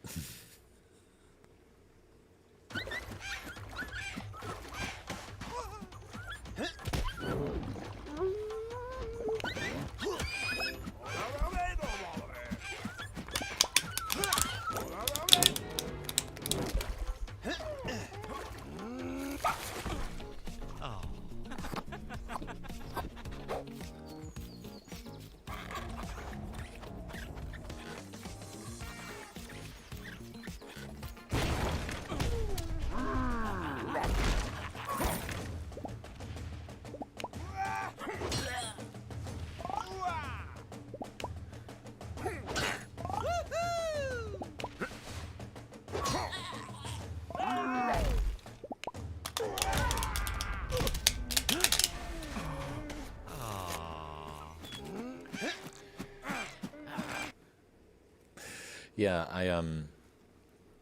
I've been thinking a good bit recently about how people do an awful lot, especially in the modern world, that is death denialism masquerading as something else. I think the productivity movement very much is that, you know, trying to fit more into less time. If only I could get more life, more work, more output out of my 1 unit of days or whatever. I think that a good chunk of the health and fitness world, the longevity movement, the biohacking movement, all of that is absolutely death denialism. And you can see as well nutrition, all of the arguments about, is it better for me to be carnivore or vegan? Should I go high carb or low carb? Can I do intermittent fasting? Should I be using ketones exogenously? Ultimately, the reason that I think these arguments are so vehement and passionate, especially when you think it's diet, guys, right? It's diet. It's like, I want to have aspartame, you want to have sugar. Like, how does my aspartame consumption or you impact your sugar consumption? But what it hits at for a lot of people is a certainty about, I can predict and project out into the future how long I'm going to be able to live or die, and I'm going to be able to compare myself to this other person, and their conviction in their particular approach, which derogates my approach implicitly, suggests to me you're going to die sooner. And that causes me to be fucking terrified. It's the same reason why people are so... How long do you need to do? It's not VO2 max that's most important. It's HRV. It's not. It's resting heart rate. It's not. It's galvanic skin temperature. We're not looking at that. We're looking at telomere length. We're not looking at that. It's whatever. All of the things, the entire field of health and fitness, which I'm a big part of, I think is a good chunk of it is death denialism, just masquerading as getting big biceps. Yes. So sometimes it is more obvious. I think we need more nihilist health influencers who will sort of say, I need to. When the question is asked, should you eat white bread or brown bread or whatever it is, that they'll sort of begin with the question. It sort of depends on your views on the intrinsic value of life. Also, if you're a bit of a utilitarian, I mean, people often say that being unhealthy might be unethical because in a country with nationalized healthcare, you're a burden. You're a burden, but are you? I mean, who costs the taxpayer more? The person who eats a bunch of burgers and has a heart attack and dies instantly, or the person who lives into old age and therefore has some kind of long-term health problem like Alzheimer's or dementia? I need to interject here. So you ring me, probably 3 Bro, years you ago. can't 4 have years that ago, much. You ring me, and I'm in the gym, and you say something like, "What are you doing?" I was like, "I'm in the gym. What are you doing?" "Oh, just whatever. Catch up a little bit." I was like, "What's going on? What's happening?" And you said, "I'm trying nihilism." And I said, "What do you mean?" And you went, "As a life philosophy, I'm trying nihilism." And I still don't know what you mean. So how is your experiment to make nihilism great again going? Well, I was getting a bit fed up of people saying, "Oh, you're a nihilist. Oh, you're an atheist." Well, they wouldn't say it in the terms of nihilism. They say, "Oh, you're an atheist." Yeah, right. Yeah, I mean, there was a clip of Jordan Peterson on the Lex Friedman podcast.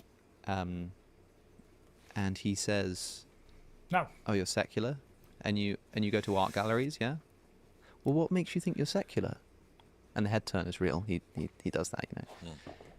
And I thought to myself, what on earth are you talking about, man?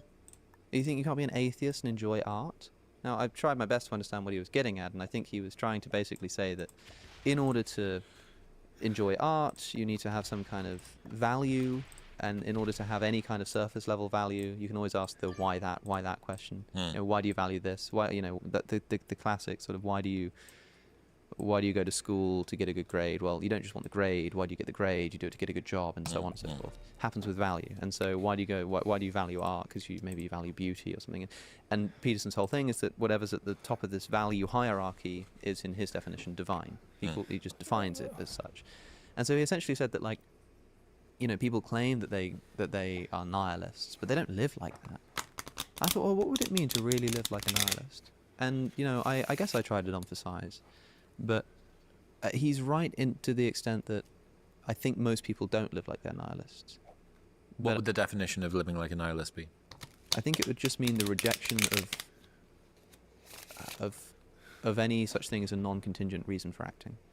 Be more accessible. You would need to really think that there's no reason to do anything outside of essentially your crude blue socks preferences and biological drives. Right.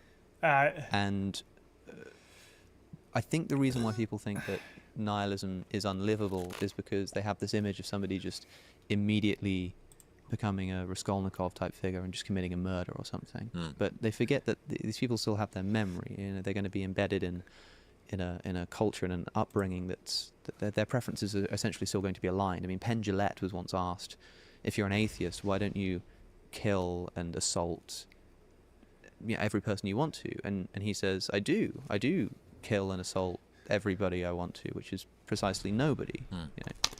And very clever, gets a bit of an applause. But I mean, the difficult question ethically is what happens when somebody doesn't have that view. What happens when somebody does just disagree with you? But I don't know. It was kind of boring. Just to interject there, so you could see the meaning-making machine of society and cultural norms as being useful to constrain the behavior of those outlier people, the ones who would go out and commit the litany of mass murders. But Yes. Mum told me that I'm not supposed to squash bugs when I was 5 years old, and this is now carried on through.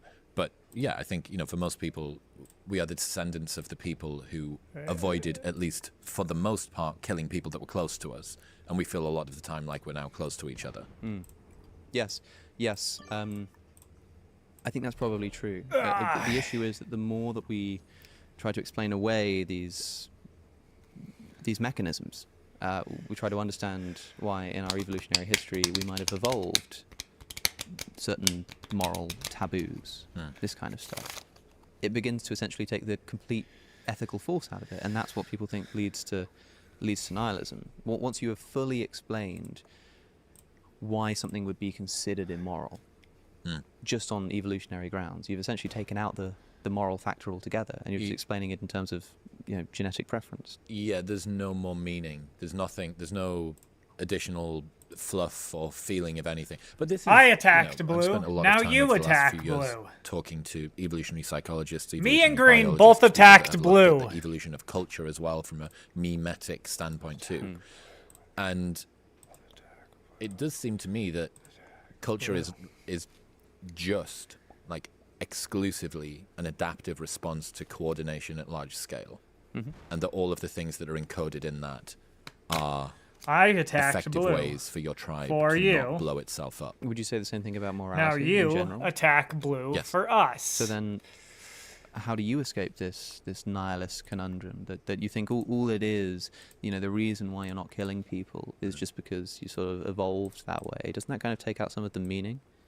So I think if you were permanently self-assessing why you do the things you do and the inputs that you feel, but what that doesn't account for is the fact that we are self-deceptive. Quite right, yeah. And the sense of being a human is one that is imbued with meaning. I often use this term about how you are not personally cursed as a reassurance, and it was something that was reassuring to me. If I was spending a bit of time where I was feeling sad or down or whatever, it would feel like whatever emotion I was going through, whatever unpleasant emotion I was going through, was like a personal curse. And this makes sense when you look back at how the gods were personified as different sorts of emotions, right? That, Cupid had an arrow that hit you, or that, you had gods of war, you had gods of wrath, you had gods of envy, you had gods of narcissism, because the experience of a thing, of a thought, of an emotion, of a state, is not just the confused chemical signals of your body. Attack Blue. I already fucking did it, you dumb cunt. I fucking hate when people do this. When people act this way. Like I did it, so now.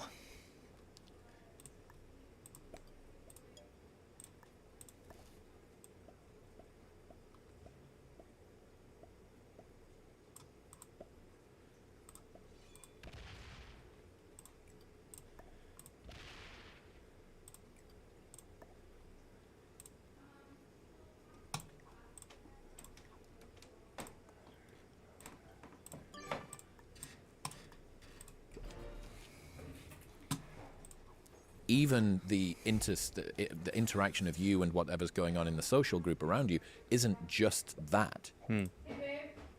What?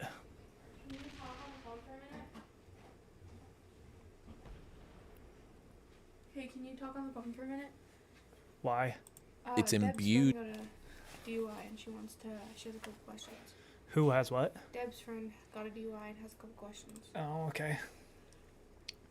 I think it's funny because this Attack is Blue. not the I already first fucking person attacked. who's I already come to attacked Jace Blue. for questions. Alright, here, one sec. Let me mute my...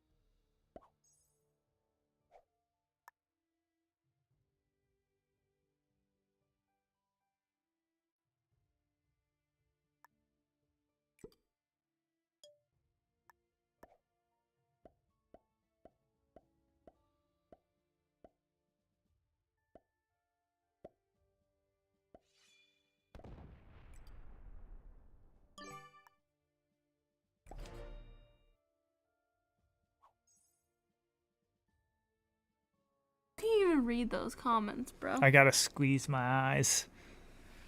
Okay, I love you. Love you too.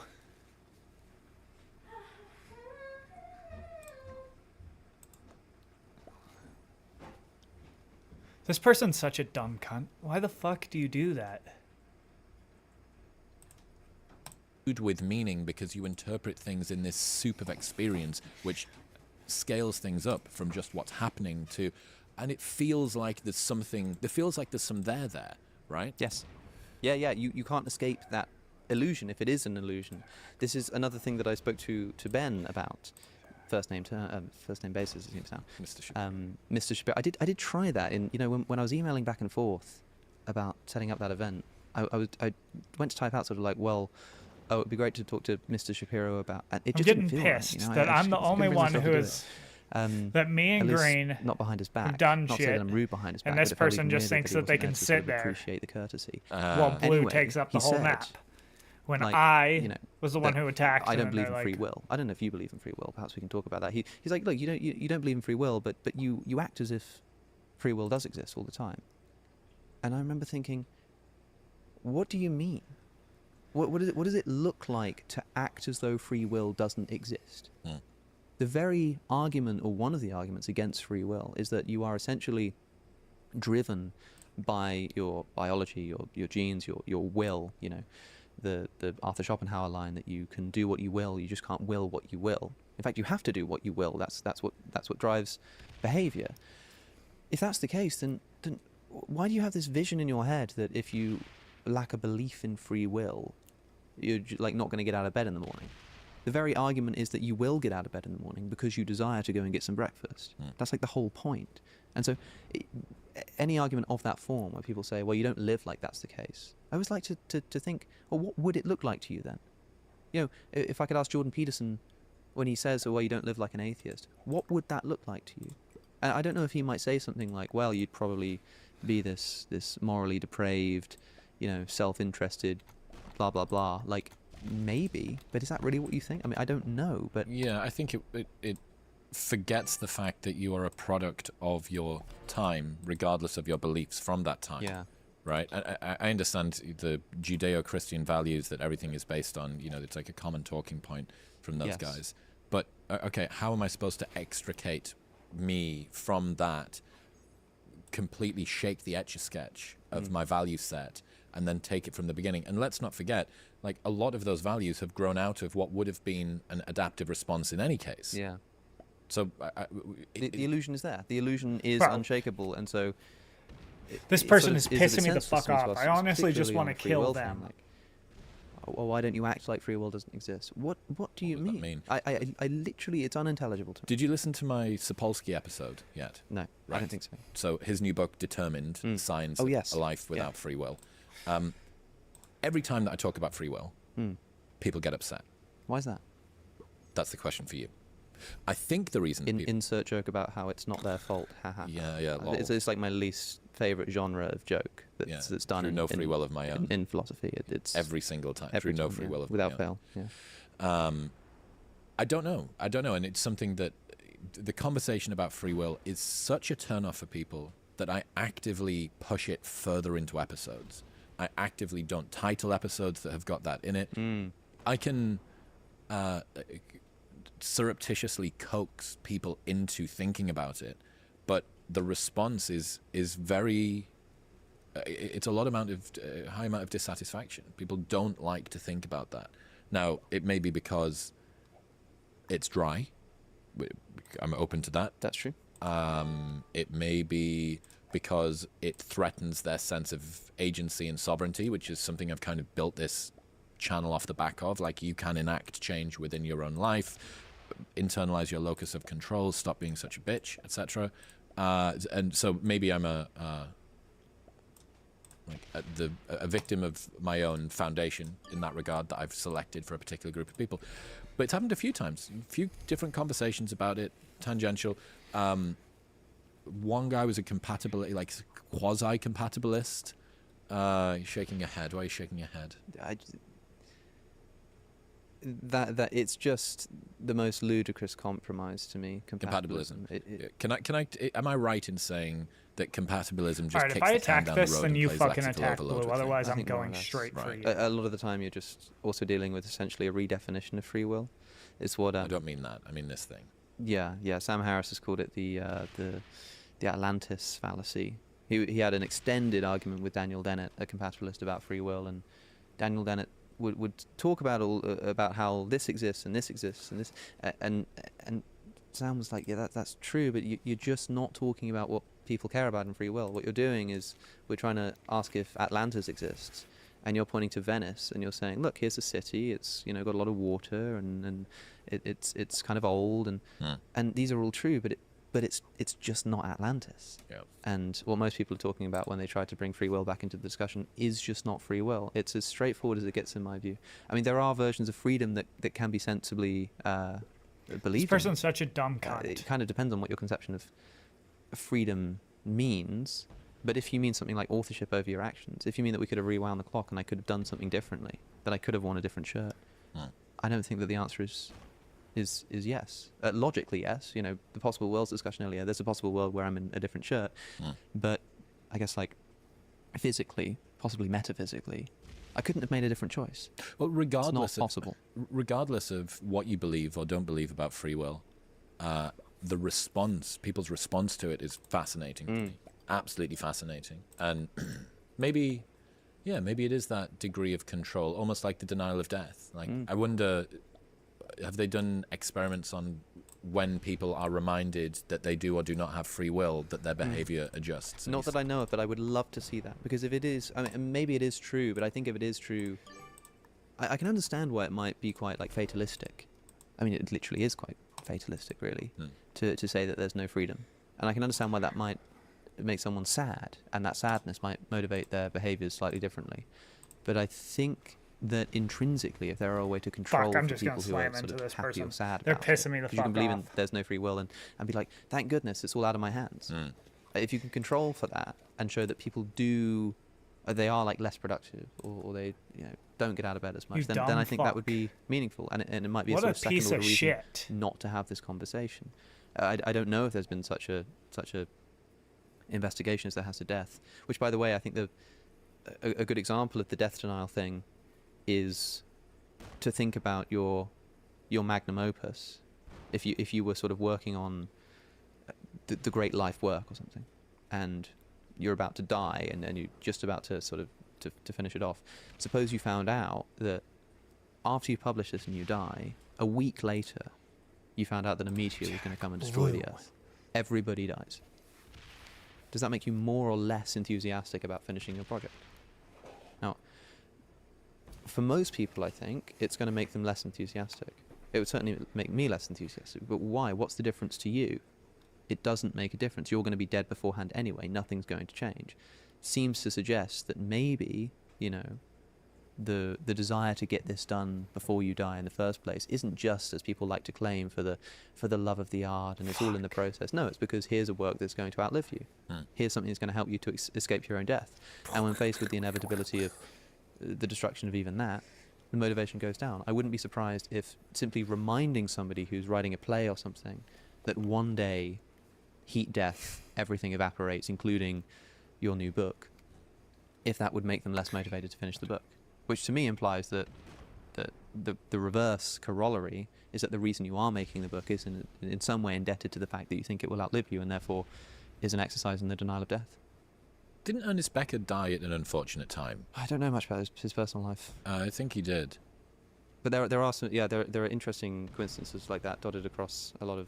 The thing about coincidences is that so many things happen all the time that the only extraordinary thing would be if there weren't some extraordinary things like that. I'm just going to bully this person. Was killed in a car crash, and he was killed in a car crash with a because this with person's a train pissing me the fuck off. So it seemed like he you can't decided just sit at the last there. minute to go in the car instead, and he had previously said that the most absurd way to die would be in an automobile accident, and that's how he dies. Wow. Sigmund Freud was terrified of, I think it was the number 63. It was like 63, or maybe it was like 48. I can't remember. It was one of a number around that. He was just terrified of it. Had a real sort of foreboding about it for some reason. And he got a phone number that ended in that number, and it freaked him out. He got a hotel room that had that number, and he just became convinced that he was going to die at that age. Guess when he died? 48. No, when he was like 80. Sometimes it goes wrong. You're a dick. You are a dick. Rest of that was true, though. All right. What's your sexy paradox that you wanted to show me? Oh, yeah. So Get your paradox out. Think about, Fine, then. I'm making you lose, you dumb fuck. Now, I can't remember what the source is, and I want to attribute the person who does it. Maybe I can find it. Yeah, get it. Let me find it, because I want to make sure that they get the credit for it. I was told about it by a friend, and How many hours do you work out to look like that? I don't work out. Yeah, so how often do you meet with a dietitian? Never. I don't go to the doctor anymore. But how do you stay so healthy? I learned the 13 foods that help or hurt the body. Practice mindfulness. I balance my hormones. How did you balance your hormones without a doctor? I just discovered Dr. Livingood's best-selling guidebook to health. How much is it? No, it's free. How do I get my hands on it? Just click the link.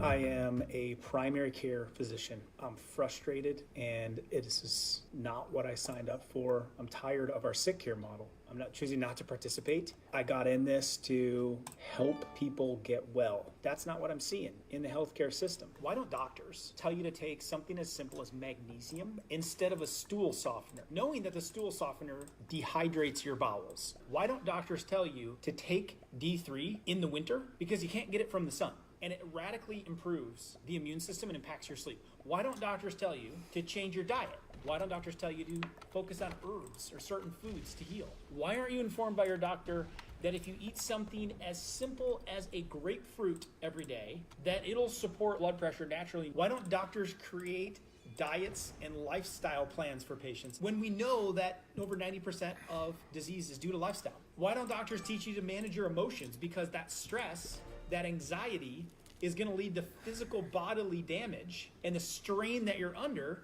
can play a significant role in your overall health. Why don't doctors take a real role in helping people be healthy in their lives? Doesn't make sense to me. I think it needs to change. I believe that real health is possible. I believe that you're the solution. I believe that the greatest doctor in the world is inside of you. I believe it's possible for you to live good. We're just not getting the right information. If you need help with it, there's a link. It's my book. It breaks it down. It's an Amazon bestseller. I'll send it to you for free right now. Just cover the shipping. And it's my People answer like this to piss me off more than sick care. the fucking person who wants to take up the whole board. You have to give me a minute because I want to. They're I such don't want to pussies. pass this off as my own. Like you do with everything else. I think it's called the Anthropic. So it's a website called risingentropy.com. Is seemingly the origin of this paradox, but I was told about it by a friend, and it's I guess, okay, so imagine that, and what this does is it shows us that different ways of thinking give us wildly different answers to the same problem, different ways of like looking at a problem. So imagine that there's a maniac who, and it's called the Anthropic Dice Killer, if you want to look it up. There's a maniac who is kidnapping people and murdering them. And what he does is he kidnaps one person, and he blindfolds them, and he rolls a dice. And if that dice is a 6, then he'll kill you. If not, he'll let you go free. And what he'll do if he lets you go free is he'll go and pick up 2 people, kidnap them, blindfold them, roll the dice. If it's a 6, kills you. If it's anything else, go free. Then it's 4 people. Then it's 8 people. And it doubles. So it's an exponential Until growth. he hits a 6. Until he hits a 6. Now, you wake up, knowing all this information, you wake up blindfolded. And you know these facts. And you know that a dice is about to be rolled, but you're blindfolded, you don't know how many people are there with you. You're given a button that you can press that will make the chances that you're killed half, 1 in 2. So if you want to, you can press this button, and 50% of the time it will just kill you immediately, and 50% of the time you'll get to go free. Or you can let him roll the dice. Okay. What do? Do you press the button or not? So, at least on the surface, this is to do with the probability of 1 in 6 versus 1 in 2. Yeah. But there is this escalating thing that's happening in the background. So I would presume that you would say, don't hit the button, because that has increased the chance of you being killed from 1 in 6 to 1 in 2. Right, which is great. And this seems true, and it is true. Yeah, I mean, like, you've got a 1 in 6 chance of dying, And if you press the button, you've got a 1 and 2. So you're better off rolling the dice. But if you think about it as a sort of as one big block, then something very strange happens, because if you consider all of the people involved, if all you know is that you've sort of woken up and you're somewhere in this process, then interestingly, like, say it gets to number 2, it gets to round 2, then there have been 3 people involved, 3 victims involved. The Right? first We one had and the then first the one second and two. the second 2. And 2 of them end up dying, and 1 of them goes free. So if you find yourself in this situation as a victim, you've got a more than half probability that you're in the second group that ends up dying. I suppose that actually it ends in the third group. Right, now Fucking there are attacked Blue. how many people involved? You've got 1, then 2, then 4. Then 4. Yeah. So we've now got 7 people involved, right? And 4 people end up dying. And so if you sort of wake up in this scenario, you've got a 4 in 7 chance that you're going to die, that you're going to be one This of the people who person's such a dies, piece of which is shit. more than half.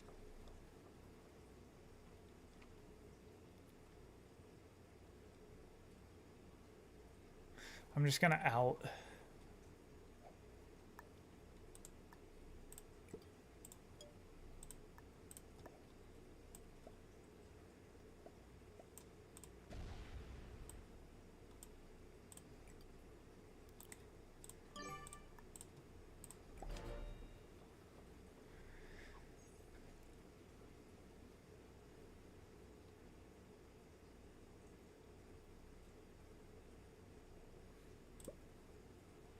And this continues, such that if you consider the fact that it doesn't matter where it ends, you're always going to have a slightly higher than half chance that you're in the group that ends up getting killed. But is it more than half, given that each round of the dice roll is only 1 in 6? Hi, Mark Barden at Sandy Hook Promise here. When the gunman shot his way into Sandy Hook Elementary. Yeah. Because it's about, like, if in fact it gets to number 3. Right. Like, you know that you're going to be in there's a more than half chance that you're going to be in the group that dies. If it in fact gets to number 2, then there's a more than half chance that you're going to die. If it in fact gets to number 4... So I'm going to hit the button. Is that right? Well, maybe. I mean, it seems ludicrous to hit the button, but thinking about it this way, it seems like that's what you should actually do. It's simultaneously the case that you have got a 1 in 6 chance of dying, because you're doing it on the roll of a dice. But at the same time, if you think about the fact that one of these groups is going to end up dying, and it doesn't matter where it ends, the chances of you being in that group are always going to be slightly higher than half. Right, from a population level. Well, it's the anthropic dice killer, because it's the anthropic principle it's thinking about. Yeah, what's that? I once read a sci-fi book that was... there was a threat of the end of the world, and they were looking to get humanity off the planet. And there is a theory that uses almost this exact same idea, which says that if you take the entirety of human history, I risked my shit and you were to attack pick a Blue, time and this guy just at wants which to be you a were to fucking live, pussy. and you have this rapid increase toward humanity, it works out that it's more likely that you are within some percent of the end of humanity. Right, yeah. Because of the exponential growth. Precisely. Yeah, exactly. Are you familiar with this idea? I don't think so. Right, but it works. But it's fascinating. It's the same kind of principle. Works the exact same. Yeah. As long as that graph is going up at the requisite speed, then yeah. Right, and this is the exact same thing. I mean, the version on the website actually involves snake eyes, so it's 2 dice, and instead of it being 1, then 2, then 4, it's 1, then 10, then 100, then 1,000. Right, they get yeah, kidnapped. so it ramps up more quickly. And now you're rolling snake eyes, so it's a 1 in 36 chance. And it turns out that if you add up the probability of like, you know, n number of cases, it's something like a 90% chance versus the half that you get to press. Which just seems ludicrous. And it seems that 2 things are true at once, depending on just how you look at the problem. So sometimes problems like this are just to do with the way you word them. I mean, there are tons of like these sort of interesting maths paradoxes which aren't paradoxes at all. You must be familiar with the man who walks into the hotel, pays £30, goes up to his room, and the bellboy says, or the guy behind the bar says, the manager says, oh no, he should have only paid 25. We've got a deal on. So he calls the bellboy and says, can you go and give him £5 back to the man in the room? And the bellboy thinks to himself on the way up, like, this guy doesn't know any better. He doesn't know how much he owed. I'm gonna pocket £3 for myself. I'm only going to give him £2. So he goes back to the room. He says, excuse me, sir, sorry, you paid £30. You paid too much. Here's £2 change. So how much has the man now paid? £25. No, £28. £28. And how much has the bellboy got in his pocket? 2. He gave the guy £2 back. Right. Where's that money come from?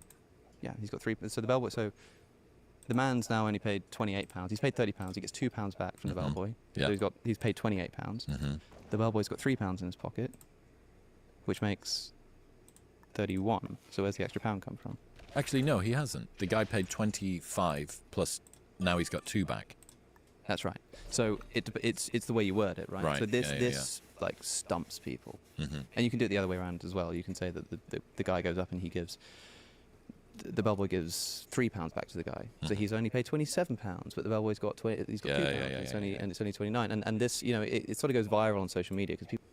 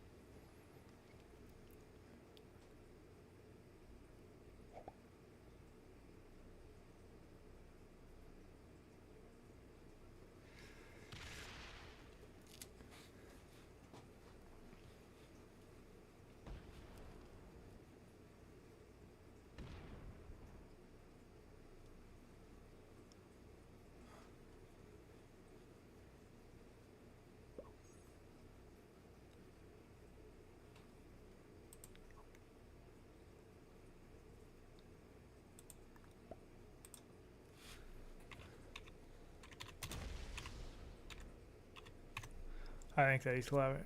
Confirm report. Yeah.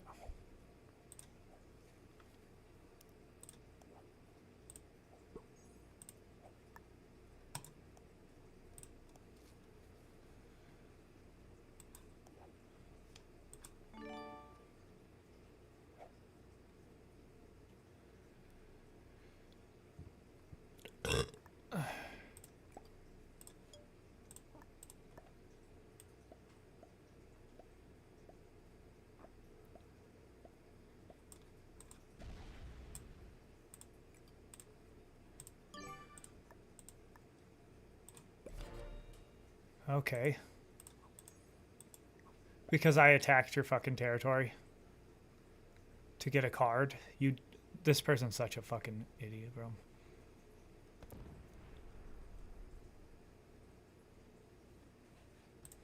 People are like, how the hell does it work? It's the. I honestly just want to blue and black or suicide green into and this gold person. dress. It's like, I mean, for those that, I guess there is. It's like those in that there is a real answer to what's actually going on there. I mean, the lead easiest people based on how you word it. It's how people shortchange when they scam people at a bar or something. I mean, the easiest way to visualize that particular problem is to imagine that the man was only supposed to pay £2. So the bellboy goes up and gives him 28. He's supposed to give him £28 and decides to pocket £2 for himself. So you say, so he gives him £26 back. So how much has the man paid? Like £4. And how much has the bellboy got? Like £26, which is ludicrous. But you'd be amazed at how easily people can be completely and utterly stumped by it. And it's all in the wording. So a problem like the Anthropic Dice Killer, I wonder how much is just sort of to do with the way that you describe it. Have there been any paradoxes that sent you into a fugue state for a little while? Was there anything that captured a particularly long amount of time that you... Okay, we're going to go on a sexy to... paradox. Rumble.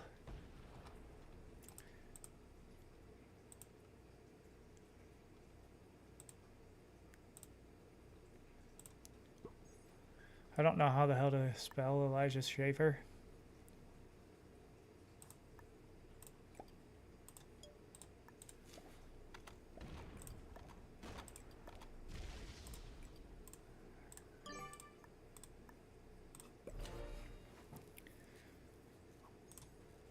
Elijah Schaefer. Because it's on his podcast. I mean, it's on his show.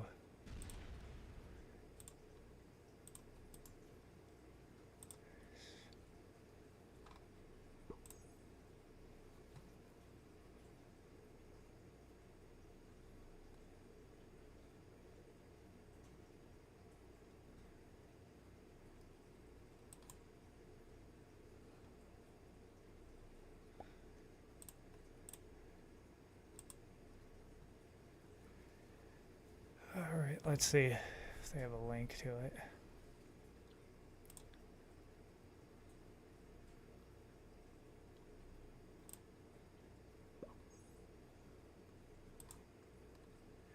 Linktree.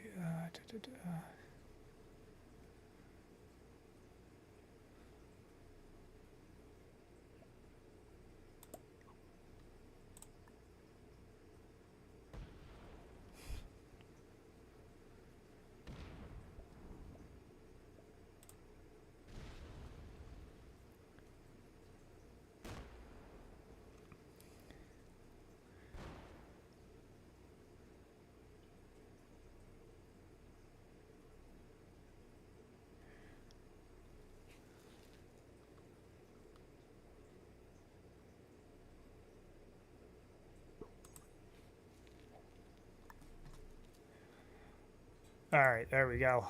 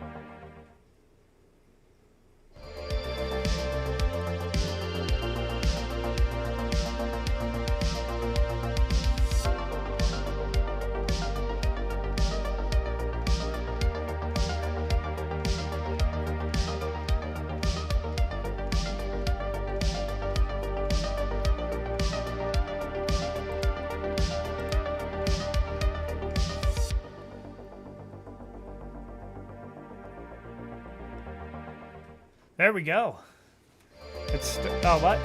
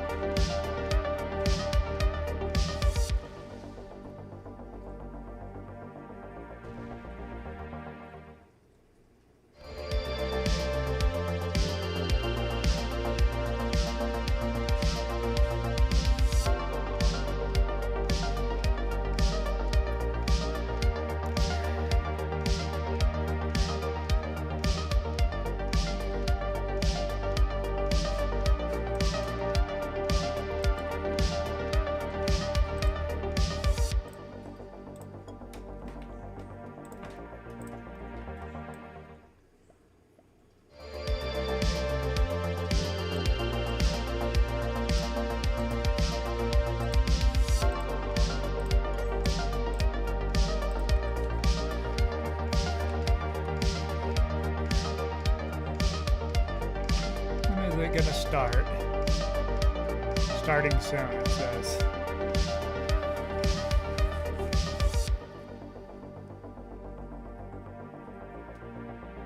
Fuck, he's gonna kill me first.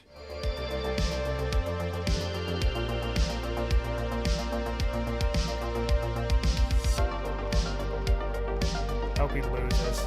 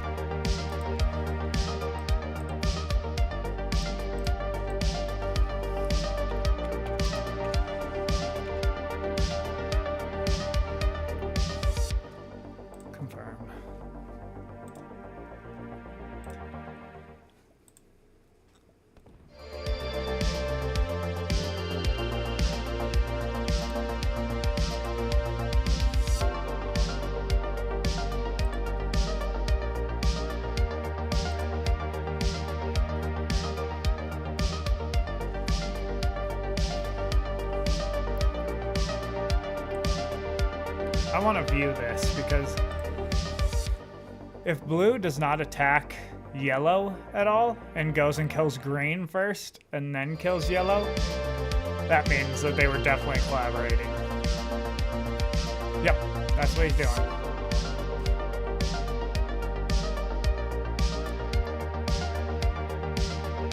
That pisses me off.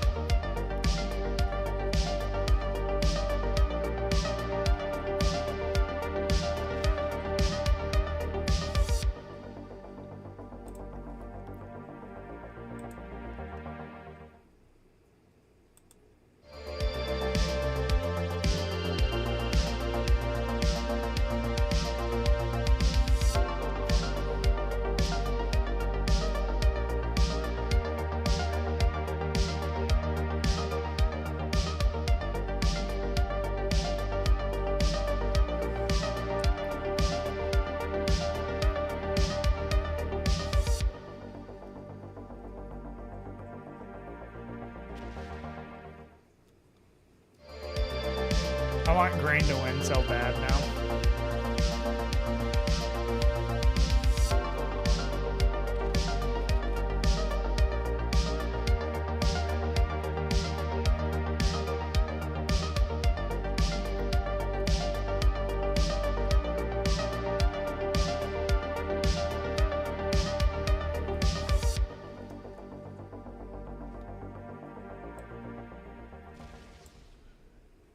Supposed to be starting here anytime soon.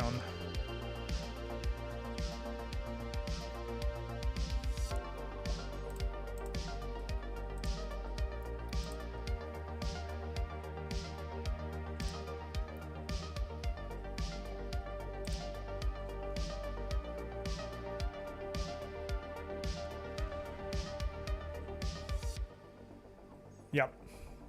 Look, it didn't even attack blue on that one. Electrify your metabolism back to teenage levels by eating 1/2 teaspoon of this with ice water and burning fat like you're still in high school. Every adult human always has around 30. Welcome back to Slightly Offensive. My name's Elijah Schaefer, and this is the best worst show on the internet, presented by Censored.tv. If you support free speech, independent media, here we go. Consider supporting the show by getting a membership at Censored.tv. Use my promo code OFFENSIVE, OFFENSIVE, for 20% off a membership. You get this show, Gavin McGinnis, Atheism's Unstoppable, Josh LaCash, and so much more. And it makes things like this possible. We are not on YouTube. We are not on Instagram. We are not on TikTok.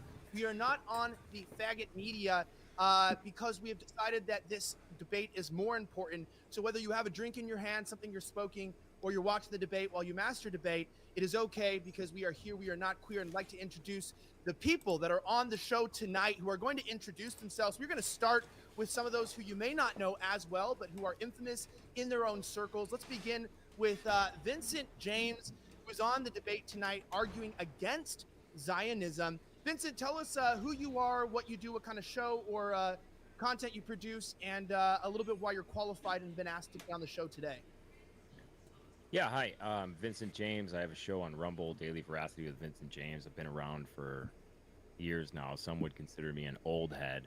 And I've been friends with Nick for a long time, and I appreciate you having me on. And I've done a lot of extensive research into the topic that we're going to discuss today, and can't wait to talk about it. Awesome. Adam King, who is joining us today on the side, arguing for Zionism. Go ahead and introduce yourself and give us the same background on why you're here. My name is Adam King. I am a host on InfoWarsBand.video. Before I get into me, I just want to start by honoring my opponents. I know Elijah started putting this together right as the war began in Israel, and we went so hard trying to find anyone who would step up to the plate, and all we found was a bunch of cowards. But these two men, both Vincent James and Nick Fuentes, upon hearing the challenge, accepted the challenge immediately. So I want to start by honoring my opponents' courage and bravery, and I applaud you both. I have a show on InfoWarsBand.video. You can check it out. I am a Hasidic Jew, entrepreneur, patriot, activist. I have all sorts of great guests. I got a lot of fun. I hope to have a lot of fun tonight and enlighten a lot of people onto the truth. With that, I'll pass it back, and looking forward to getting into the issues with you all. All right. Well, if you're ready to get enlightened, speaking of that, Nicholas Fuentes, go ahead and introduce yourself and get ready to get enlightened, my friend. Well, hi, I'm Nick Fuentes. I'm a live streamer. I do a show called America First, and I'm the president of the America First Foundation, and I'll be arguing against the Israeli or Zionist or Jewish position. I appreciate the kind words by Adam. Likewise, I think I respect both my opponents. Been a big fan of Gavin, and I've seen Adam's work. I think he's very intelligent, and so I think it's going to be a fun discussion. No hate, just America first and Christ the King. That's what it's all about. Does this count as our opening statements? No, I'm going to go into that in a second. I just want to get your introduction. As we just heard him right there, luckily and thankfully we have him on the TV. The host who's on Censored.tv, Gavin McGinnis, needs no introduction, but for those who are unfamiliar, meaning if you're younger than 52, Gavin, go ahead and introduce yourself. Hey everyone, my name is Kevin McGinnis. I started the magazine Vibe back in the 90s. It did really well. I'm responsible for the youth culture scene, the Beatniks that sort of gentrified Red Hook, Brooklyn. I also started a men's club called the Oath Keepers. It had some trouble on January 6th, and I'm the host of You're on My Lawn on Uncensored.tv. And I'm here because I get checks from Jews to run cover for them. I am here to shuck for shekels, something like that. Yeah, all right. And before we get started, Shuck like for I shekels. just wanted to let you guys know something very important. If you guys That was pretty funny. are trying to support the show, just know that you can support my merch shop directly. You guys can get your Noticer t-shirts. They're high quality in design. Depending on what you're noticing, whether you're noticing anti-Semitism on the rise or noticing Jews calling out of tunnels in New York City, noticing is on the rise. Go to slightlyoffensive.com, go to shop, and get a Noticer t-shirt. We offer them both in the style of you can buy in a more comfortable material, aka a better shirt for more expensive, or a cheaper shirt in standard material. Make sure you check it out, slightlyoffensive.com. All right, let's get into the Censored.tv debate, and we're going to start here. I know this seems really stupid to people, but I had a debate between Austin Peterson, who was a presidential candidate for the Libertarian Party, and Keith Woods, who is an activist in Ireland and a political representative of Nationalist Party. And they could not equally agree on the definition of what a Jew is. And so while people argue about the existence of Judaism, Zionism, it's kind of crazy to me that when I ask different people, what is a Jew, you almost get the same answers as what is a woman. And so my first question is, what is a Jew? Let's go ahead and start with Adam. What is Adam a identifies Jew? as Jewish. I think we should go ask a trans person what transgenderism is. Adam, what's a Jew? Well, I don't only just identify as a Jew, I actually am a Jew. We have our own genetic, ancestral lineage. Jews are the ones who are descended of the people from the Bible, and my ancestors were Abraham, Isaac, and Jacob, and their descendants. My family goes through the tribe of Judah, and that's what is a Jew. A Jew is a person from the tribe of Judah, and it's that simple. Awesome. All right, so this is very basic. I mean, we'll get a little more back and forth here. Let's go straight to Nick. Nick, what's your definition of a Jew? I agree with Adam. I think it's a race and or ethnicity, whichever you prefer, but I think the genetic component is critical. You know, a lot of people say that it's a religion, and I think that that's what most people regard it as. When you talk about Jews, they think of Judaism and they think of a religion. But I think that's really, it's a false premise which comes from, I think, Western people who are familiar with liberalism and Christianity, which are universal. And I talked about this on my show last week. So Christians, of course, anyone who embraces Jesus can be a Christian. And liberalism has it that any human being has dignity, whatever their physical attributes or their race or their gender or anything like that. We're an individualist society. And I think when people consider Judaism, they don't necessarily consider it as an exclusive group with both a genetic component and a religious component. They just see it as a creed. And I think that's why a lot of people think that, you know, one can convert to Judaism, or that if someone doesn't maintain that creed, that they're not Jewish. But it is clearly a genetic component. They're a tribe, a nation. They have a culture. They have a religion. So I basically agree with Adam. Awesome. Gavin, let's throw to you here. Whether you agree or disagree or have anything else to add, what is a Jew? I recognize that there's a genetic component, but I have a very wide net when it comes to white people. I include a lot of blacks and Chinese. So I just see Jews as a religion that may even accept that Jesus is magic, but they refuse to accept that God can be more than one guy, and there can be a God and a half. So they reject the half of Jesus Christ, and they say God is the only God. And that's really the main difference. I did not like Jews that and definition. All right, Vincent, I'll throw the same question to you. Yeah, I agree with Adam, and Gavin said that he casts a wide net when it comes to white people. Well, apparently so do the people who are in charge of crime statistics. But I think that Jews are a race. Judaism is a religion. Most Jews in America are actually atheists, and even Adam King would say that Jews are not really interested in spreading their faith. So I would agree with both Adam and Nick. Awesome. I know we have a video here. I don't know, Brian, if we do have the video from Flawed, if we can get that up here in a second. Let me know in the chat. But we have a specific video that we're going to be bringing up in just a moment here. So Flawed TV, he's a rapper, and you know there's been a lot of conversation going on in particular about what is Zionism. And we call this a Zionism debate. I was actually really shocked, not only that everybody who agreed to come on would, just simply the fact that people did not understand what the debate is about. And that was one of the most genuine and authentic questions. And so, Brian, Flawed TV, he's on Rumble. He's also on X. Went ahead and sent in a question for the group. We'll go ahead and we'll play it. And whoever wants to jump in right as the video ends and begin answering, we'll just go ahead and start. That way, at any point, the rules of the debate are, if you're yip-yapping and you've created a yappuccino, I'm the only one who's allowed to do that tonight. I will shut you the fuck off. But if you have a good answer and you go long, feel free, and I won't shut you off. But let's be cordial, and please no speaking over each other. Brian, let's go ahead and play the video from Flawed. Rapper slash Rumble streamer, and R.I.P. George Floyd. I have a two-part question. I've heard my favorite rapper, Kanye, say Zionism and Zionist over and over and over again, but I have no idea what it means. So my question is, what is Zionism, and is it good or evil? Plain and simple. Also, R.I.P. to Kai Young.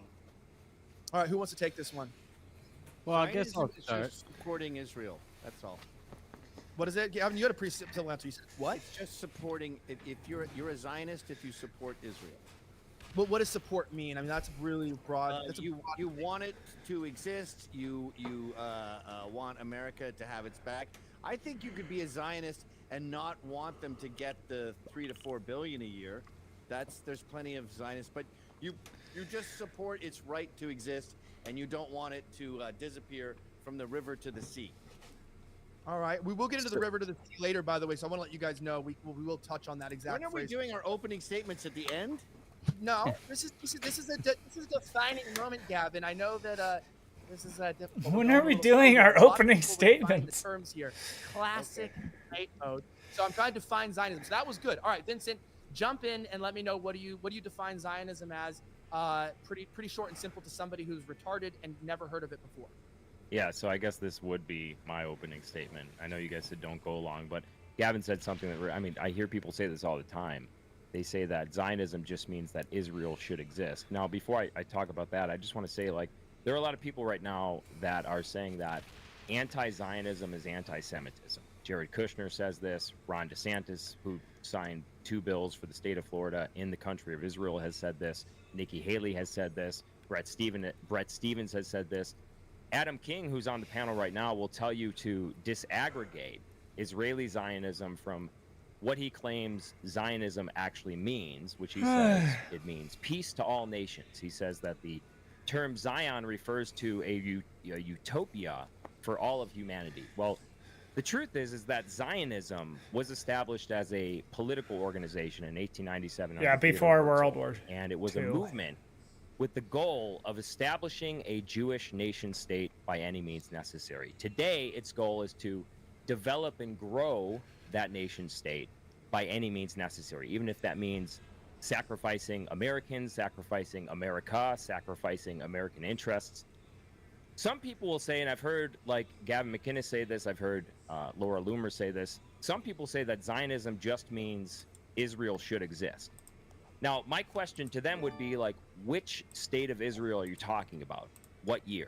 Is it the Israel of the Uganda scheme, which was proposed by the British to the Zionists and was going to be in East Africa? Is it the idea of Israel?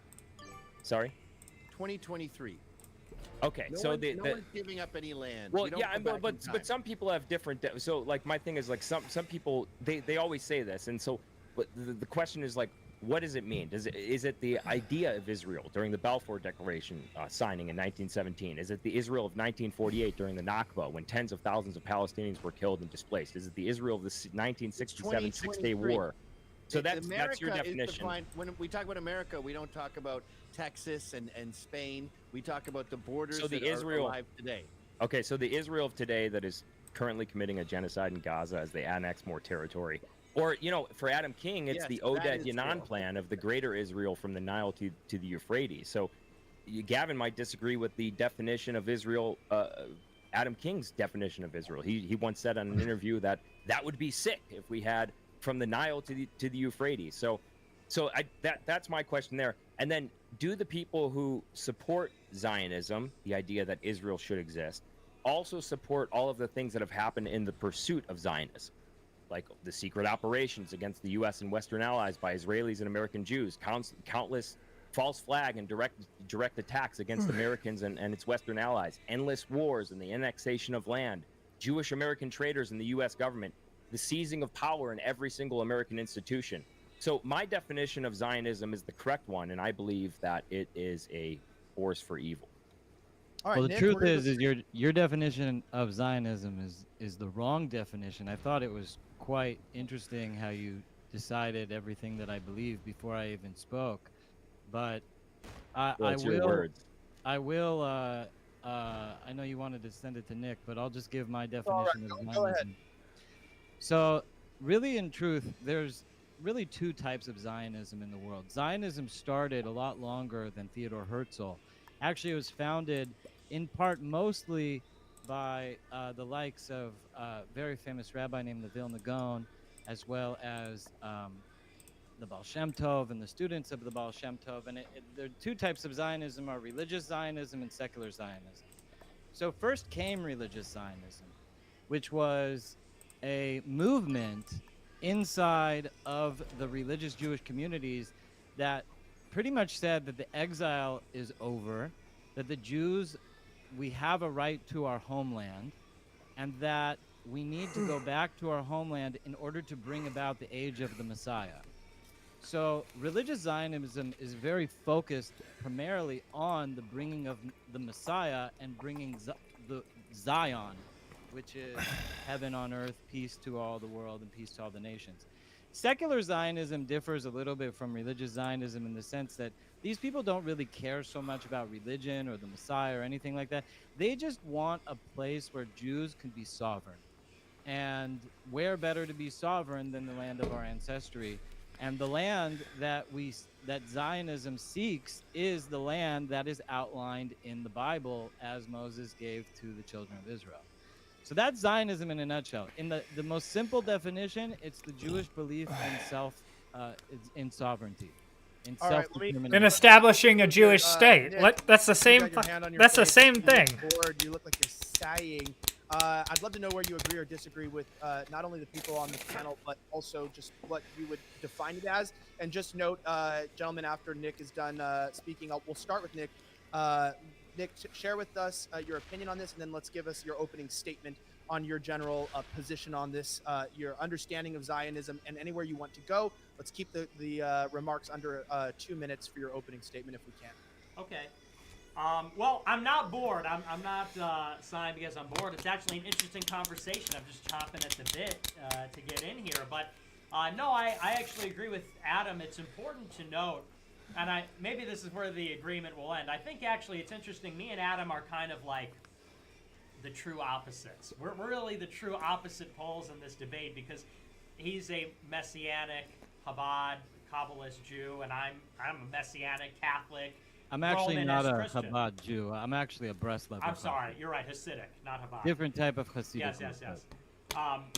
So in any case, so we really are the true opposites, and it's important to note the distinction between the religious Zionists and the political Zionists, or the secular Zionists. And he's right. I mean, the most prominent Zionists during the creation of the State of Israel were labor Zionists. That was the first handful of prime ministers and very left-wing socialists. And certainly it's true that a lot of Jews today, I think probably most of them in Israel, would not be considered religiously Zionist. And, you know, this regime that Netanyahu has cobbled together has a lot of religious Zionist Jews in there. And this has created a lot of tension with the United States and with Europe and even with the political situation in Israel. And so I actually agree. I think that, but regardless, the point is I think both secular and religious Zionists want a Jewish state in Israel. What that looks like, how that's structured, there's difference between them, but I guess those are the fundamental similarities. They want a Jewish state in Palestine, in what is considered Palestine. Now, again, the scope and who's going to be in there, that's subject to debate. My position on Zionism is I actually reject the religious Zionism more. I don't necessarily think it's a worse thing if the Jews have a state or have their own people. And although I think that what they're doing is inhumane and what they've done in the past is inhumane, and although I don't think the United States should support it, you know, this is a stateless people. They're a diaspora people, and they built a country, and it is what it is. You know, I'm not one of these humanitarian, you know, bleeding heart liberals that says, you know, that they're colonists or something like that. To some extent, I do believe in a might makes right sort of mentality, because it's sort of difficult. What is the foundation of the state other than that, other than the ability to project force within a given jurisdiction? But the religious Zionism is troubling because, you know, Adam talks about the Messiah, but of course the Messiah already came. His name's Jesus Christ. And the Messiah that Adam has in mind is going to destroy the Vatican, is going to destroy Rome in his mind. He's going to seek retribution against the Catholic Church for all of the perceived iniquities that Rome has prosecuted against the Jews. So, of course, I don't support this messianic religious project because it's heretical and it's blasphemous and it's wrong, and fundamentally it's set against and opposed to the true faith, which is Catholicism. So, and just to sort of wrap that up, like I said, we are the true opposites in the sense that, you know, I feel like in this debate and maybe in other debates, it's a question about, you know, what should America do and liberals and this kind of thing. And I think Adam wants America to make the world open for the Messiah. I want America to form the world into the Catholic Church, to form the world into Jesus' church. And so in that sense, you know, we really are these battling twin brothers of Rome and Israel. So that would be my opening statement. I'm opposed to it, opposed to religious Zionism. If there's political Zionism, I think the United States should not support it because they have been hostile towards us. They have not been friendly. Weird move. That's interesting. And Gavin, and I'd really want to point this out for people that aren't familiar with you. So obviously, Gavin is a legend. If people don't know about this, to give credit, you're new to the show. Make sure that you're following right now on Rumble. Make sure that you're following on X. We got to get these numbers up. But most importantly, that you can support on this amazing operation that Gavin put together, censored.tv. You can support it with the promo code OFFENSIVE, 20% off a membership. Shout out. Is he gonna kill Purple right here? Like that? And then end the game? Basically? Because if he kills Purple, that means that I win.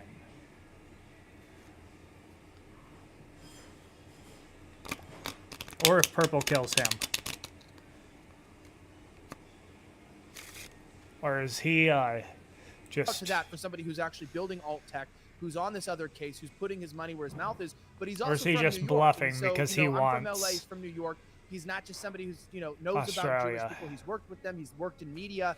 And so it's really interesting to hear the perspective. And so as an opening statement, Gavin, giving the background and a lot of life experience in this area. Shout out to Nick, too, who just realized he's old now. He's found out, you know, he's not one of these young Zoomer kids anymore, or Alpha kids. He's these old Zoomer, Boomer guys.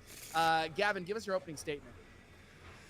Okay, yeah, the highest density of Hasidic Jews is Montreal, upstate New York, and Williamsburg, Brooklyn. And that's where I've lived since I was 18. And I think the Achilles heel with Nick's argument is he sees Jews as a monolith. Even within Orthodox Jews, there's constantly these civil wars. So I made this incredible chart to try to differentiate between what I call the four Jews. And they are, number one, Hasidim. Hasidim. Brian, you can hit it at any time now. What were you doing there? Like, it wouldn't occur to you to drop the hammer at that point? Ezra Levant. Sorry, is that Ezra Levant in the back? Yep. So there's Hasidim, and these guys are like Smurfs. They're a very weird little group. They don't really dislike Goyim or Orthodox. They don't even see anyone else. They're living in a bubble, and like the guys in the tunnels have nothing to do with Group 4, who we'll get to in a second. There is kind of like a tip of the hat, like thank you for your service, between Orthodox and Hasidim, but not really. Like they have a mutual sense of respect, but they're not in the same universe. These guys are in outer space, so don't drag them into anything else here. And these guys are pro-Israel, pro-Israel, pro-Israel, anti-Israel. Then you have the Orthodox Jews like Ron Coleman. These are our allies. They're pro-Trump. They love Christians. They help Christians. They are great dudes, and they're an integral part of every movement, including, by the way, the new right, alt-right, all these new right movements. You need Jews like this and this in the mix. I don't know. They're just good at organizing. Then you have the secular Zionist Jews, not as devout as Ron over here, like Ezra Levant. These guys are friends. They're cool. Your beef is mostly with these, I call them ginos. They're secular. They're anti-Zionist. They hate Israel. They're Bolsheviks. They're mostly atheists. They go to temple. Temple's a joke. George Soros is second-generation atheist. They believe in things like female rabbis. And you got to understand that these bitches hate these guys, and these three guys fucking hate this bitch's guts. Hasidim don't even hate these people. They don't think of these people. Like, they sort of acknowledge these people, but these guys are in a universe all their own. So these two are the real Jews in the world. These are fake. And most of your beef, like in the media and in politics, is going to be these ginos. Now, the reason that I say I oppose anti-Semitism, well, one of the many reasons is I go, white people have this sense of ethnomasochism. We're altruistic. We want to debase ourselves. We're horrible. We're horrible. You see people from this group, a disproportionate number in media and politics, go, yeah, you do suck. You are horrible. So what whites do is or anti-Semites do is they go, these fuckers made me hate myself. And that's true. In a sense, there are a lot of people from this group saying that white people suck. But you can't put all the blame on them. There has to be some culpability here. And that is why I keep harping about this, because I want you to have some culpability. Before the end of World War II, before Jews took over the media, white people were still like, oh, we suck, we're horrible. You know, we had an American Holocaust in this country. We lost 620,000 men. That's equivalent of 5 million today. Why? Because we were worried about Negroes' rights. We were so altruistic. We were sailing boats over to Africa. You know, in Woman King, the Dahomies, we were like, please stop having slaves. We were more concerned about Africans than Africans were, or the Indians. We were so worried about the Indians. We had a 360-year war with them, and we were like, oh my God, that we fought. I love them so much. We named our cars, our towns, Ronkonkoma, Mamaroneck, and Geronimo, and Tomahawk. Fucking missiles. Like, we worshiped the Indians and they slaughtered us. So whites have this sense of self-hatred, and to blame it on the Jews is a cop-out. It's like Jared Taylor said, you know, it was at the point where if it rains on your birthday, you blame the Jews. And that's what we criticize blacks for. Blacks are always like, man, I can't get a leg up because whitey's always knocking me down. Well, you're the same when you constantly blame. I do actually agree with that it is kind of like acting like black people but with you also, as a white person, need white to people. confront your ethnomasochism. Okay, so we're calling that I'm impressed, man. Multi-Jewers. I never heard a Gentile put it so succinctly like that. You could tell that Gavin grew up around a lot of Jews. I Go know ahead, these Vince. fucking kikes. I thought the K word was going to be dropped by the other side, but let's fucking go! It's usually niggers and chicks who say kike. Vince, I'm glad I put this on YouTube. Someone was like, hey, you're going to live stream this on This would have been YouTube? the last day of your YouTube channel. Fuck no. Yeah, all right. Vincent, obviously you got I stuff didn't even to say know on you the- still had a YouTube channel. That's Well, it good job on barely keeping that. exists. You always getting wonder 9 about people who have YouTube channels, like if they're like in on something. Like, how do you still have a YouTube channel? We don't make money from that, and we get like 9 views, so it basically doesn't exist. So please follow us on Rumble. Follow Vincent. Everyone's in there. By the way, Nick's on Rumble. We got Adam King as well on X and his website, everything, and also we got Gavin. So make sure you follow him on Rumble. But Vince, I mean, you know, he knows his Jews. That he got his Jew stuff down. And so before we have the Jew and the man, the myth, the legend, Adam King speak, I mean, hey, give us your. I mean, you kind of gave your opening statement, but where Which do you stand one's on this? Adam King? Is, Yeah, I just oh, want to no, respond this is to Adam Gavin King. a little bit. Like, a lot of those people that, and maybe not specifically those people that he has of the heads up there on screen, but a lot of those people that I guess would be in those categories agree on one thing, and that one thing is making sure that they defend Israel at all costs. No, and that is no. and that these is these three defend what? Israel at all costs. These cunts would I don't happily even let know Israel that burn to the person- ground. He's Well, a cunt. Okay, but here's the thing. Like, if you look at like what Sarah Silverman's saying on Twitter, it sounds a lot like she's defending Israel, right? If you look at a lot of these atheist Jews, these atheist liberal Jews who you would describe or who you would categorize as ginos, a lot of them seem to be pretty strongly in support of Israel. And like, I you look deny at like that. Sarah Silverman's sister is an activist in Israel. She is she's an Orthodox Jew, so I won't count Sarah Silverman. And Sarah Silverman, she is pretty darn fucking anti-Zionist for even someone who has a Zionist sister. But if you look at the other ones who will happily, they're pro-Palestine. That's What about Amy Schumer? Dick about this. In Israel, there are anti-Zionists who are pro-Palestine and want the wall to go. Like, the problem with you guys is you're devoid of nuance within this view of the Jew. Well, so I don't think that's true. I think, you know, in my opening statement, I differentiated between secular and religious Zionists, and you're right. I mean, there's even Jews within the Hasidic community, although not many of them are anti-Zionist, and there's secular Jews who are anti-Zionist for their reasons. But ever since the October 7th attack, there's almost none of them that are pro-Palestine anymore. Everybody in Israeli society has moved to the right, and there's almost nobody that's anti-war anymore. There's almost nobody that's pro-Palestine. They can't do their protests anymore. No one will host them. They're dwindling numbers. And the reason for that is because when they are attacked, that is when you see the real nature of Jews, which, although you're right, I mean, there's that old trope about you get two Jews, you get three different opinions, they love to argue. That's really sort of the essence of their legalistic tradition. But when they are attacked by a Gentile, when they are attacked by the nations of the world, all those differences vanish, and they all become cognizant and conscious of the thing that they have in common, which is that they are all Jews. And that's why, 3 weeks before the October 7th attack, Ben Shapiro was bashing Jonathan Greenblatt for years. And Jonathan Greenblatt was hitting a lot of the Zionist Jews, and the Zionist Jews were trying to undermine Greenblatt for years, ever since he took over ADL. But on October 7th, when that I'm trying to figure out what Shapiro was what Greenblatt Reds. went on MSNBC to shame MSNBC and said, you have too many pro-Palestine commentators on this network. What Red's and when the plan is. Chabad Lubavitchers in New York were in the tunnel, who's out there at the forefront defending them against the anti-Semitic tropes? It's the liberal ginos from ADL. And so I agree with you. I mean, there is distinction, there is nuance within it, but at the end of the day, they're all on the same team.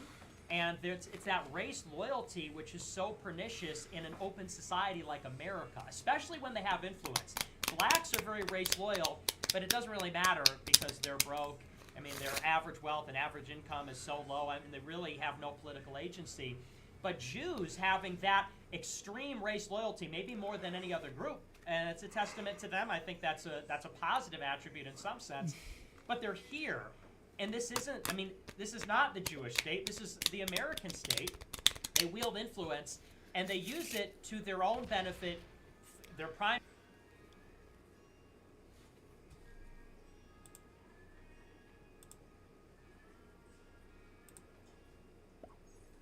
Uh-oh.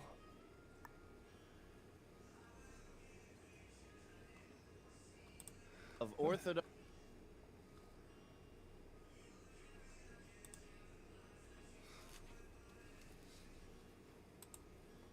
Electrify your metabolism back to teenage levels by eating 1/2 teaspoon of this with ice water and burning fat like you're still in high school.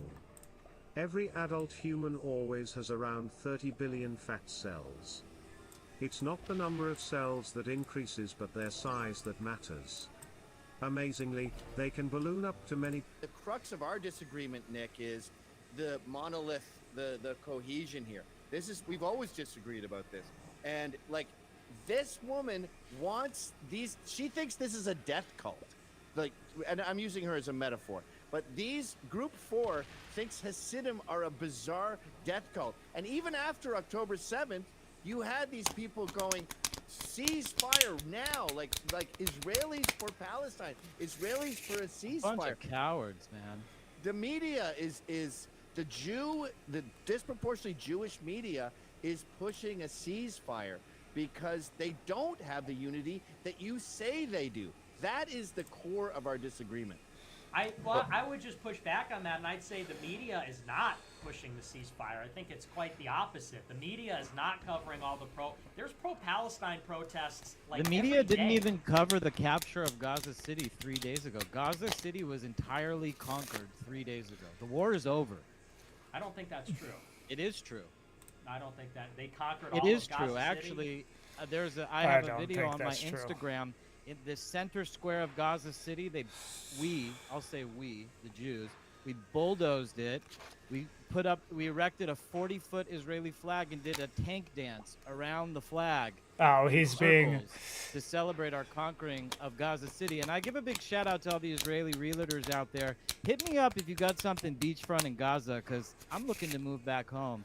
You know, unlike these other three guys on the panel, I actually lived in the Gaza Strip. I lived in a small community called Shirat Hayam, and I was radically disengaged by the Israeli government, arrested, thrown out of my home, and our land was given to these fake nation called Palestine so that they could destroy everything there and launch endless war. That was in 2003, 2005, somewhere in there, 2005. And now it's time to go home. So I'm really looking forward to getting back to Shirat Hayam and seeing if my house is still there. If I'm sure wasn't Nick is turned looking into forward a to you going back there too. jihadi graffiti park. Well, you know, you have this sort of glib attitude about it, and, you know, I know there's a rhetorical purpose to that, to say, oh, you know, we took Gaza, and I can't wait to get some beachfront property. The Torah gives Listen, the commandment you're not gonna, in every generation. You're not going to trigger it's a me mitzvah. with that kind of Kibush stuff. al haaretz Okay. is one So of are the we just going to interrupt commandments each of the other? Or Torah. is it, are you a Jew and you can interrupt me because I'm a Gentile? Is that how that works? All right, Brian, if you can help me mute things, I'm just trying to mute them real fast. We're not going to be talking over each other because we're not going to be doing that shit on this live stream. If you want to do that in other live streams, you can. But I understand you used to live in Gaza. I want to clarify, though, Nick, before you respond. Was that your opening statement, Adam, or did you not get your opening statement yet? We're so far from opening statements. We're like at minute marker 36. Let's go, bro. All right. Because I want to give the chance to respond. So you brought up these statements, right? This is what I want to ask. Then this is kind of going in that. Does what is Israel, and does the West Bank and does Gaza belong to Israel? And is Israel more than even what we currently view it as? Does Israel expand into Egypt? Does it expand into Lebanon? Does it expand even further on Jordan? What is Israel, and how do you define it? And when are we going to be okay and say Israel exists and we define it as such? That's what I want to know. What is Israel? We can go ahead and start with Israel is defined by the borders that are given in the book of the Deuteronomy in the Old Testament. There are clear outlined borders, which are pretty much the exact same shape of Israel now, with the exception of the West Bank. Now the West Bank is the last part because Gaza is now Jewish again, thank God. But the West Bank is the last remnant, and that's like the main core of the Jewish settlement. Most of those houses were built by Jews thousands of years ago.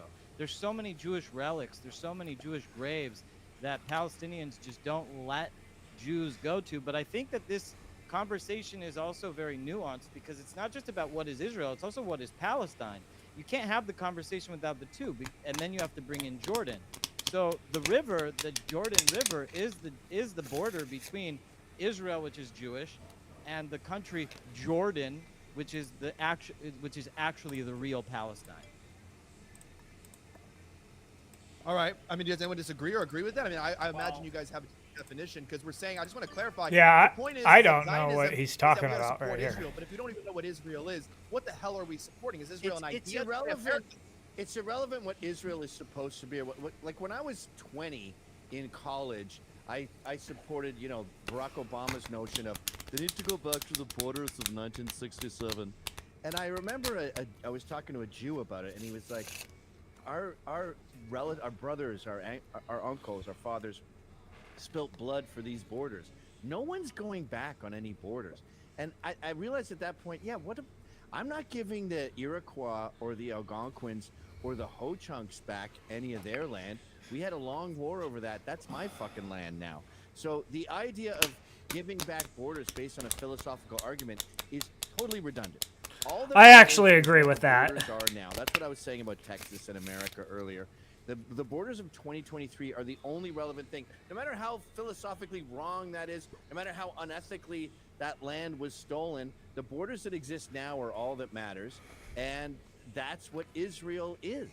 Also, it's important to say that when people refer to the 1967 borders, they're really referring to the 1948 borders, because it was in 1967 that the Jews took the Jerusalem and what is the current map. The current map now is the 1967 borders. When they use this term colloquially, the 1967 borders, they want to go back before the War of 1967, when Israel was just fought colonial England for its independence, and then the Arab nations after that for its war of existential survival. So it's really important that we understand this, because there's like so many of these lies and misdirections by the Palestinian community about what those things are, especially genocide. And I want to get into genocide at some point in this debate, probably not right now, but understanding the 1967 borders are really the 1948 borders. It's going back to a time from when Jews won their independence until the 1967 war. Fuentes? Yeah, so, I mean, to me, it's really an uninteresting question of, you know, what is Israel and what is Palestine, and here's why. Because the fundamental operative that matters for us is that Israel could not exist, would not exist without the support of the United States. And so, for example, what they're doing right now, they could not be doing without the security guarantee of the United States. This little incursion in Gaza, this prepared war that they have in Lebanon, their grand aim is to confront Iran and degrade their nuclear facilities. All of this is being done under the security of the United States. All of this is being done with the material and monetary support of the United States. And so, you know, if Israel were having this war, I mean, I probably wouldn't care as much. I would care as much about the war in Niger, you know, Niger versus Nigeria and everything else. But the problem is that Israel, as we know, has had the United States fight its enemies and fight its neighbors and adversaries for decades. We've been paying off Egypt and Jordan for decades. We fought Iraq, Syria, Libya on their behalf. And now we're doing the same thing here. And here's what matters in 2023. I agree, it is sort of pointless to talk about the 67 borders or the 48 borders. I mean, my Muslim friends are not going to love that, but I've never been like necessarily a super pro-Palestine guy. I think that Israel is committing humanitarian atrocities, but that's really outside the question of politics. And what matters right now is that what Israel is doing is angering the Muslim world. They're confronting Iran and its proxies in the region, and they're drawing the United States into this so that we will fight their wars on their behalf. Let's not pretend like it's just basically complete context denial to say this is about Israel and Palestine. This is about Israel and all of the Muslim world, and Israel dominating that entire map, which they could not do without the United States, which is something that is not in our interest. We're sandwiched right now between a losing war in Ukraine and a future losing war in Taiwan, and Israel is drawing us against our will into a conflagration in the Middle East. We're going to be fighting Hezbollah, the Houthis, which we just bombed tonight. We're going to be fighting Iran, all these other people. And it gets back to the original question. This is a Christian nation. This is America first. This is why we can't have Zionist Jews in power in America, because they're the ones that are getting America to fight all their wars that are not in favor of Gentiles, that are not in favor of Christians or Catholics. I mean, if Adam had it his way, Americans would be building the armaments and fighting the wars so God that forbid. the Jewish Messiah Why would could I come wanna back give and credit destroy to the America? Vatican. And that's God not forbid. in our favor. Yeah. I wouldn't assume that Adam disagrees with you. I don't know if he does. I know I don't disagree with you. I'm a total isolationist. The $3 billion we give to Israel annoys me. The $4 billion, whatever it is, it annoys a lot of Israelis too. I've been to Israel and I've talked to Israelis who go, "We have a self-sufficient GDP. We don't need your money. I don't like the animosity. They still that take comes it with your donation." So there's plenty of Israelis that don't want that money. And as far as fighting wars go, yeah, my worst fear is that Israel provokes Iran and we start this World War III shit. I don't even want them provoking Lebanon. But as far as what Israel's done so far to Palestine, I think it's been very kind. And if they were to stop tomorrow, then I would go, that's pretty fair. The amount of Palestinians that died in this war, the amount that were involved in Hamas, it's a very reasonable retaliation. And I think that's what happens when you kick Mike Tyson in the balls. You're going to get your ass kicked. Now, I don't want them to go further than this, but as far as where we are now, if we could just stop, please. I'm calling for a ceasefire, I guess. If we could just stop, please, at this. I go, that's reasonable. Like when I was over there, my biggest beef with Israel was how nice they are to everyone. Do you know how many fucking Arabs go to Tel Aviv for heart transplants and having tumors removed? Israel even treats terrorists. They treat terrorists and fucking sew them up. They have Muslims in their parliament. They have Muslims living in Israel. When I was there, I was like, you guys are way too nice to these fucking people. And this is a very controversial thing to say, but I would say this war so far has been pretty ethical. 30,000 people for the population of Gaza is actually fairly reasonable. It's actually only 1.5% of the population of the city of Gaza, but also you have to understand there's 25,000 members of Hamas. So if you and Hamas has been almost virtually defeated on the ground in Gaza. So if you I was remove trying to. the 25,000, you're really looking at like 5 to 10,000 deaths. It's not even a percentage of the population. If you go into Russia or Syria or any of these other conflict zones, All right, let's see they what purple demolish does now. 40% of the civilian population while trying to take a city. It's quite unbelievable how they have the audacity to label this a genocide. Yeah, look at the percentage of Israeli citizens, Whoa. civilians that were killed, and the percentage of Palestinian civilians that were killed. And just for context, like October 7th, 1,400 Jews were killed, and in relation to America, because there's only 15 million Jews in the whole world, 8 million in Israel. But if you consider the whole 15 million in the world, the way that Jews were impacted by October 7th, the population equivalency to America, it would be as if 47,000 Americans were killed in a single 6-hour period. It would blow the minds of Americans. If any country did that, America would destroy them. I mean, America killed 1 million civilians. That was in fucked Iraq up. because Afghanistan and 9/11. It's ludicrous to think that Israel's a genocidal nation because we literally surgically removed Hamas from the Gaza Strip. That's not my argument, though. But that's not my. You guys are talking about civilian casualties. And I'm just to talking get about, to your point, Nick, I want to address your point. Is this an infinite talking time for Gavin and Adam, or what? Well, you know, when you have good ideas, you got to share them. But I want to address your point because Adam, Nick's got to be able to talk. We'll address the point. Let's go to Nick on this one. Well, I just want to say something quickly, and then we got to get Vince in because Vince hasn't talked since the beginning. But I just want to say briefly, I mean, it's interesting because, I feel like I'm laying out these arguments, and we're hearing just arguments from the other side to other arguments that weren't made, because I didn't really say anything about the civilian casualties constituting a genocide or anything like that. As a matter of fact, I said really it's sort of a might makes right, and you know what? Israel's dominating the region from a strategic point of view. I mean, what they're doing is, it may be wicked, but it's smart. And from a military It's point of wicked view, smart, I'm bro. arguing, like to Gavin's point, Gavin said he's worried about World War III. Israel is deliberately drawing us into that against our will.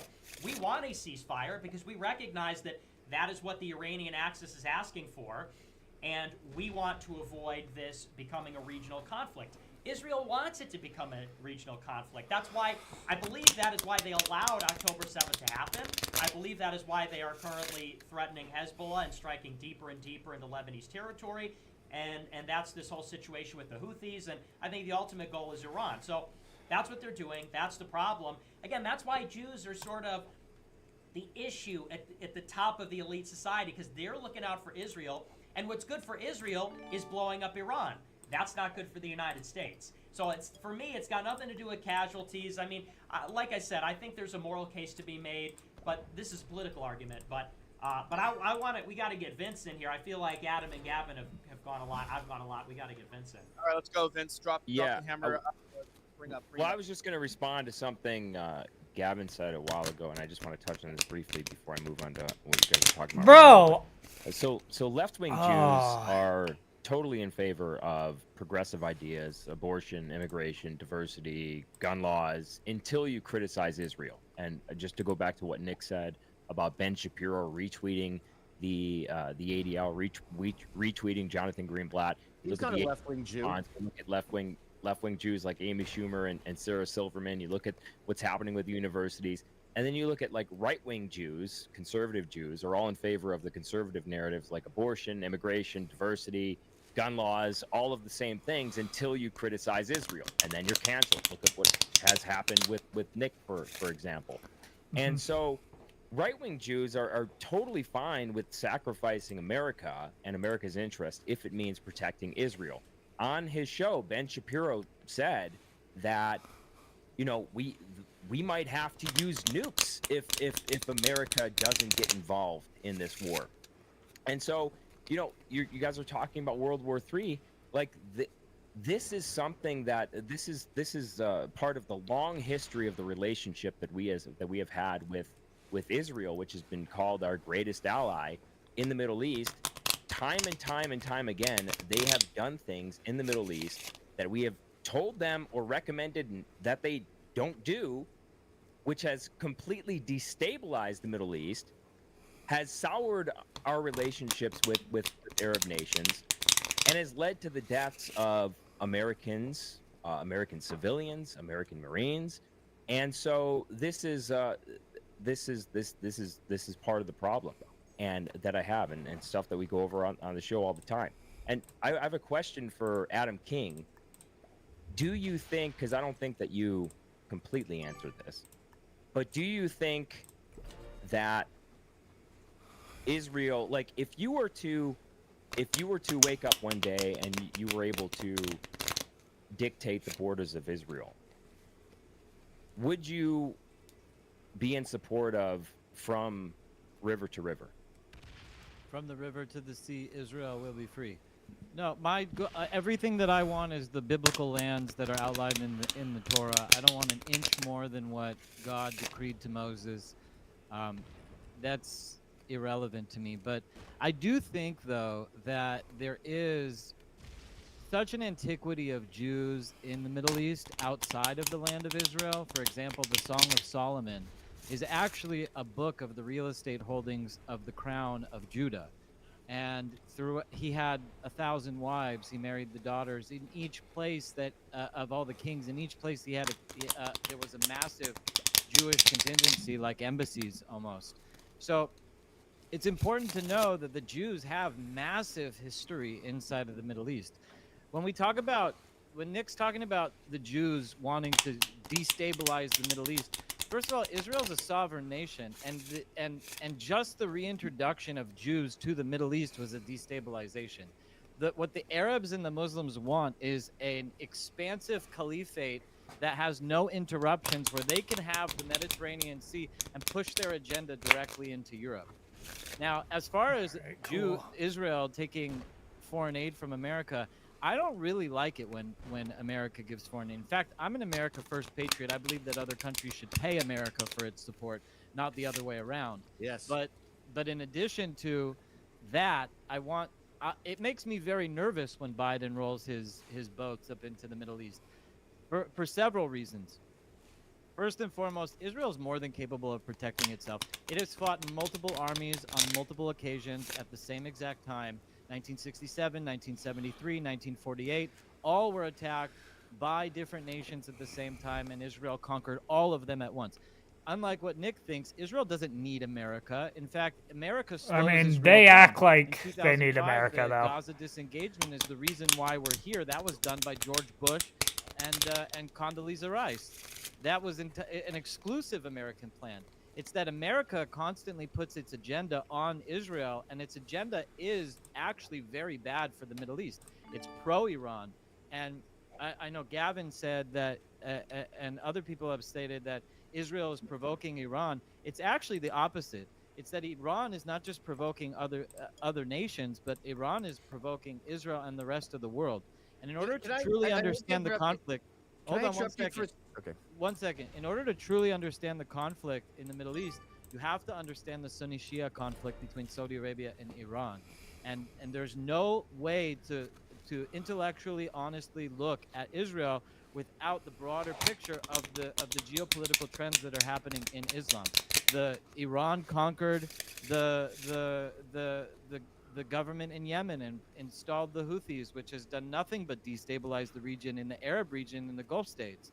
You know, Nick, I don't hear you talking about Iranian destabilization of the Middle East. It's almost like a singular attack on Jews, that Israel is the problem of the world. And Israel has its own sovereignty. It can make decisions without the need to check with the United States. Well, if I could rebut that, I know Gavin was trying to jump in there, but since I was directly mentioned, the reason why is because the United States isn't holding an umbrella over Iran taking over the region, but we are doing that for Israel. And, you know, the thing about, it's so funny because I've debated many Jews about the subject of specifically foreign aid over the years, and you know what it is? They have so much pride. They hate taking money from the Goyim. They hate taking money that from they the are Goyim. dependent on the Goyim. And so they take the money. They need the money. They need our guns. They need our support. They do need us. And, you know, you can say all you like, well, you know, we don't need America. America slows us down. But, I mean, you just take a look at a guy like Ben Shapiro. I know you're not Ben, but, I mean, he's a good example of this. years ago he was asked at a Q&A, should we remove the foreign aid? And he said, well, it doesn't matter because we don't need America. Israel can defend herself, because they're so proud. They're such a proud people. But then when Hamas attacked on October 7th and this Iranian crescent pincer started to squeeze Israel, Shapiro and Mark Levin and all the other Zionists went on TV and said, if the United States doesn't give Israel what it wants, when it wants it, no questions asked, then we're going to nuke the whole region. We're going to use our nukes and everything. And that's because, of course, historically they can't. You had one miraculous victory without our support in 67 because he did a sneak attack on the Egyptian and Syrian Air Force. What about but 73? In 48, no, that was 67. I'm saying that miraculous wins were 48, 67, and 73 73. was the airlift from America. You couldn't have won without the airlift from Nixon and Kissinger. And in 48, you couldn't have won without the smuggling from American Jews. We facilitated all the arms going to Israel during the won ceasefire. those wars because God willed it so. Because God wants to bring home His children. It wasn't because of American bought carriers in Lebanon. 1948, 600,000 Jews starving in the Holocaust, who just came out of the Holocaust with barely having pistols, conquered the greatest empire at the time, England, won its independence, and then fought 3 armies. Just 600,000 Jews with barely any munitions whatsoever. That's a Romans miracle from today? God. That's a miracle from God. In fact, in 1967 and in 1973, before the Jews went to war, we dug our own graves in Tel Aviv.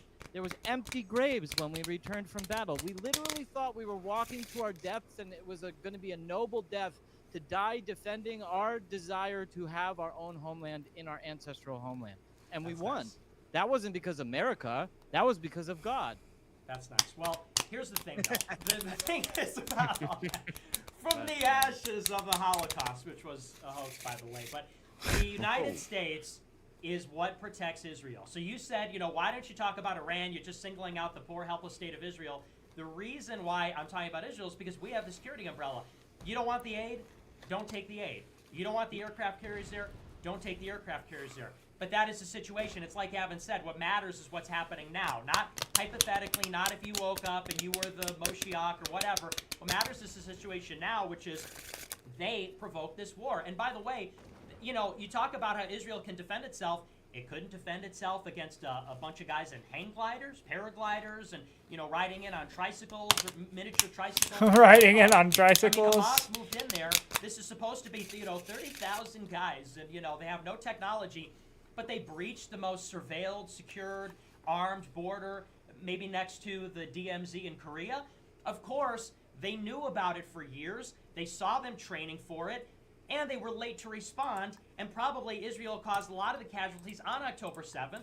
And that's because Netanyahu's hanging on to power, and he knew that this would be the perfect pretext to get Gaza and get Iran with the support of the United States. Without the United States, Israel would be in real trouble from Iran and Hezbollah and the Houthis and the Mobilization Front and all these other groups.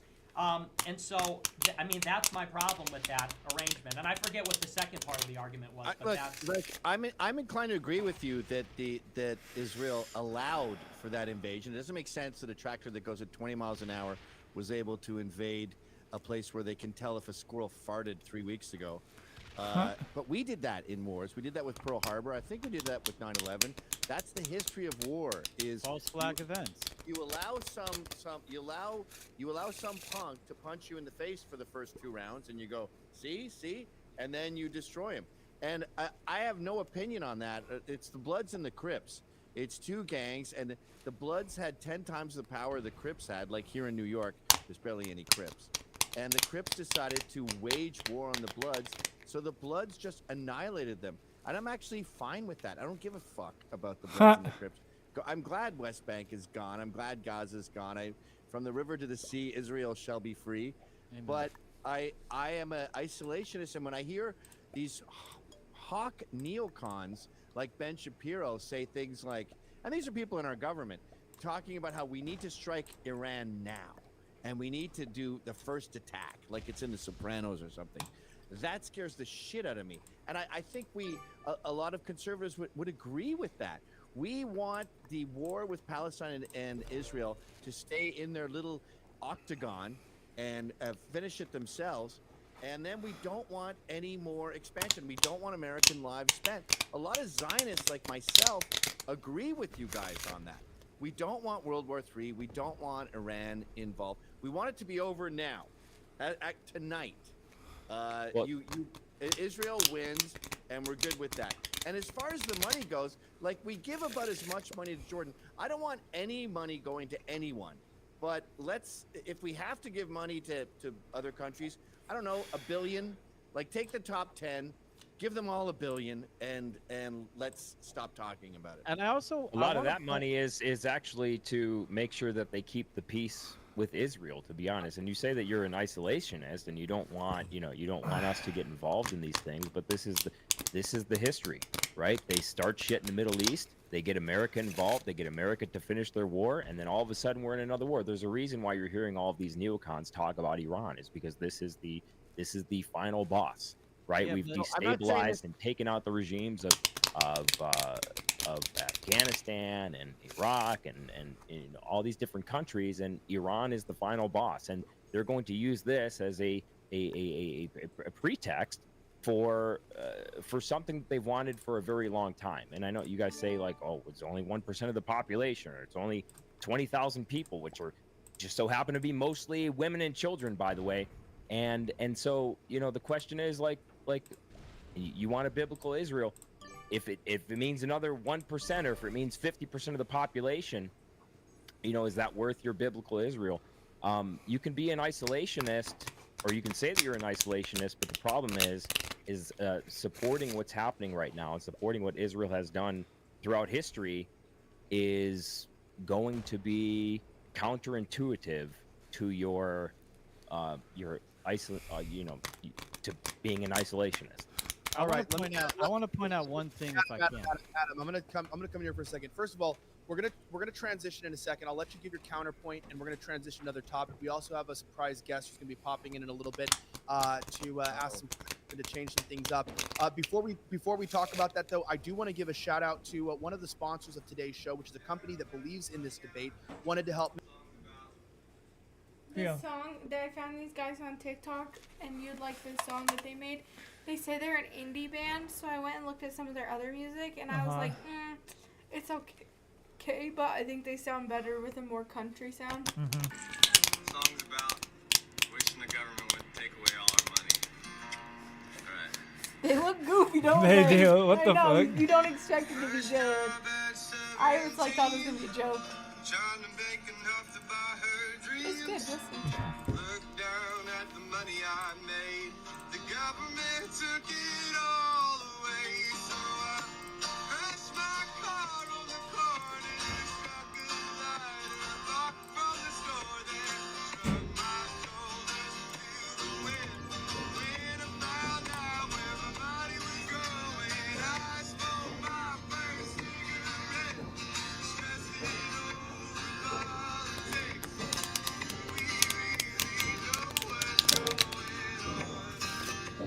The comments are like, you had me, I wish the government wouldn't.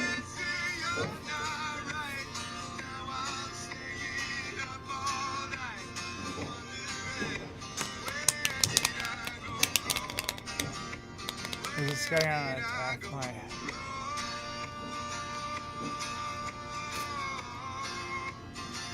What is his plan here? He gonna break me? Okay. Weird move. Are you losing? No. Is that how many troops they have in each one left? Yeah. And then this is how many troops we have, how many troops they have, and like how many territories we have.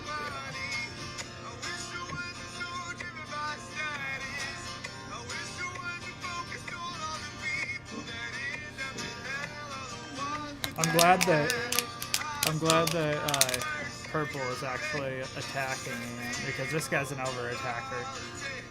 And then, last time I was in a game with an over-attacker and then a person who just stays in Australia and wouldn't fucking attack at all. So then it was pissing me off. Because this guy was just over attacking, and then if I got in a war with this guy, then this guy obviously won. But if I didn't get in a war with the guy who was here and just like sat there, the guy who was over attacking would win. So I was basically screwed. You know what I'm saying? You like it? Mm-hmm. I like I didn't it. know that TikToks were this long. You can do like 15 minutes. Now let's do this. I don't know. I'm watching a debate right now. Make it possible wants to continue to keep free speech, independent media alive. And I'm talking about the purgestore.com. This is an amazing store that not only has supplements and intake devices for your body that help you to fight disease, it can help boost your immune system, but they have a new product out called the Parasite Cleanse. So basically what this is you know, we have Adam on here. I don't think Adam, you don't eat pork, do you, Adam? No, I don't eat pork. All right, and why don't you eat pork? It's not kosher. The only motherfucking pig that I eat is police. Yeah, well, the only reason why I don't eat a lot of pork, I don't eat a lot of stuff, I'll eat bacon stuff. But the truth of the matter is that we do have parasites that enter into our body, that live inside of our gut, and they end up defecating. They actually shit inside of our gut. They actually shit inside of our gut. Tissue. They actually live and embed inside of your tissue. And there are many different complicated ways to get rid of parasites in your body. But now they've created a one-stop shop pill that can help rid your. Let's see if it's. Where did that go?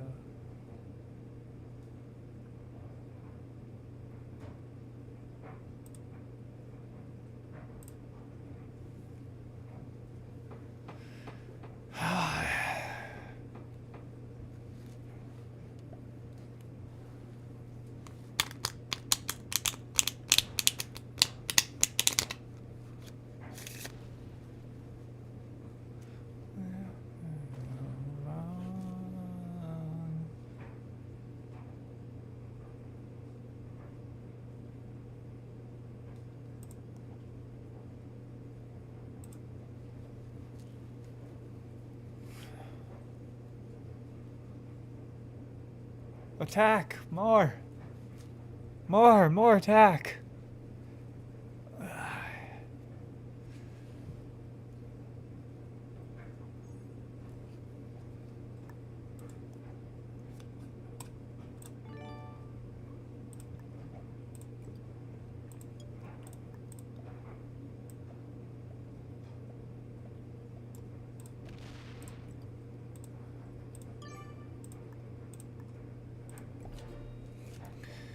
Here we go.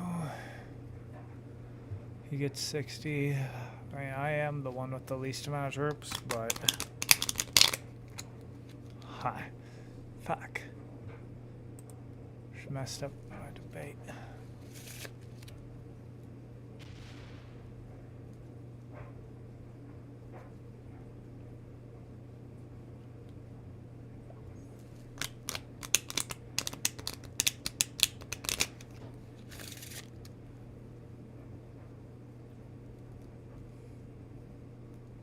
Yes.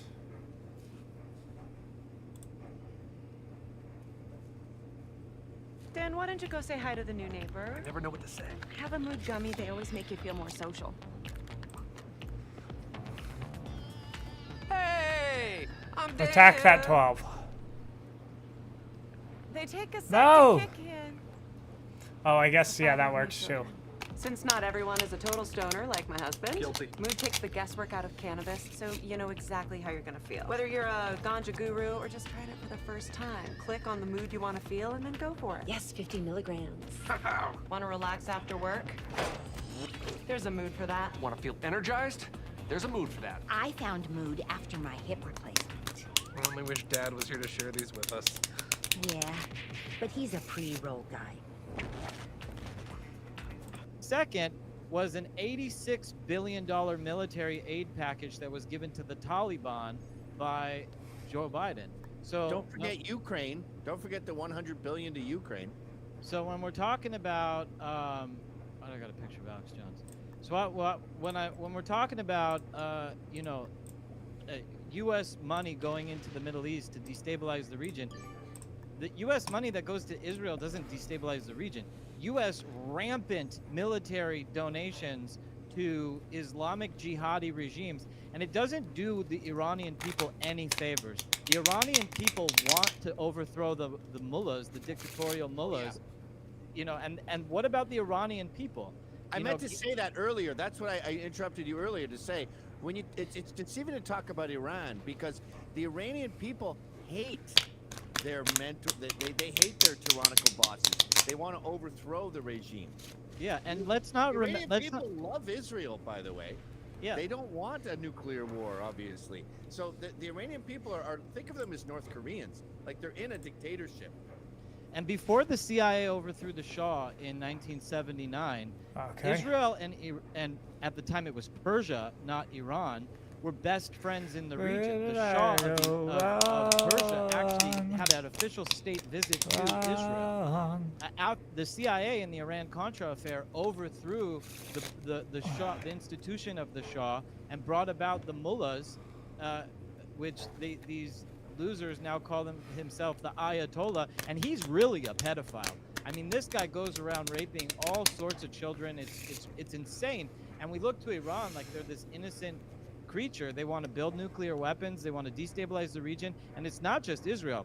Iran wants to conquer Saudi Arabia much more than it wants to conquer Israel. It wants to win the Muslim holy war and defeat the Sunnis. The Shia want to defeat the Sunni more than they want to defeat Israel. In fact, Saudi Arabia is like chomping at the bit to make peace with Israel. This war only set them back. And just recently, Saudi Arabia announced that after the war, they would like to resume their peace talks with Israel.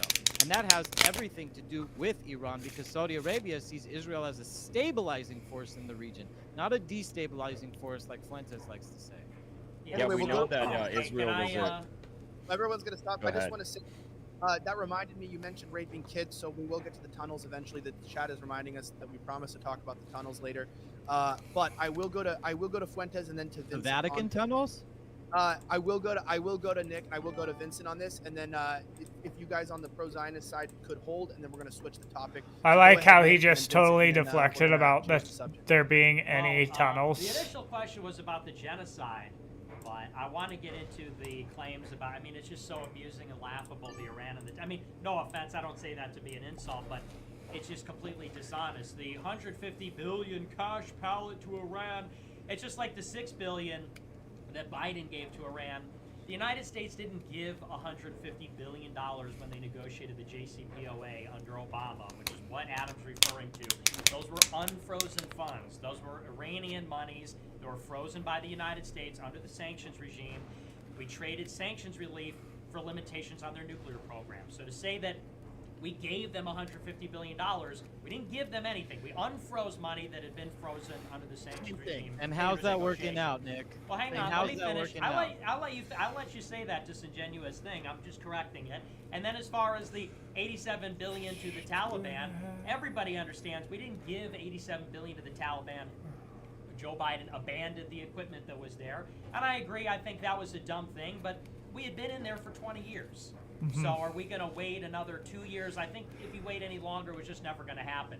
The money that we're giving to Israel is taxpayer money. Okay, that's money that's taxed from American citizens, given to Israel. And you talk about the memorandum of understanding. That's the $3.8 billion over 10 years, which was negotiated, I think, in 2016. But that's not even the most of it. There are other forms of aid that Israel gets. Iron Dome isn't included in that $3.8 billion. I would also include the aid that we give to Egypt and Jordan. Vince pointed out Egypt and Jordan are historically the second and third highest recipients of American foreign aid. Those are payoffs. Egypt started receiving that level of foreign aid after they negotiated peace with Israel, first country to do so. Jordan became the third highest recipient of foreign aid in 93 or 94 after they normalized relations with Israel and became the second Muslim country to do so. So, I mean, really, it's the memo of understanding, plus Egypt, plus Jordan, plus the Iron Dome. I would also argue the Iraq War was a form of an in-kind subsidy, and there's other things, too, that aren't calculated. You can look it up and see what the numbers are, but it's much bigger than 3.8 per year. That's on the and you know, so to say, well, you single out Iran, and I said, well, or rather, you single out Israel, but don't talk about Iran. I said, well, Israel gets our support, Iran doesn't. You said, well, we gave Iran money, and it's like, no, we didn't. Okay, but that's that. On the genocide, I'm not really interested in, again, the genocide terminology. I think that that's like a United Nations definition. Suffice to say, Israel is not avoiding civilian casualties. This is what our government is saying. This is what the UN is saying. And it's true. Israel's a brutal army. And, you know, it's a large country full of children. You know, it's like half the population, high percentage of the population's teenagers, or rather under the age of 17 or 16. And so these people that are being killed, a lot of them are children, a lot of them are civilians fleeing. And, you know, that's just not moral. That's just not a moral way to fight a war. And listen, I get it. Like, on some level, I get it. I think there's a mutual animosity. The Palestinians hate the Israelis. The Israelis hate the Palestinians.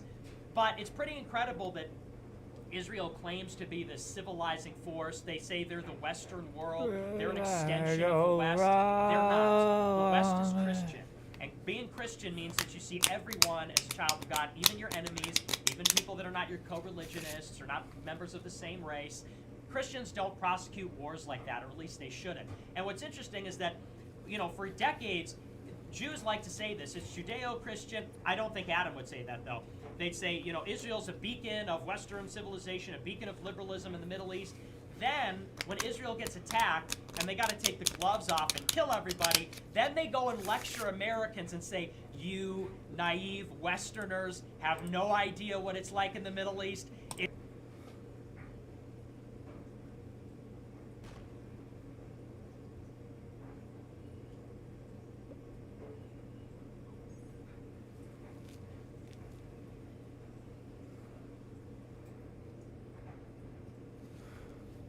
Bro, this guy's a piece of shit for botting out.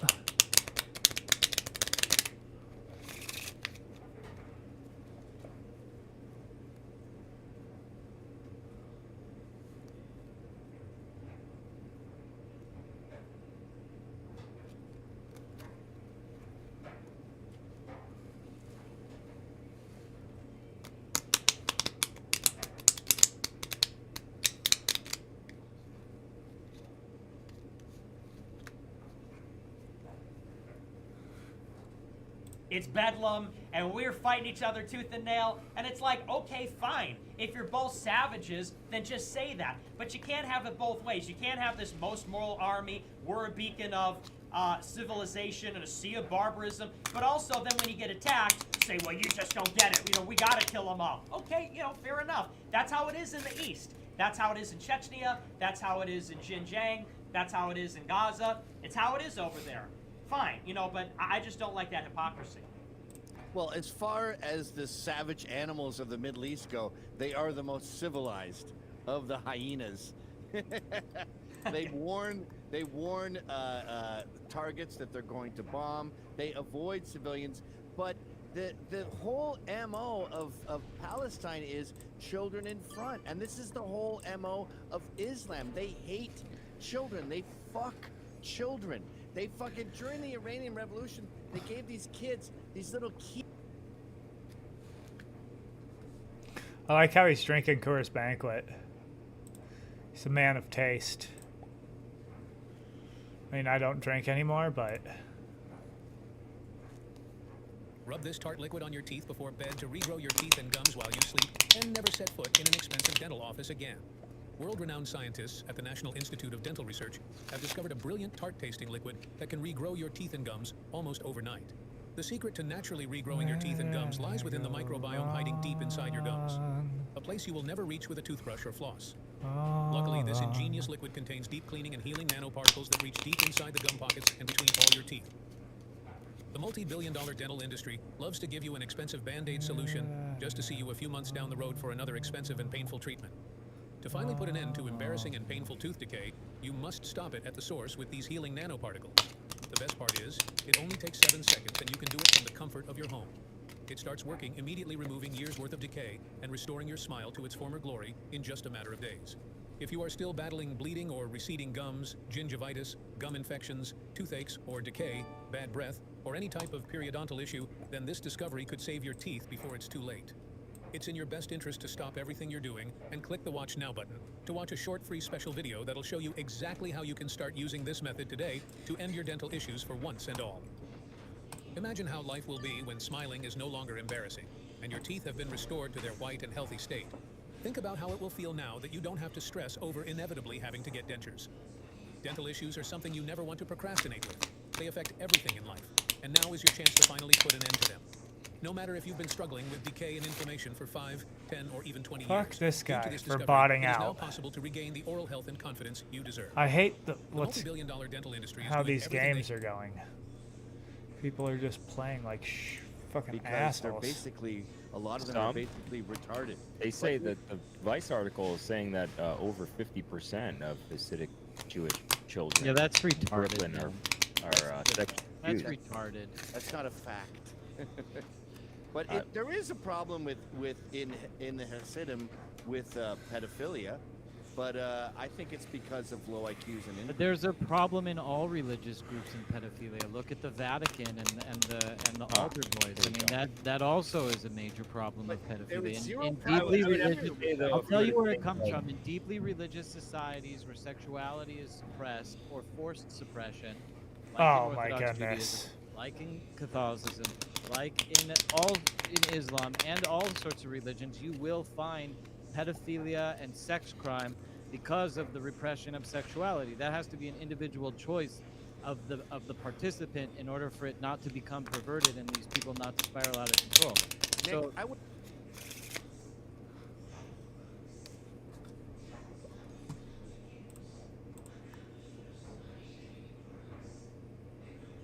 What the fuck is going on with the... Are receding gums and decaying teeth ruining your life? All it takes is 7 seconds before bed to restore years' worth of decay and never set foot in an expensive dental office again.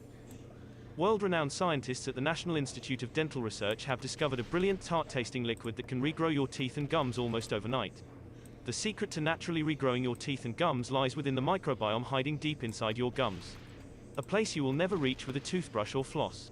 Luckily, this ingenious liquid contains deep cleaning and healing nanoparticles that reach deep inside the gum pockets and between all your teeth. The multi-billion-dollar dental industry loves to give you an expensive band-aid solution just to see you a few months down the road for another expensive and painful treatment. To finally put an end to embarrassing and painful tooth decay, you must stop it at the source with these healing nanoparticles. The best part is it only takes 7 seconds and you can do it from the It's a big leap that they're also pedos. Give me a break. Like, this is what they're known for. They got kicked out of 109 fucking countries.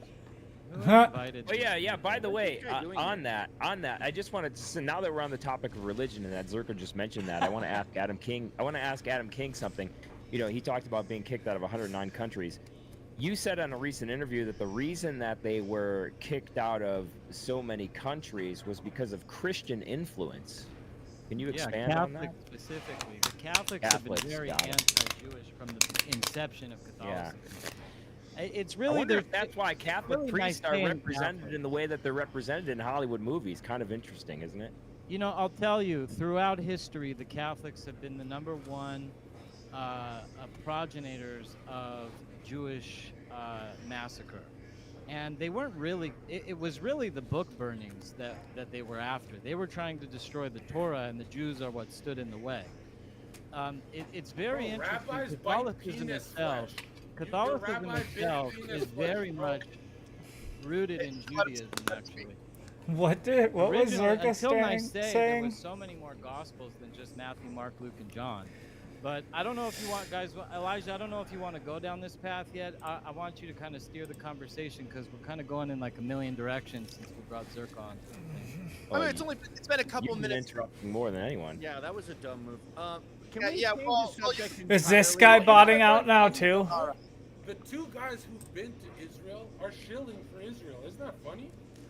Zerka, you're just like a shit stirrer. Like, That's- here's an honest question. Does Gavin, you used to be based, you used to be a white man. What happened? Does He Gavin bought it out and too. The fucking Goy, does Gavin and the Goy guy, are you guys funded by Jews? Just give a yes or no. Bro, I am a Jew. All of my money that I make for myself, I fund myself, dude. I'm self-funding. the same guy as so yeah, Tom I'm Robinson? funded by a Jew. I'm funded by Adam King, the Jew. Yeah, I you look, get you checks. look like a Jew.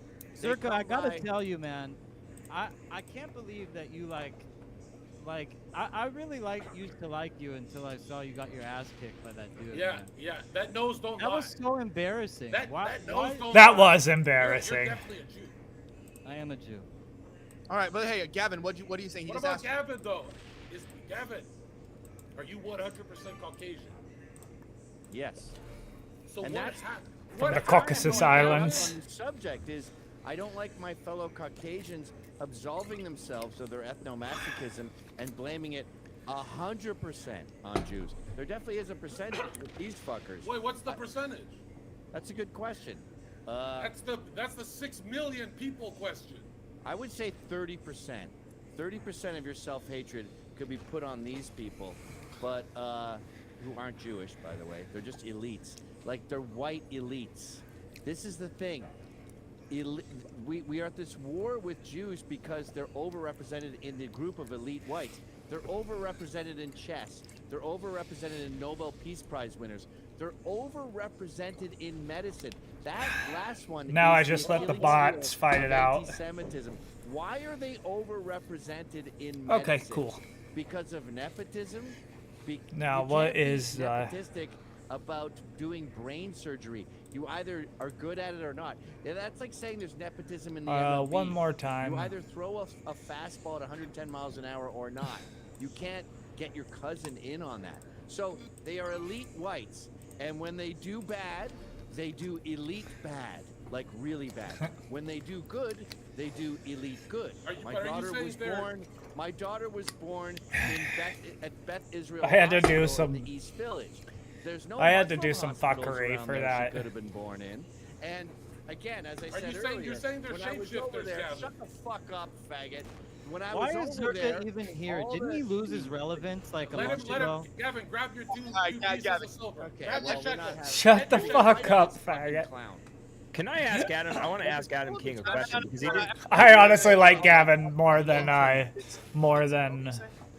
what's was his just gonna name? say, I just wanted. He Zerka. didn't really. Adam did not really answer my question. Do you think that the Jews were kicked out of so many countries because of Christian influence? This is what you said in that interview. You said it was because of Christian Catholic influence. not Christian. Catholic. So you think that they were kicked out of so many countries because of Catholic influence? Well, there was so many specifically? different reasons. I mean, we're talking about a 2,000-year history. There was more than just Catholic influence. You know, for starters, you know, like Spanish Inquisition, Catholic influence. You know, Adolf Hitler was not Catholic influence, although the Catholics seemed to be chomping at the bit to support everything that he did. They were like wetting their pants over it. So there were places where the Catholics had the lead, and there were places where they didn't. But in every situation where Jews were being killed, the Pope was trying to take selfies in front of dead Jewish bodies. I mean, that's just how it always has been. All right, I'm going to stop everyone here for a second. We're going to switch the topic. I want to steer this back to an intellectual debate, and I find this to be very important. Did Zerka just zig Heil? What a fucking douchebag. Zerka, you are the biggest faggot ever. You have no relevance. I don't like Where's this HS guy. Tiki-talkie, man? Can we see a repeat of that ass kicking? Yeah, all right. Let me get you guys That all was. stopped. Why is he wearing All right, a Freemason's because hat? I want to bring this in a good direction. I need to switch it to a relevant topic, which is the secret Jew tunnels of New York, which sounds anti-Semitic, just saying that, but this is relevant to the topic. Okay, so if people don't have a background on this, very briefly, there was a tunnel system discovered that led back to a Jewish synagogue. This is a particular sect of Judaism, and as weird as this sounds, there were Jews crawling out of storm drains, and it raised a lot of questions. At first, they began to say we were weird for asking questions. The next day, they blamed rambunctious teens, and this morning, the New York Post blamed illegal immigrants. I am not lying. They said illegal immigrants dug the tunnels underneath the synagogue, and They said plainly, that the tunnels illegal are not weird. immigrants? There are I don't tunnels know that are linked what. to cities. The fact that these tunnels are from the synagogue, no one can seem to agree what they were for, but no one also wants to talk about it. Major players are avoiding it, which makes me want to talk about it. And I want to go straight to start with Nick on this one. All right, we have the tunnels here. Are these tunnels weird? Should we just move on to this? This is a stupid fucking question. Should we just let Zerka, Sigheil, and Gavin call him a faggot? Or is this a deeper discussion here on what the fuck is going on underneath this Shabbat synagogue, and what is the purpose of these tunnels? I kind of want to get your idea of what you think is going on here, Nick. Well, obviously they're up to no good because it's hidden, and I think that's a fair assumption. Yeah, it is pretty there are various weird. explanations given. The first explanation was that they were hiding from COVID, and then even the Crown Heights website updated, because they initially suggested that, they updated the story and said the timeline doesn't add up. That's not why they dug it. No, then there was the future risk of COVID. Yeah, I don't know how plausible that is, though. They then said it was a renovation, or that they were expanding the synagogue, but again. I don't know what's 770 Gavin building, Newsom. but What was again, Gavin Newsom's why first would you hide reaction dirt? to Why the? would you hide the dirt that you're displacing? It seems There's like no evidence of that. This is all so new. We're talking about something that happened 2 days ago, and we're all There's pictures experts of on the it. subject. We don't know. Pictures of the dirt that is hidden in another chamber. Okay, but we don't know who put the dirt there. It could have been illegals. Okay, come on. Come on now. It's 770 Chabad World Headquarters. This is the thing, Gavin. It's like, why? To do any hard labor ever. Okay. I'm sure they hired illegals to do Yeah, it. I'm yeah, sure they they hired probably paid illegals to pick illegals up to the do it. shovels, but they Yeah. were the masterminds. And look, here's the thing. I mean, we can speculate what exactly the tunnels were for. I think it's clearly nefarious because it was hidden. When people hide things when they're doing something wrong. Now, it's plausible that they were trying to evade a zoning thing. It was a dispute between these Israeli Messianic Chabad Jews and the community that runs the synagogue. That's really besides the point. The point that I made about this, what was interesting, is that the story was reported, and then everybody saw it and made jokes about it, and they made all kinds of insinuations about it. And then the Jews got together and said, we're not going to talk about it anymore, and shame on everybody for talking about it. There was an op-ed on the website that initially reported it, the Crown Heights website, and it was written by a Jew who was not a Chabad Jew, and he said, well, shame on us for reporting it to the Gentiles, and shame on the Jews for laughing or celebrating that Jews are being arrested by the police. Where is our sense of loving our fellow Jew? Is there no Jewish values? And it gets back to my sort of the big thesis of this whole debate, and we can get back and forth into the weeds and the minutiae of these things, but the fundamental thing, which hasn't been disputed, is that they are a nation, they are race loyal, they look out for each other, and this is baked into the cake. In the Talmud, it's baked into the cake in the Zohar, it's baked into the cake that they see the Gentiles as other, as excluded, as spiritually deficient or spiritually not able to reach the same level. And so they think that they're here in this country as their own thing. And, if they were leaving everybody alone, maybe that would be fine. But they're very powerful, and they have an audience internationally, particularly the Chabad Jews, with Milei, who was just elected in Argentina. Where did he travel after he was elected? Traditionally, the president of Argentina actually travels to Brazil for their first foreign visit. Many people don't know this. Milei traveled to Brooklyn to visit the Chabad World Headquarters in 770 because his rabbi... Whoa, Milei actually went there? Then went to Israel. And of course, the Chabad Jews have an audience That's with weird. Putin, with Netanyahu, with Biden. They were in the White House on calls with Trump. And of course, Kushner is and supports, and his family supports, the Chabad community as well. And so there's something here that doesn't work, which is the Chabad Jews get together and say, we look out for each other. We don't tattle on each other to the cops. We don't report our dirty business to the Gentiles. They're also extremely powerful in Gentile society. You can't have it both ways. You either are in Gentile society and you're going to be among us and you're going to be with us, or if you're going to be exclusive like that, then you can't be influencing our society. It's not good for us. And there's a word for that. If there's an organism that attaches itself to you, typically smaller, and they're sort of benefiting, you can say that, but by definition, it's a symbiotic relationship. And you can say, my gosh, and you can, throw up your arms, but it's what it is. And you said it yourself. I watched your interview. You said, and earlier in this debate, you said, well, America's great because our Constitution. You omitted the part, which I saw a couple days ago, you said, well, because freedom is a precondition for the Jewish Moshiach to arrive, because freedom allows, Hasidic Kabbalists like you to bring about the Messiah who is going to deliver a vengeance on the Catholic Church. So, like, you know, and you omitted that part. So it's not, oh my gosh, oh my gosh. Let's talk You're about not the real. American. You're Jewish. Listen, since we got brought up with the tunnel subject, let's talk about the real tunnels. And that's the Vatican tunnels, Nick.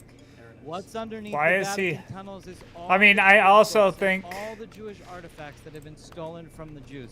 So why should I sit here and honor your stupid idea that the Vaticans have no amends to make to the Jews? You have all of our possessions. I can't believe people want to talk about the tunnels so much. The tunnels. Wait, are Gavin, great. why'd you cut him off? I want to hear Adam out. Hang on. He was just in the middle of something. Go Let ahead, Adam Adam King. It's like, you know, first of all, like the Arc de Triomphe, it has pictures of all the things that the Romans carried off with it into and buried under the tomb of Saint Peter, which is the Vatican. The Vatican, which is like the most unchristian thing in the entire Christian world. And we'll get. I'm happy to go I do do a deep actually. dive on Matthew, Mark, Luke, and John. I mean, Matthew and Mark didn't even know Jesus. Luke and John, one of them's Jewish, one of them's not. But for some reason, the Catholics forced this entire doctrine on the Jewish people that if we didn't convert, we're going to be killed and our books are going to be taken from us. So you guys are so up in arms about these. It was a zoning thing. They wanted to expand the tunnels. The Lubavitcher Rebbe said. Expand the tunnels. The Lubavitcher Rebbe said before he died that he wanted to expand the base midrash, not the tunnels. And so this group of like young Israeli boys took over an abandoned mikveh, dug out underneath it, broke the wall, and when they broke the wall, the Lubavitchers called the police and arrested these boys. Oh yeah. It's Yeah, the that's end of exactly what story. happened. But the real issue I don't is know not what about happened. these It just tunnels. seems very Let's weird. talk about what's underneath the Vatican. Let's talk about the real crimes that have been committed against the Jewish people. And it's not just the Jewish people, because the Vatican doesn't just sit on the treasure trove of the Jewish I'm not antiquity, a big but Catholic every guy, single so. nation that Rome conquered. In But fact, Adam, there why are are so we many flexing nations that exist in the I'm asking you a real question because I don't mind Let him talking. cook. No, I don't mind. I just want to know why are we focusing on what's going on in the Vatican than just answering the question. Because he hates Christians and he hates Because- Christianity. No, I that's don't why. hate Christians, but I Yes, do think you do. that the You actually I do think that Catholics have a little bit of a twisted doctrine. Well, you actually said Christianity. I do is think just that people Catholics have terrified a as hell. You actually twisted said that early doctrine, Christians too. They're are evil terrified people. of hell. Actually, hell. Thank you for bringing that up. Terrified as hell hell. is a Jewish concept, but in Judaism, you only the longest sentence in hell is 11 months. This concept of eternal hell or eternal heaven, you know, when Jesus came around, Judaism believes in reincarnation. So all of a sudden, What? Jesus comes, now reincarnation's not a thing anymore, and oh yeah, hell's different too, and heaven's Judaism different too. believes in reincarnation? I did not know that. Even though it's completely different. Wait. Than what Moses taught you, but this is the new. Was the that in new your- Judaism's was that in your belief in Talmud? reincarnation. Did you get that from the Talmud? This motherfucker. I'm not even gonna address your. No, I just want to go back to the whole like the totally watering this whole tunnel thing down. Like you have a lot of people that are saying that it was for COVID, but that the tunnels were dug 6 months ago. You have a lot of people that are saying that it was well, okay, not just you. There's a lot of people that are It's saying not that an they're, essential like, tenet of that are saying traditional this Judaism. on Twitter and online, and you just said that it was just a couple of unruly. So it's like teens these that were new- digging it's like the this tunnels new underneath, Jewish and then when thing. the elders Weird. found out, and then when the elders found out, they Also, I want called you the guys. police. So then he- You mean I hold on a personally second. spoke Hold with on, the hold board on, of hold on, hold trustees on, of hold on, Chabad, hold on, and I hold on, even hold on. told- One second. What And if you then heard that Hell's Angels had tunnels under their club? You'd go, yeah, I figured. The fucking tunnels. No, but hold this on, hold on. debases This entire debate. okay, It ruins listen. this entire. No, Yeah, if they had tunnels under there too, I would be like, wow, they're probably doing some fucked up shit. Way more interesting. Well, hold on a second here.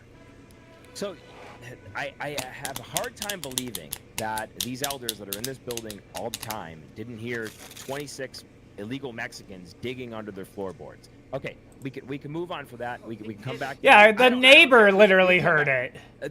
I want to stay on this topic of how much you hate Christianity. What?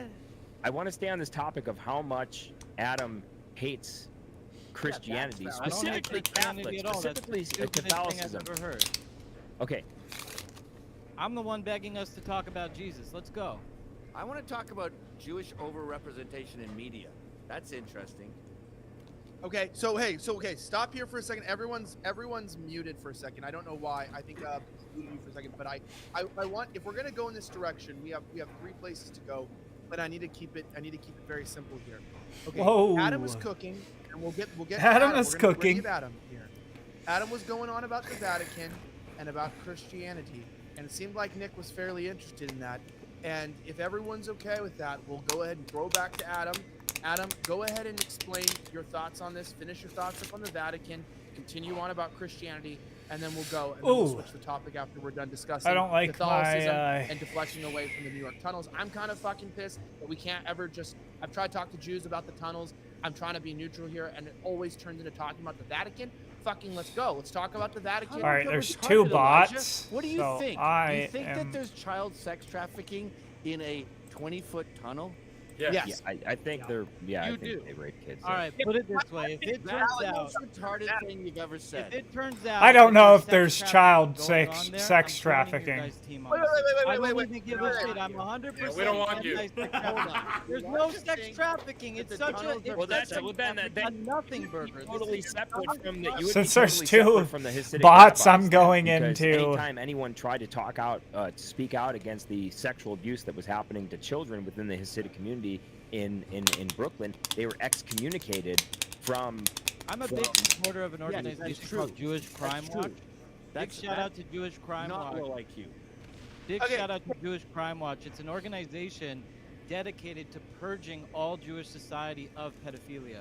And I'm a big supporter of Jewish Crime Watch and everything that they do. They're an amazing organization. You should start with the And I pray rabbi for a that day bites when the penis. I pray for a day when The circumcising rabbi. He bites and sucks the blood of a penis. Hold up. Okay, yeah, shut the fuck up, everyone. And those are the. Just stop. I gotta keep it neutral here. I didn't say that What I think the or I fuck? believe or I know there was sex trafficking happening in those tunnels below Chabad synagogue. I have no idea what was going on. I saw soiled mattress with blood. I saw the guy tell me we all have bloody mattresses. Look at your covers. You I saw a hot- dirty mattress. Wait, You're not wait, gonna have a nice mattress in a tunnel, retard.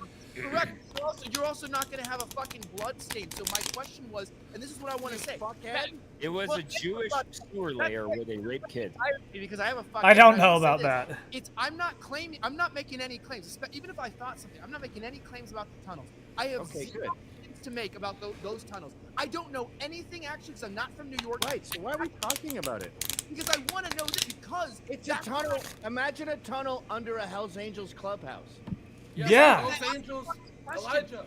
Gavin, when I ask the fucking question to people and I say this, if I ask you, why the fuck do you like pizza? And they said, why do you want to know if I like pizza? It's like, why the fuck do I gotta ask if you like pizza? Be in New York about it. I just want to know if you like it. And then they tell me why. And I'm like, dude, just answer the fucking question. So with the tunnels, I if like you're asking pizza. people, it was I nothing. think the tunnels are That's cool. forever. Yes, exactly. Is So pizza like- a code word or something? No. All right, so then let me bring it. We don't want to talk about this right now. I mean, we can come back to this. Let me bring this part up. Adam King. Vincent, I'll get to it. I'm saying, Okay. I just want to know the tunnels because this is just like 9/11 or a lot of things. I find it suspicious that when I ask the damn questions to people, some of my friends who are Jewish, some who are not Jewish, they get defensive and they don't want to talk about it. And that just raises alarms for me. That's it. That's all I want to talk about it for. Because no one else will talk about it with me. This is my show. Let's talk about it. We're on Gavin's Network, Censor.tv. We're really appreciative. Vincent, go ahead. Let's talk about the tunnels and then we'll change. Of course, they don't want to talk about Jews literally crawling out of the sewers by the dozens in New York City. Of course, Jewish people don't want to talk about it. And coincidentally, mainstream conservatives, a lot of mainstream conservatives said absolutely nothing about this, even though this was like a really hot topic for a couple of days. I want to bring it back to this. Adam King, and his comments on Christianity, specifically his comments on Catholicism. He says that the Catholic Church in every generation has been so complicit in Jew hatred. There's always been in Europe this hatred of Jews because of Christian influence. He says that Jews were kicked out of and I want to ask you this. Do you honestly think that Jews were kicked out of so many countries because of Christian influence and not because of usury taking over the financial, taking over the media, pushing sexual degeneracy, taking over basically everything? Poisoning the wells. and destroying the country. Poisoning Right. the wells. Yeah. Well, Do you honestly think it was because of Christian influence, specifically Catholicism, that they were kicked out of so many countries? Not Do you see because how of this all of the is a shit more that they did. elevated discussion than tunnels? Like this is that question is an intellectual question that is highbrow. The fucking tunnels are gay and boring loser meme shit. But Gavin, That question Hell's is an Angels interesting are not question. known for sacrificing kids for thousands Listen, of years. I will say this: it is interesting. Okay, listen. It is interesting now that this keeps coming Go back fuck to off and do a tunnels. line of coke or something, Hold on, man. hold That's on all a you second. like doing Hold anyway. on, hold on. Now that this keeps coming back to the tunnels, I will say it is interesting that there was a court document that people are publishing on Twitter that I confirmed is actually real that talked about sex abuse cases in the mikvah, the ritual bathhouse, that the Daily Mail, when they reported on this story, said they were interested in linking this mikvah to the main building. I will say that is interesting. Okay, I also think the Vice News article is If interesting. that comes out as a thing, then by all means, that all of a sudden becomes a very It already did come out. intellectual discussion. This Yeah, person if doesn't there know is a how link, how to if it play. is- Are they a if bot it is too? verifiably linked, No. then I do. Shit. Well, they said that Right the now, Daily Mail reported A, on it. It is this retarded rat conjecture, and it's embarrassing. But get back to your original question about being expelled from countries. That's high IQ shit. Can we go there? Let's go Adam there. King, do you think that Jews were expelled from so many countries because of Christian influence? Not just Christian influence, instead of also all of Muslim the influence. things that they have done. Also Muslim influence, Muslim and Christian influence. Yeah, I mean, like the other two monotheistic religions that derive its creation from Judaism is responsible for the vast amount of Jewish diasporic claims. Yes. I If don't you know were to where go I don't know back- where you get this 109 countries thing. I never No, heard I'm that just saying- before. It's a lot of countries. Like there was a few major ones. Spanish Inquisition.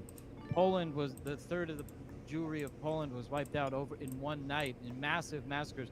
My family came to America shortly after the Civil War. We're called Kharkovian Jews. There was a horrible, horrible massacre that took place in Ukraine that brought my family to America and also from Lithuania at the same time. There was so many of these things. Jews have not even been allowed to be Jewish. There's so many laws. Have you guys ever seen those fur hats that the Hasidic people wear? Yeah.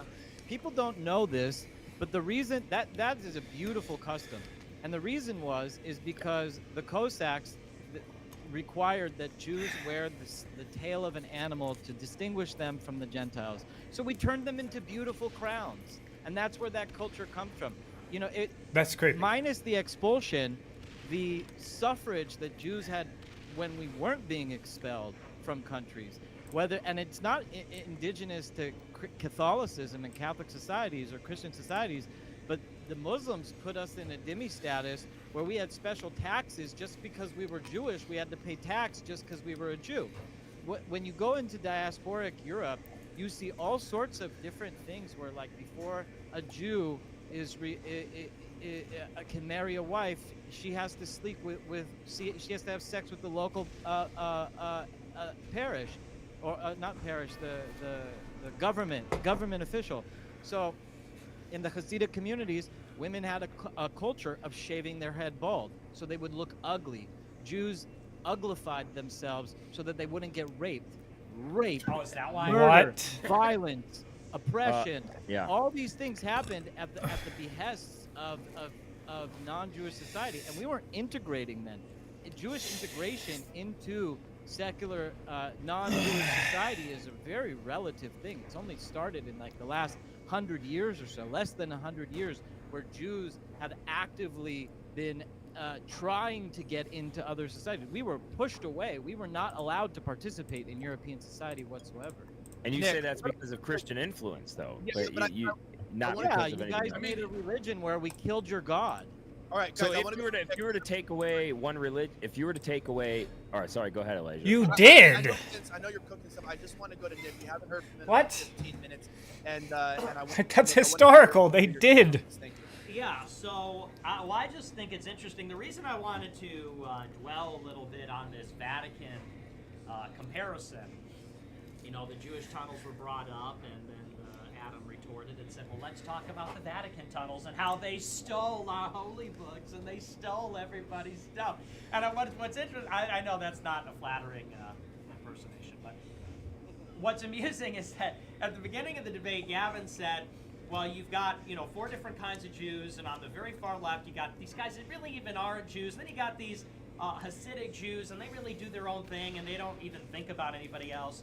But what's interesting is Adam is on band.video. He's on InfoWars Network, and he's got an American flag behind him, and he talks about these conservative issues, and he loves the Constitution. But did you notice that when it comes to the Jewish people, he sounds like Black Lives Matter? He starts talking about reparations and colonialism and oppression and intolerance and genocide, and all of a sudden, we're hearing the same kind of notes. It's like, well, this fiction that the Vatican wouldn't have to give the Jews back all their stuff, and all the other conquered people too. And like, you think this we is, should just give those to you? Well, hold you think on. you and think that there they're it is. yours now? And it. there, No, you come can't on. even help yourself. This is the mindset. I'm asking you. My This question is the to you, Nick. No, to the victors go can the ask the spoils. question after. Also, we're Christians, so silence when a Christian is talking. The real people have got it. You're not even, you're not even you really will a listen, Christian. You will listen, Silence. boy. You're You not will even listen. really boy. a Christian, Nick. You're a Silence. fake Christian. Silence, Esau.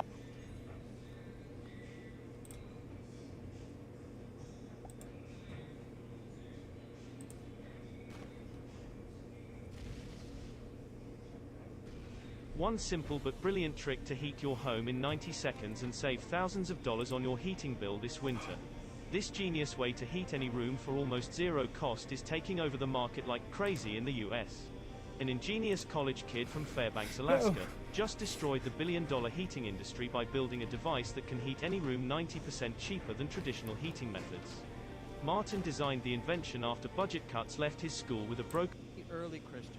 I'm not interested in what Kabbalistic I Jews really have want to to say explore about this Jesus. concept with you.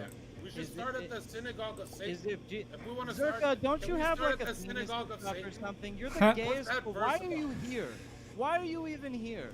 Is this, Are you here because Vince and Nick need some shit stir to back them up? Can they handle their own I'm argument? here for or are you. I'm needed here for you. Dude. All right. Listen, hey, we don't want his support. We don't want Zerka's support. We'll take it anyway. Yeah. We can Okay, defend They ourselves. can defend themselves. Yeah, we are. Elijah. let me ask you, Adam. I want to hear this though with Gavin. Gavin, because we have a couple more secret tests to drop in. Gavin is going to make the executive decision. Do you think Zerka should stay, or should we let Zerka plug himself? He shouldn't just leave this chat. He should leave this earth. He fucking sucks. Anyone with hand tattoos is a retard. And HS Tiki Talkie beat his ass in public. Gavin, doing right now. Started the fight. He's Gavin, dumb. the last time you were relevant was when you debated Destiny. This guy And now just you was sound like relevant. Destiny. We're giving Shilling him for relevance Jews. again. He You had no think they're relevance. I don't know who Gavin, invited you think him. they're I don't gonna know why. unban you I think if we you were all being chilled for pretty them civil long enough? before he arrived, and And we were all Adam, I just coming wanted, to I came here to conclusions say, and Adam, finding common ground. Adam, you I'm look actually like mad God's at you for chosen inviting him, people. Elijah. You really do. All right. Shut the fuck up. All right. At this point, it's like, it doesn't even matter if you're a fucking Jew or you're a fucking goyim. Everyone's being fucking annoying. We're gonna go ahead and kick Zerka from the conversation. So plug yourself. We're gonna give you a chance to plug yourself. Hold up, Elijah. Why not just Hold on, wait. He's like the king of all black. Why not just mute me, Elijah? I'm watching anyway. I know because it's my stream, and I want to bring you on for a moment. But I want to get back to the conversation, and I want to get back. So I'm going to give you a last word, Zerka. I do. I want to give you respect. I respect you a lot. I think you do good work. So I want to say to you, as a fellow streamer, people know that I'm very neutral on this stuff. Give us your last word, plug yourself, and then we're going to say goodbye, and we'll see you at the next debate. Yeah. I'm just here to say that Jews are God's hated people, and Jesus is king. All right, where can people find you? HS Tiki Talkie, watch the video of this fool getting his ass beat, acting like You're losing the Were you on debate, meth bud. when you You're did that? losing the debate. It's not You a look good like look you for were you. on meth when you did that. Get out of here, man. Go become your. Yeah, Once go you get leave raped this by a stage, you're rabbi. going Go back get to your irrelevant. foreskin bit off by a Before you rabbi. came here And you know tonight, what's you were funny, irrelevant, Elijah? and then when That's you the leave, you're good gonna guys. be irrelevant That's the again. last thing I want to say is the good Jews bite the baby's penis skin off, and the bad This ones guy's are wearing in a tunnels Masonic hat sacrificing talking about shit to their the big nose. Look at this guy's nose. That's a tunnel in itself. Wow. All right. Bro, what the fuck is going on with this debate? Honestly, they shouldn't have Zerka in there. He just derailed I was the whole like, what the heck? conversation. We have What a, happened Can I there? just take a total 90-degree turn Like, here? what the fuck? Yes, go ahead. I want to like redo an opening He's kind of statement. funny, but like, still, what the I fuck? deny what Nick is saying about how they all disagree with each other until there's an October 7th, and then they all come together. And I've had this argument with Nick for 100 years. That this bitch, the Group 4, was never supporting retaliation. Yes, Ben Shapiro, who's Orthodox, by the way. Ben Shapiro is a fucking psychotic neocon war hawk who wanted to blow up Iran the next day. But generally, these people are Bolsheviks, they're Satanists, they are atheists, and they are elite white people more than they're Jews. They don't have, I'm denying the allegiance here. And I'm Which saying, group would you put Jonathan Greenblatt in? Which section? First section. Here. Yeah. So Yeah, so I that's Did what I'm you guys saying. see my Like you look protest? at Just since you Go brought ahead. up Greenblatt, did any of you guys see my protest outside of ADL headquarters? Yeah, I- this I- isn't about you. I I'm saw not that. done my point. I know what we're talking about. Go back to Gavin. This concept that they are overrepresented in media is true, but they are elite whites. And have you ever looked into that meme? What's it called? The Hibernian conspiracy, where they talk about Irish people. Irish people are wildly overrepresented in finance. Pull up some of those memes, Jamie. They're Yellow wildly is a way overrepresented over in attacker. finance. What is he They're doing? wildly overrepresented in media. You got. I did my homework today. Yeah, yellow. I was looking at MSNBC's top shows. You got Rachel Maddow, Morning Joe, Jen Psaki, Chris Hayes, Lawrence O'Donnell, Chris Matthews, all Irish. And then you have Joy Reid, Alex Wagner, Al Sharpton. You have CNN, founded by a WASP, Ted Turner, Anderson Cooper, King of the Wasps, Aaron Burnett, Irish. And you know what I was noticing when I noticed these two groups dominating media? I thought both of them have survived adversity, and that separated the wheat from the chaff. You see this with Indians too. When Indians, dot, not feather. When Indians come to America, they tend to be ruthless and corrupt because they're surviving this horrific background. So the Irish, the Indians, and the Jews tend to be remarkably tenacious survivors. And we see them and we go, well, you must be cheating. No, they're not cheating.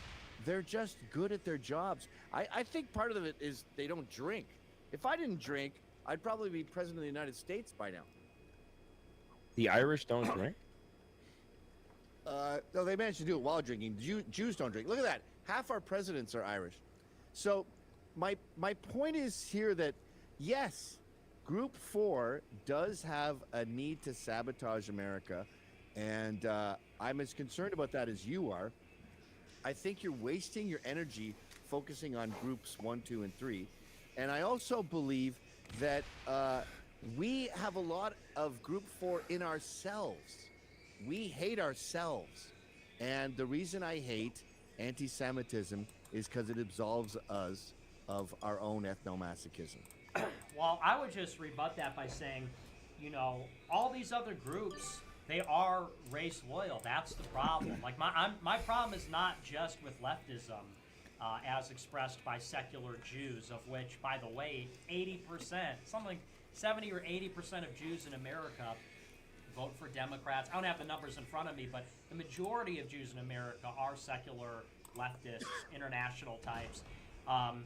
And so we can, and by the way, they don't consider themselves white. And it's a classic trope. They're white when they need to be, and they're not white when they need to be also. And But they're they realizing enjoy both now, sides. at post-October 7th, they're realizing with these protests that, holy shit, I am white. What the fuck was I that? got the Marxist students. No, they're and just the realizing refugees that the protesting. diversity that they've pushed for decades and decades is now turning on them. It's not turning out to be such a good idea. Brett Stevens, a conservative Jew, says that diverse America is the safest for Jews, and Trump is the greatest threat to that because of his immigration policy. Right. So and the they're old all head for the all of the ADL things that we support on the both whole sides. I can't. ADL What the fuck is was right that? now That saying, was "Holy bullshit. fuck, I guess we are white. I screwed up. They're not saying that, They're not though. saying They're not that. saying that. They're saying that that the non-white people now don't like Israel, and now they're all moving rightward. They're moving towards a more nationalistic disposition. But Jews do not see themselves as white. When you talk about even like, watch like the Larry David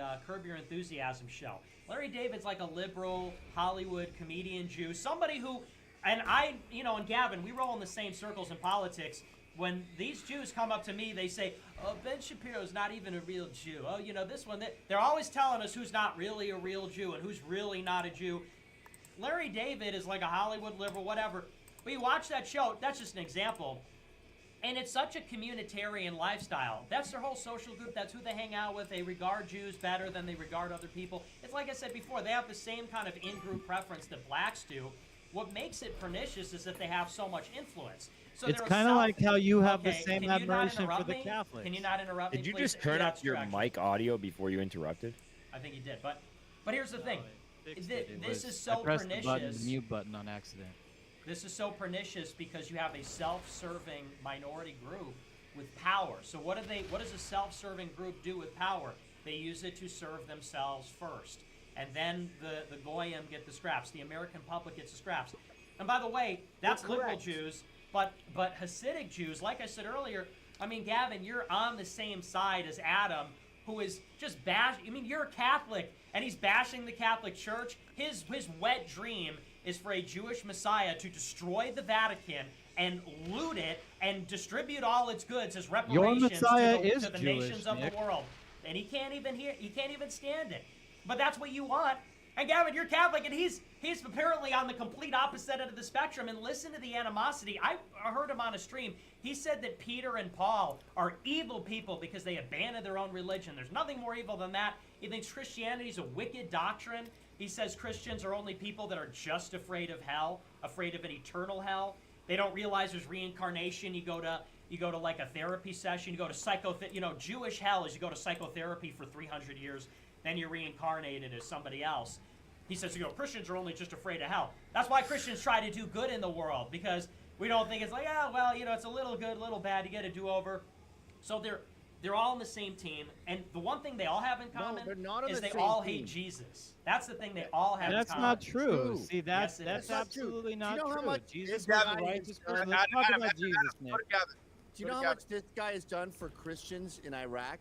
Like, this guy has raised millions of dollars protecting Christians in the Middle East who are dying to the tune of 12 a day. And I don't see any of these people who criticize people like Ezra Levant doing anything for Christians in the Middle East.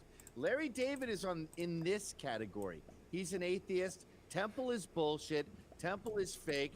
These are socialist fucking atheists, and we all have that same enemy.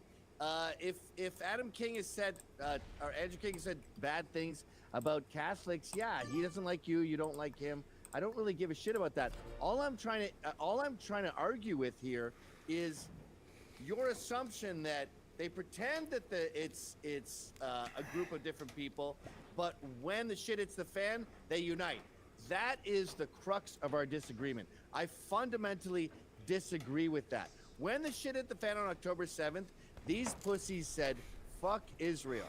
These guys banded together. They didn't. And the left evaporated. Of course they did. The left They're in Israel chaining evaporated. themselves and shutting down traffic in Los Angeles. They're having Jewish protests to protest Israel and shutting down traffic all over the United States. How could you be so intellectually dishonest to say that they're not? You're just wrong. Larry David is pro-Israel. Percentage. Greenblatt is pro-Israel. All these people are, everybody on CNN, everybody would say fake news CNN liberals, Jake Tapper, Wolf Blitzer, Dana Bash, all the Jews on there. I mean, they literally, when the October 7th attack happened, they had like wall-to-wall coverage where it was just Jewish presenters only supporting Israel. I mean, look at the State Department. Look at like Joe Biden's State Department. We sent our Secretary of State over there who said, our liberal Secretary of State, Antony Blinken, goes over and says, I don't come before you just as the American top diplomat. I also come before you as a Jew. Is Antony Blinken a Hasidic reactionary? No, but there's a dozen examples like this. All the lefties who were saying ceasefire, all the lefty liberals who were saying ceasefire from day one, NPR, all these left-wing radio stations had nothing but Palestinian rights. They care so much about. Look at Queers for Palestine. Like the left, the Jew left is obsessed with Palestine, and that, by the way, is a white trait. And that is my life goal these days, is to figure out why whites hate themselves so much. This is a white person. Why do whites want their own demise? And I hate when you blame the Jews for everything, because it absolves you of your own self-hatred. Not you particularly, Nick, or Vince, but white people in general. We love to hate ourselves, and Jews are part of that because Jews are white. All right, let me frame this question here. This is a very important question, and I need to frame it this way. This guy's a because, noob for sure. we Like, keep what talking about is a this? percentage, and I hear this. It's 30% of Jews are. He attacked doing my 4, and then 100% he's upset of that I the, attacked that bad one. shit in a country. Am I getting you wrong on that, Gavin? Is that what you're kind of saying? It's only 30%. It's not the majority. Oh, no, I didn't say that. I said, as far as white ethnomasochism, these people are responsible for 30% of it. That's just, I'm just pointing Okay, cool. But I'm not even going to try to disagree with you as a moderator here. What I want to point out is that, you know, when we look at stats, right, sometimes they even say that 13% or maybe even 6% of the population commits over half the violent crime, and in some cities up to 90%. Percentages aren't always a good resolution of what the overall effect is. And this is actually a very terrible question, and someone's going to quote me on this and try to blame me for being, you know, full of hatred or wanting to end Jewish existence. And that's not what I'm doing here. As a moderator, I just want to ask this question. When in Australia right now, they just introduced anti-extremism laws in response to the Arabs saying gas the Jews and the protests against Israel, which are predominantly Arab-led, Arab-based. Now, of course, they targeted the Roman salute, so they've made that punishable by up to a year in prison. They've made edgy memes with swastikas a year in prison, and downloading PDFs and books like Mein Kampf for the inference of radicalizing yourself, prison up to 5 years. So it's weird how, again, Jews are 0.4% of the population in this country. They are overrepresented, of course, like every country, in the elitist and the wealthy class. They were upset. There's tons of white guilt here. They didn't like people being upset at them. Instead of punishing the Arab immigrants, who are the ones leading the cause, they've made Nazism illegal and made right-wing nationalism the target of these new domestic emergency violence laws. That being said, 30% of Jews are causing 100% of the Jewish hate because they're causing the problems. Okay, let's go with that truth. And down to it that Jews are not a huge portion and that whites cause a lot of the problems. This is a horrible, horrible question, but I want to just bluntly ask you, would the West be better off with just kicking all of the Jews out? That's a good setup. Are you drunk? And now we're back to the same question that Zerko was rambling his fat ass about. It was, oh, the Jews are getting kicked out of 109 countries. Where that is the most retarded thing I've ever heard. Would America be better off? I'll tell you something about Jews. We are incredibly diligent and hardworking, and we stick together because of shit like this. Because we're not welcome everywhere. We're only welcome amongst ourselves, even if we hate each other some of the times. I don't want to be stuck in a survival pod with Larry David and Sarah Silverman. But if everybody's coming after the Jew, my chances of survival are better with those two losers. So you just admitted what we've been saying. Then the left-wing Jews and the right-wing Jews stick together when it comes to Gavin's shaking his head over there, so you're not helping him out. It's the truth. When the right-wingers like Nick want to lump all Jews into one category, it doesn't leave me any room to go after and purge my own society of the opiates in my society. You know, like when you went on your debacle with Kanye and we're going all around and Kanye was on Gavin's show and he said, are all Jews to blame? Blacks aren't disproportionately in crime? Are all blacks? I don't go around saying all blacks are responsible for crimes. Are all Jews evil? And he said, yeah. And it's like, where do I fit into that? That was like I loved Kanye West before that thing. Why did he? Now you don't like him anymore? Why would I like him? Why would I like him anymore? Because you're not a universalist. It pains me to not listen to his music. When his song comes on the radio, it's like, oh, this fucking piece of shit again. Because you're I'm not gonna like somebody who lens. doesn't like. I don't have to like somebody who doesn't like me.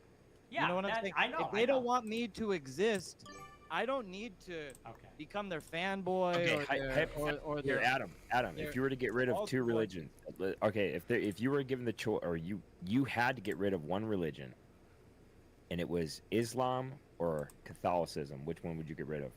Great question. Duh. What? What'd you say? Catholicism. What?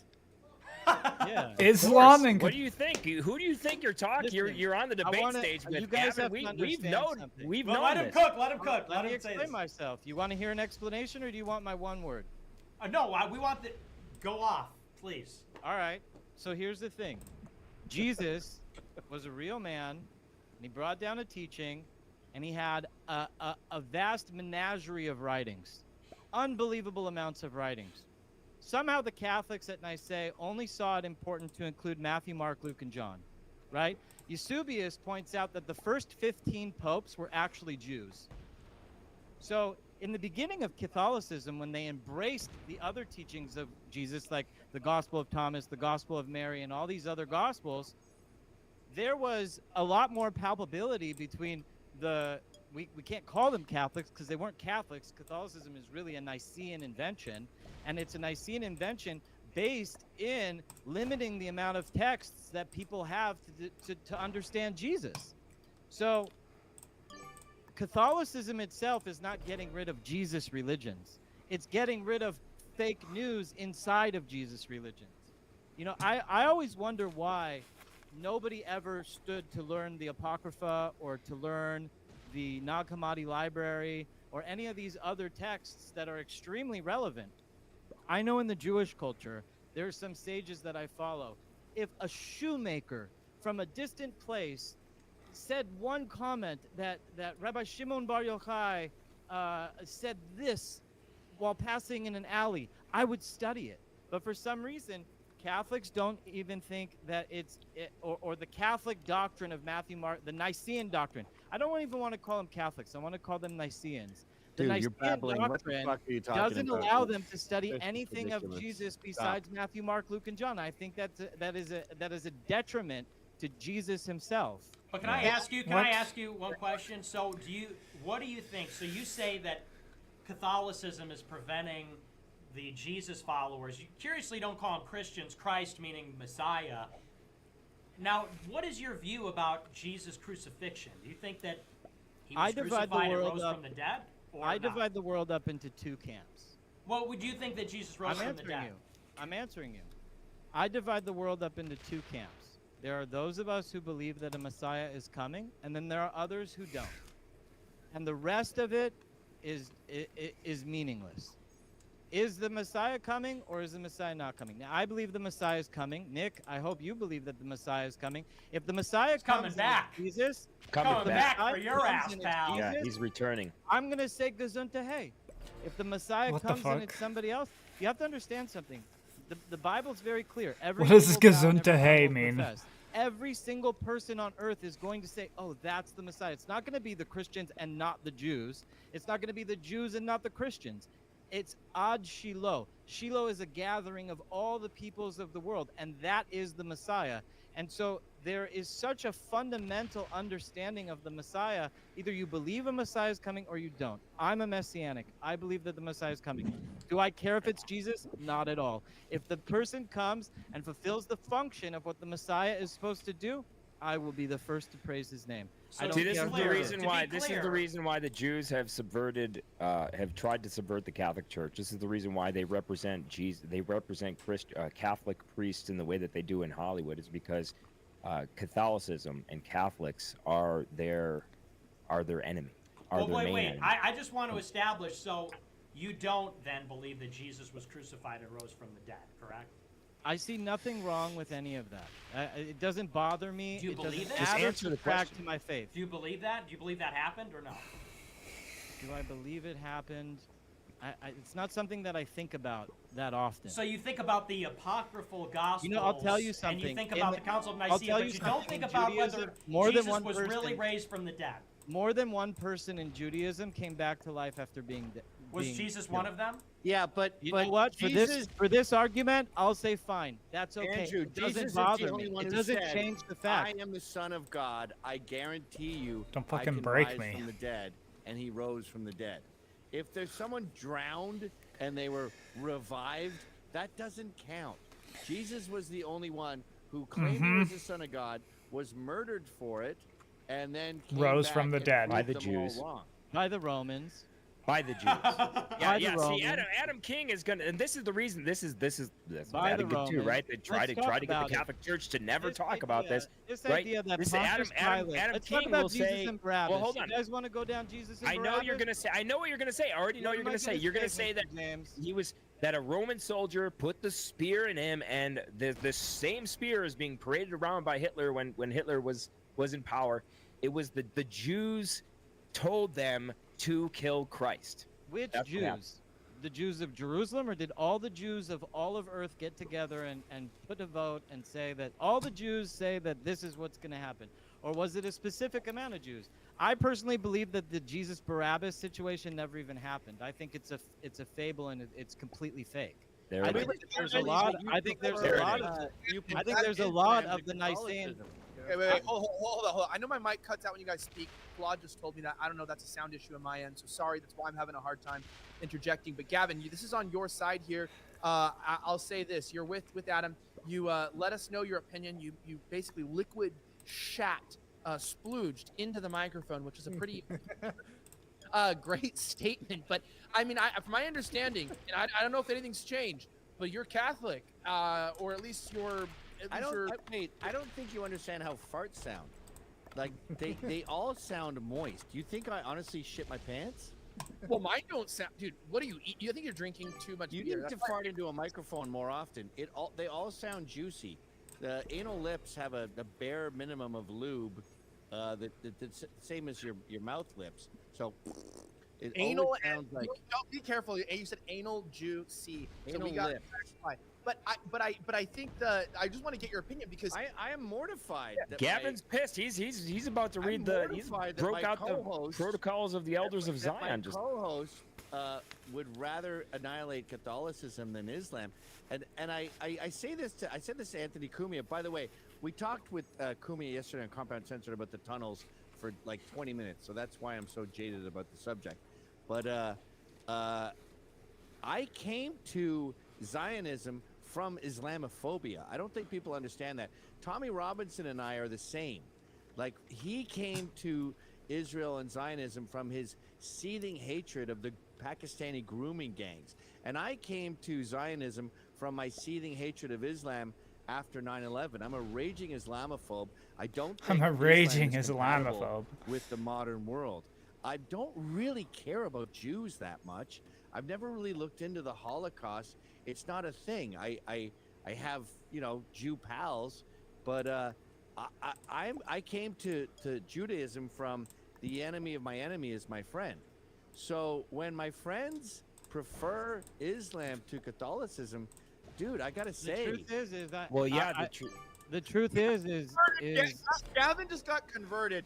The thing is, I know. I saw him pull up on the computer the protocols of the elders of Zion right after he said that. I was What? I read it. It's like, I already read it. I'm a speed reader. Yeah. See. The thing is that they would. I think that they this is a little would bit too rather get complex rid for you of guys. Let me ask you a question. Hold on. It was my turn to speak. I have barely gotten to speak like this whole entire Does time. Jesus believe in mean, theft? Yes. He just admitted, and this is what we've been trying to tell you for a long time, Gavin. They would rather get rid of Catholicism. If they were given the choice between Islam and Catholicism, they would choose to get rid of Catholicism. Just like they would choose to get rid of white people and white nations and replace them with Muslims. Because they view. Hold on a second here. Just like they would happily replace white people with Muslims in white countries because they think that white people are a greater threat to them and to their survival than diverse populations full of Muslims. Look at what's happening in London. It's just like Brett Stevens says. He says that a diverse. Gavin, let's talk about it. Let's really talk about this issue. Gavin, come on. I have a Don't very be like strong- that. Listen, Don't let me abandon speak. me. I We have were a very oppressed for strong 2,000 commitment to years. retrieving the lost artifacts of the Jewish people, which are held by the Vatican. Yeah, I'm out. I don't think that the Vatican represents. Let me ask you a question. Here's Let's a real go. question. Here's a real question about Bro, I knew that. he just straight up good one, Vince. I appreciate it. So There he now goes. the debate. All right, whatever. Wow. I think he's joking. You guys do whatever you Bro, want. is But he you know, actually the truth gone? The truth is the Jewish people have been oppressed so hard by the Catholics. It's What do you another expect show, me huh? to say? Like, what do you expect me to say? The Catholics have all of our documents. The Catholics have all of our possessions. They parade around a story about Jesus that isn't true. They only give a partial truth about the life of Jesus. Did Jesus marry? Did Jesus have children? According to you guys, No, Jesus he was, didn't. never even had children. According to To many you other guys, Christian Jesus groups, was. Jesus had According to children. you guys, Jesus These are was the huge illegitimate fundamental son of a things. Roman soldier named Pantera. Listen, Oh, you guys believe that the Jews killed Jesus because of this Jesus Barabbas myth, which is perpetrated by the Catholics, which has caused the death of millions of Jews around the world.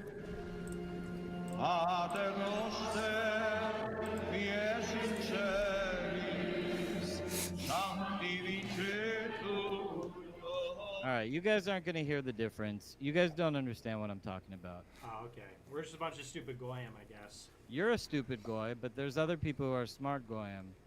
But the truth of the Gotcha. matter is that Catholicism is full of holes, and if you guys want to, Islam is also full of holes. Just so that you know, Vince, I want to see a world where both of these fake religions that plagiarize Judaism are disassembled.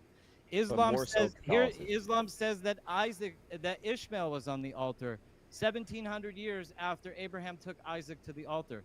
These are huge fundamental things. I think the Quran is as far as a book is concerned, at least Matthew, Mark, Luke, and John are real, authentic books.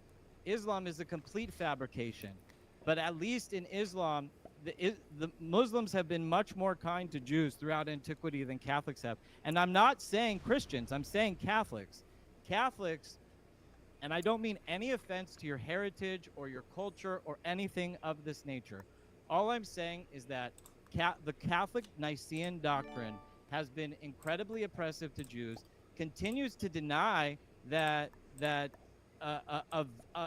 Jews have any rights to our own documents, even though I don't think Jesus would be okay with stealing, but for some reason it's okay that the Catholic, because Nick says, by the right of conquest, Jesus gets to keep all of our books. By the right of conquest, Jesus gets to keep everything. The Bible clearly says that the Messiah will come on Mount Zion and judge the mountain of Asaph, which is the mountain of Rome. And if you want to hide behind Rome as being like this ideal society of justice and morality, I'm sorry, but you're just mistaken. Why is It's is an it immoral why? society. Is Rome It's unjust. predicated on violence and you hate Rome because it's genocidal violence? Nick.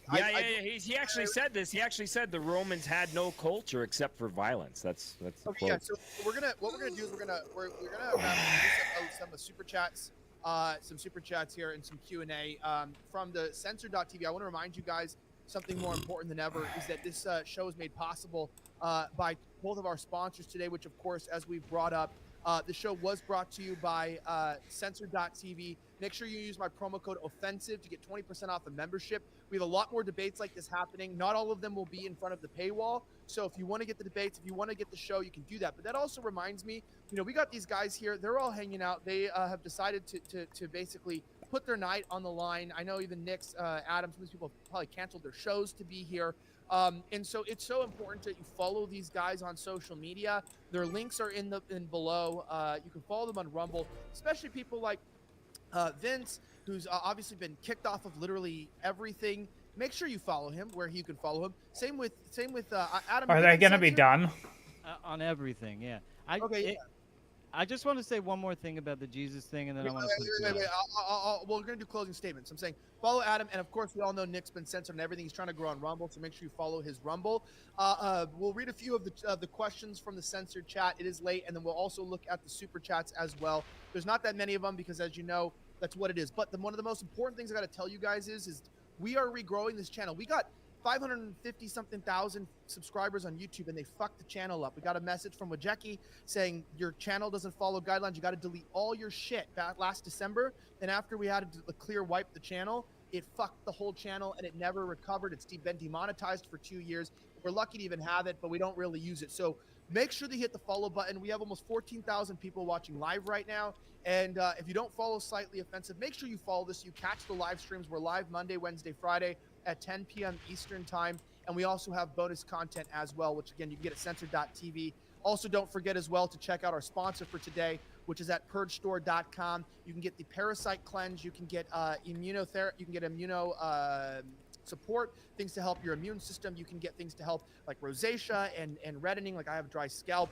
Lots of different nutrients and supplements you can get at the website. Most importantly, get their parasite cleanse, because a lot of you have parasites that are affecting your mood, your gut microbiome, and it's really important to support them. They are an amazing America First company. I'm not going to say who the owners are, but they support you. They support this network. Check it out at purgestore.com, promo code Elijah. I'm going to bring up my guests here, and I just want to read a few of these so we can get into this.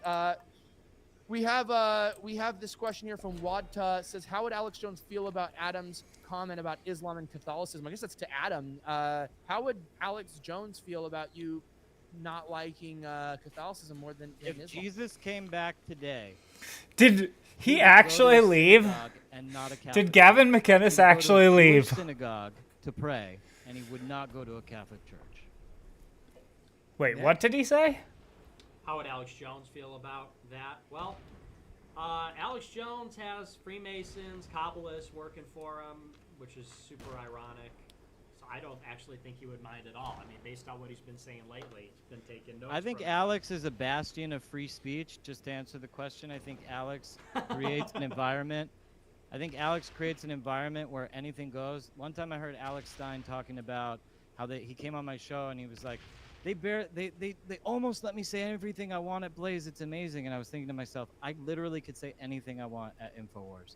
And I respect individual people. It doesn't mean that I have to agree with the doctrine that they and I think to Vince's question, Islam or Catholicism, I think that's an unfair question, because the truth is that I personally would rather do away with both of them, the Quran and the Catholic Nicene doctrine.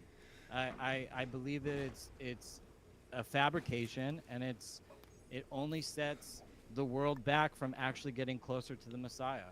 And if that Messiah is Jesus, then praise God. I have no problem with Jesus being the Messiah. Jesus is not going to come about through Matthew, Mark, and Luke, and John. Jesus is going to come about through all the documents and all the hidden things that are underneath the Vatican, that the Vatican is sheltering and hiding from the entire world. The Vatican is the number one censoring force in creation. I think that's Jews, actually. Whatever. It's not. It's the Vatican, and if you're so intimidated by it, come. I invited you to Israel. Nick, take me to the Vatican catacombs. Let's go see what's inside. I'm not The taking Vatican you to the banned me Vatican. from You'll YouTube. burst into flames. Yeah, But that's okay, because you'll just come back 100 years later. And to be fair, Alex, is a talented Bro, guy. this He says this whatever he wants on a channel that I debate don't is give it to him just that much on the wild. show, and that's a whole nother story. But that nobody really watches that much anymore. But nobody watches my show either, so it doesn't really matter. But he's a talented guy, and that's great that if you guys have that. And a lot of people allow you to say a lot of things. I think Blaze let me say a lot of things too. I think they're a great company, but the most important things is that, you know, Alex Jones is even turning his mood on this kind of stuff. Alex went from this very pro-Zionist movement, and even Gavin left the conversation. So I don't even know if Alex is Jewish or whatever he is. He's a talented individual, and you guys might agree on a lot. I have no idea what's going on, but it looks like the tides are turning a little bit, right? It looks like people are sort of switching their perspective, because people like Jews, or they like Israel, or they like all of these things, but they don't exactly support the extent of like what you said, Adam, where it's like, okay, well, Islam or Catholicism, obviously the West is a Christendom. I mean, it's gotten more secular in recent years. People If have he's moved away smart, from he this, kills but me. I would say that as we've moved away, it's began to decay, right? As you move away, it begins to decay. So I don't know if the West would agree. And I want to ask, this is a very serious question to the guys on the table. It's kind of the closing statements. We'll read a few more super chats. Closing statement. Is that the general consensus of religious Jews or of Jewish people? I don't know. I don't know a lot of religious Jewish people. I know secular Jews from LA, so they don't like any religion. But do religious Jews typically all believe that Catholicism is worse than Islam? Because if that's true, that's Yes. not the image they put out. The Yes, truth absolutely. is, I mean, it's the I don't. reason why you see Silver. It's the reason why you see, again, going back like Sarah Silverman, always making fun of Jesus Christ. She once said that, and I know that she's a comedian or whatever, but she once said that, I hope the Jews did kill Christ. Jews hate Christ, and I think it was revealed today. I mean, it was revealed today even to Gavin McInnes, who left the debate. He left his own partner during the debate because he said that. And like I was saying before, you know, when given the choice, if to get rid of Islam or get rid of Catholicism, they will choose Catholicism, or really Christianity broadly, every single time. Just like they would gladly get rid of white people in white countries and replace them with Muslims because they feel safer in a diverse, Catholicism is not non-white Christian. society. And Catholicism just is not I just want to say one last thing. These are this is my closing statement. They believe that, you know, the term Judeo-Christian, Nick brought it up. He says, you know, Judeo-Christianity does not exist. It doesn't exist. They're totally opposite things. And Jews hate Christ. They believe that Christ was a lot of them believe that Christ was the illegitimate son of a Roman soldier named Pantera. They believe that Christ is burning in hell in hot excrement. They believe that Mary was a prostitute.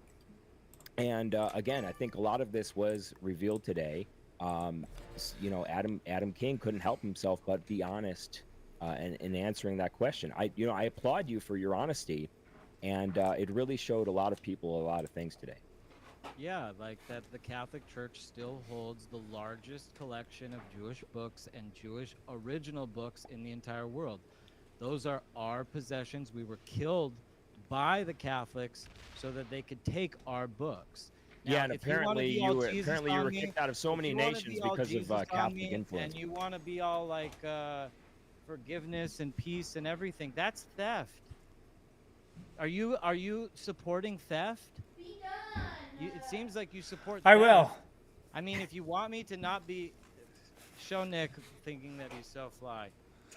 Are you? Whatever. Why are you mad? I'm not tired. mad, but- We've been doing this for 2.5 hours. Like, are these Look, closing statements? this What are you is missing? how it is, okay? Bro is This mad. is how it is.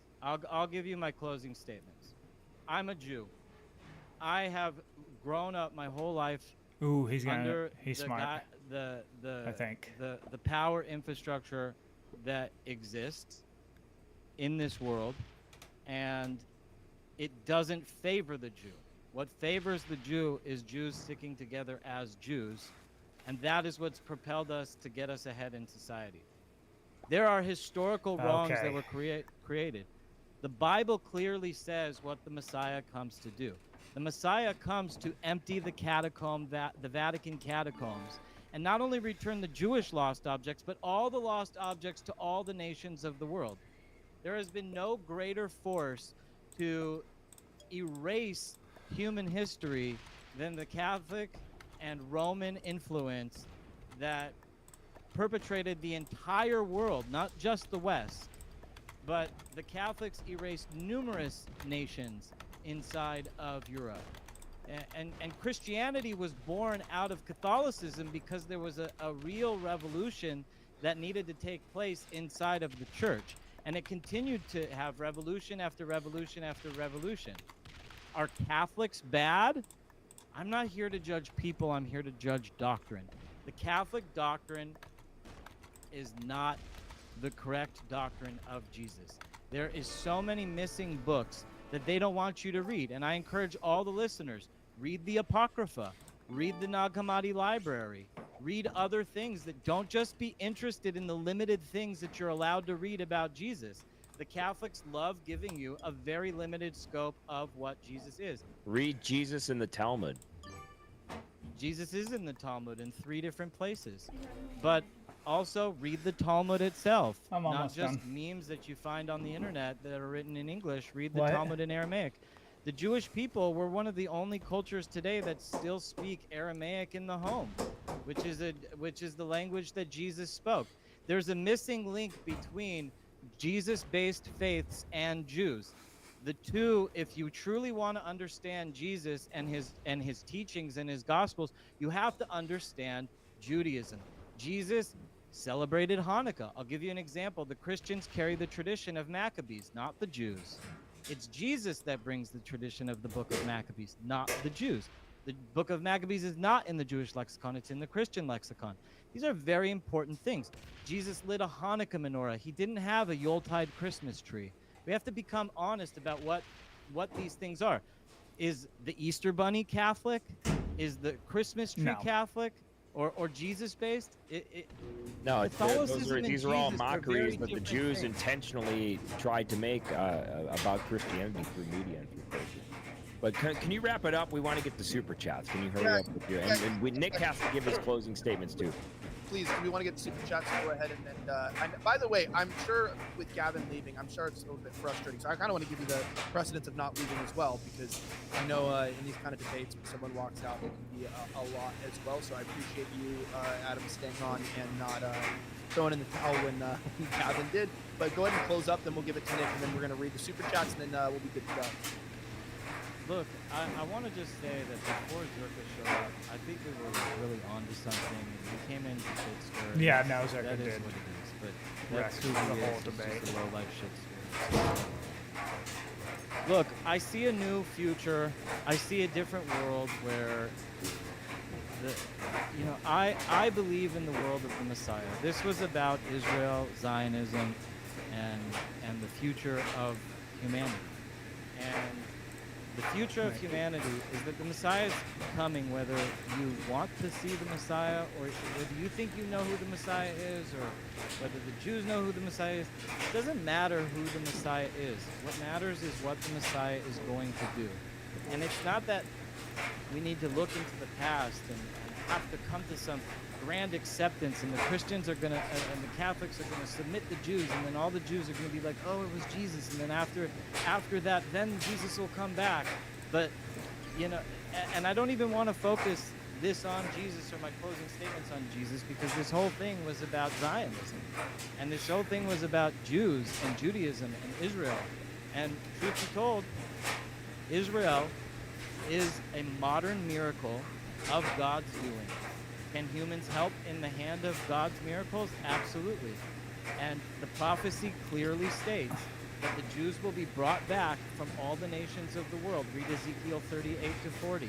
And will be brought back to the land of their home, and they will build a nation there.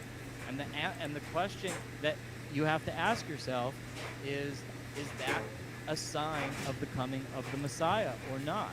And the truth, the final function of the Messiah, like I said, the Messiah is the personhood of the Messiah is irrelevant. The function is what matters, and that will be that the mountain of Zion will judge the mountain of Asa, and that is the Catholic Church. That is Rome, and that will be the emptying out of the Vatican catacombs. We're gonna find out all sorts Yeah, that's of things okay. when that happens. Don't interrupt my closing statement. Dude, you've been We're going gonna on find for like out all 10 minutes. sorts The reason why Jews are returning to Israel, or maybe might return to Israel in the future, is because, we see the destruction of Western nations intentionally, probably for in part this reason, to get the Jews to leave these Western nations and return to Israel. But you've been going on for 10 minutes. Nick has to get in. And dude, it's been 10 minutes. My closing sentence or not? Do you want to hear what I Okay, have to say, or sentence. do Yeah, you want to closing interrupt? sentence. Wrap it up. Closing sentence is the Messiah's coming, and everybody has to deal with that. Everybody's going to have to rectify what they believe the Messiah is coming here to do. If you believe that the Messiah is coming here to convert all the Jews to Catholicism, you're probably going to be disappointed when the Messiah comes and goes straight to a synagogue and goes straight to Judaism, That's not puts what's on gonna happen. tefillin, That's not and what's Yeah, praises the destroy God it. of Israel. My God is the God of Abraham, Isaac, and Jacob. That is who the God of creation is. And when it comes down that the Messiah comes back, the Messiah is going to bring people to the God of Abraham, Isaac, and Jacob. That's a very serious thing that is going to happen. And there will be justice that will be about, because the Messiah comes to bring justice. The Messiah Okay, is great. justice. All right, Can't all wait right. to hear your And next the speech Messiah about your will mod empty headquarters. out the catacombs of the Vatican. we're gonna wrap that up, and I do want to let you know, Adam, please stay on for some questions through the super chats. Nick, closing statement, please let us know. And then the super chats are not that long. There's not a ton of them, but we just want to make sure we get through the questions. We encourage people to support the show. Go ahead and let us know your closing thoughts. Okay, well, yeah, closing statement. Just thanks everybody for being a part of this. I disagree with Adam severely on religion. I actually respect that he came on because a lot of true people don't do that. So, like Ben said, he's honest, and there's a value to that. And we appreciate Gavin coming on College Retreat. And Elijah, thank you for hosting and putting this whole thing together. Great viewership. I thought it was a great discussion. Overall, I thought it was a good discussion. The thing is, on some level, I think Adam's right. A lot of people just don't know about the Jews. That's just it. I mean, I think that a lot of, like Gavin said, a lot of people regard the Jews as basically funny white people. Like they're just white, but a little bit different. Like they celebrate Hanukkah, and they have these funny holidays and things like that. But I think Adam is right. And he's also right that Jews do study Aramaic and Hebrew and ancient languages. And I think that Gentiles should learn them. Gentiles used to learn Greek, Hebrew, Latin, sometimes Aramaic, and study those texts. I think people should look at what's in the Talmud. I think people should read the Zohar. People should learn about Kabbalah, and they should learn about the Jewish Roman society. And I think when they do, what they will find is that, look, these people have no affinity for the real religions, which are Catholics. It's a fundamentally different religion. It's almost what defines them is that they don't worship Jesus. And the other thing is this sort of narcissistic race loyalty. It's just sort of this endless recitation of, for us, we were oppressed. Our stuff is under the Vatican. When are we going to get ours? We're constantly under siege. And, I get where it's coming from. It's not that it's unfounded. But what was amazing is that in this debate, Adam even alienated his own. I mean, there was a Gentile Catholic who was willing to stand next to him and defend the state of Israel and defend the Jewish people. And, he wasn't even thinking, there wasn't even enough grace or consideration for the other or for a non-Jew. When he was obviously set up, it was an obvious setup, easiest question ever. Would you eliminate Islam or Catholicism? But not even blinking, he said, Catholicism. But that's because, they don't even think like that. They're not even thinking about the Christian next to them. They're not even thinking about the other people.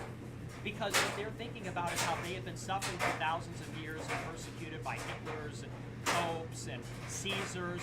And this is where there's a deep-seated animosity which will never be relieved for Europeans and for Catholics, specifically for Rome.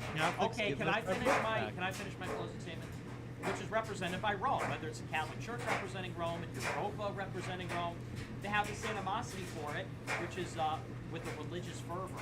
And maybe that's fine and well. This is the last thing I'll say. But these people have a lot of power. So it's people with a lot of power, whether they're religious or not, and they have this deep-seated animosity that they've had for thousands of years because they think they're the ultimate victim. That's a poison. It's a very poisonous mentality to have. They rule over a Christian European nation, and yet they have this hatred towards us. So, contrary to what people say, I'm not a bigot. I'm not blaming them for problems. I don't hate anybody. I love everybody. I don't want to kill anybody. I don't want to remove anybody. But I think that people need to consider, who is responsible enough to run our country, and I think that's Christians. I think that's Christians, and I think it should be significantly European. And that's my closing. That's my closing. All right. Did Vince? Did you technically get a closing or no? Yeah, I did. All right. So let me go to super chats. Yeah, let me go to these super chats here. So really big shout out to some of these people. I really do feel like a new streamer, by the way, because I'm new to streaming. I just got my Rumble channel back about a year ago next month. So I just got this channel back and the ownership of it. It was really small. We got up to 40,000 subs. Why did he in not about have a it year? before? So that's really fucking cool. We've gotten these people, and we just started getting live chats recently on here. So it's new to me on here, and I'm really appreciative of you guys. And I want to say that everyone on here knows. Adam knows. Vince knows and Nick knows, we don't take your support for granted. That's your shares, your clipping the videos, that's your comments, that's your engagement in the chats, and of course also your super chats, financial support, memberships. It's super fucking cool that we can have a parallel economy, that we can continue to support ourselves because these people fucking suck that we're fighting a fucking blow, and maybe something bad will happen What is that? one day, and I hope it does. But we got a super chat here from Imhopolite. All right. Just told me to stay the fuck out of their way on X, but We're done with that since now they're at the super chats, but I don't know. I don't think much got done. The only thing that I thought was all right was that I thought that was funny that Gavin left after he answered that question about if he would get rid of Islam or Catholic or Catholicism, and he said Islam, and then I wonder what Gavin's gonna say like tomorrow or anything about that. We'll have to keep up with that and see what he says tomorrow. But anyways, I'm done.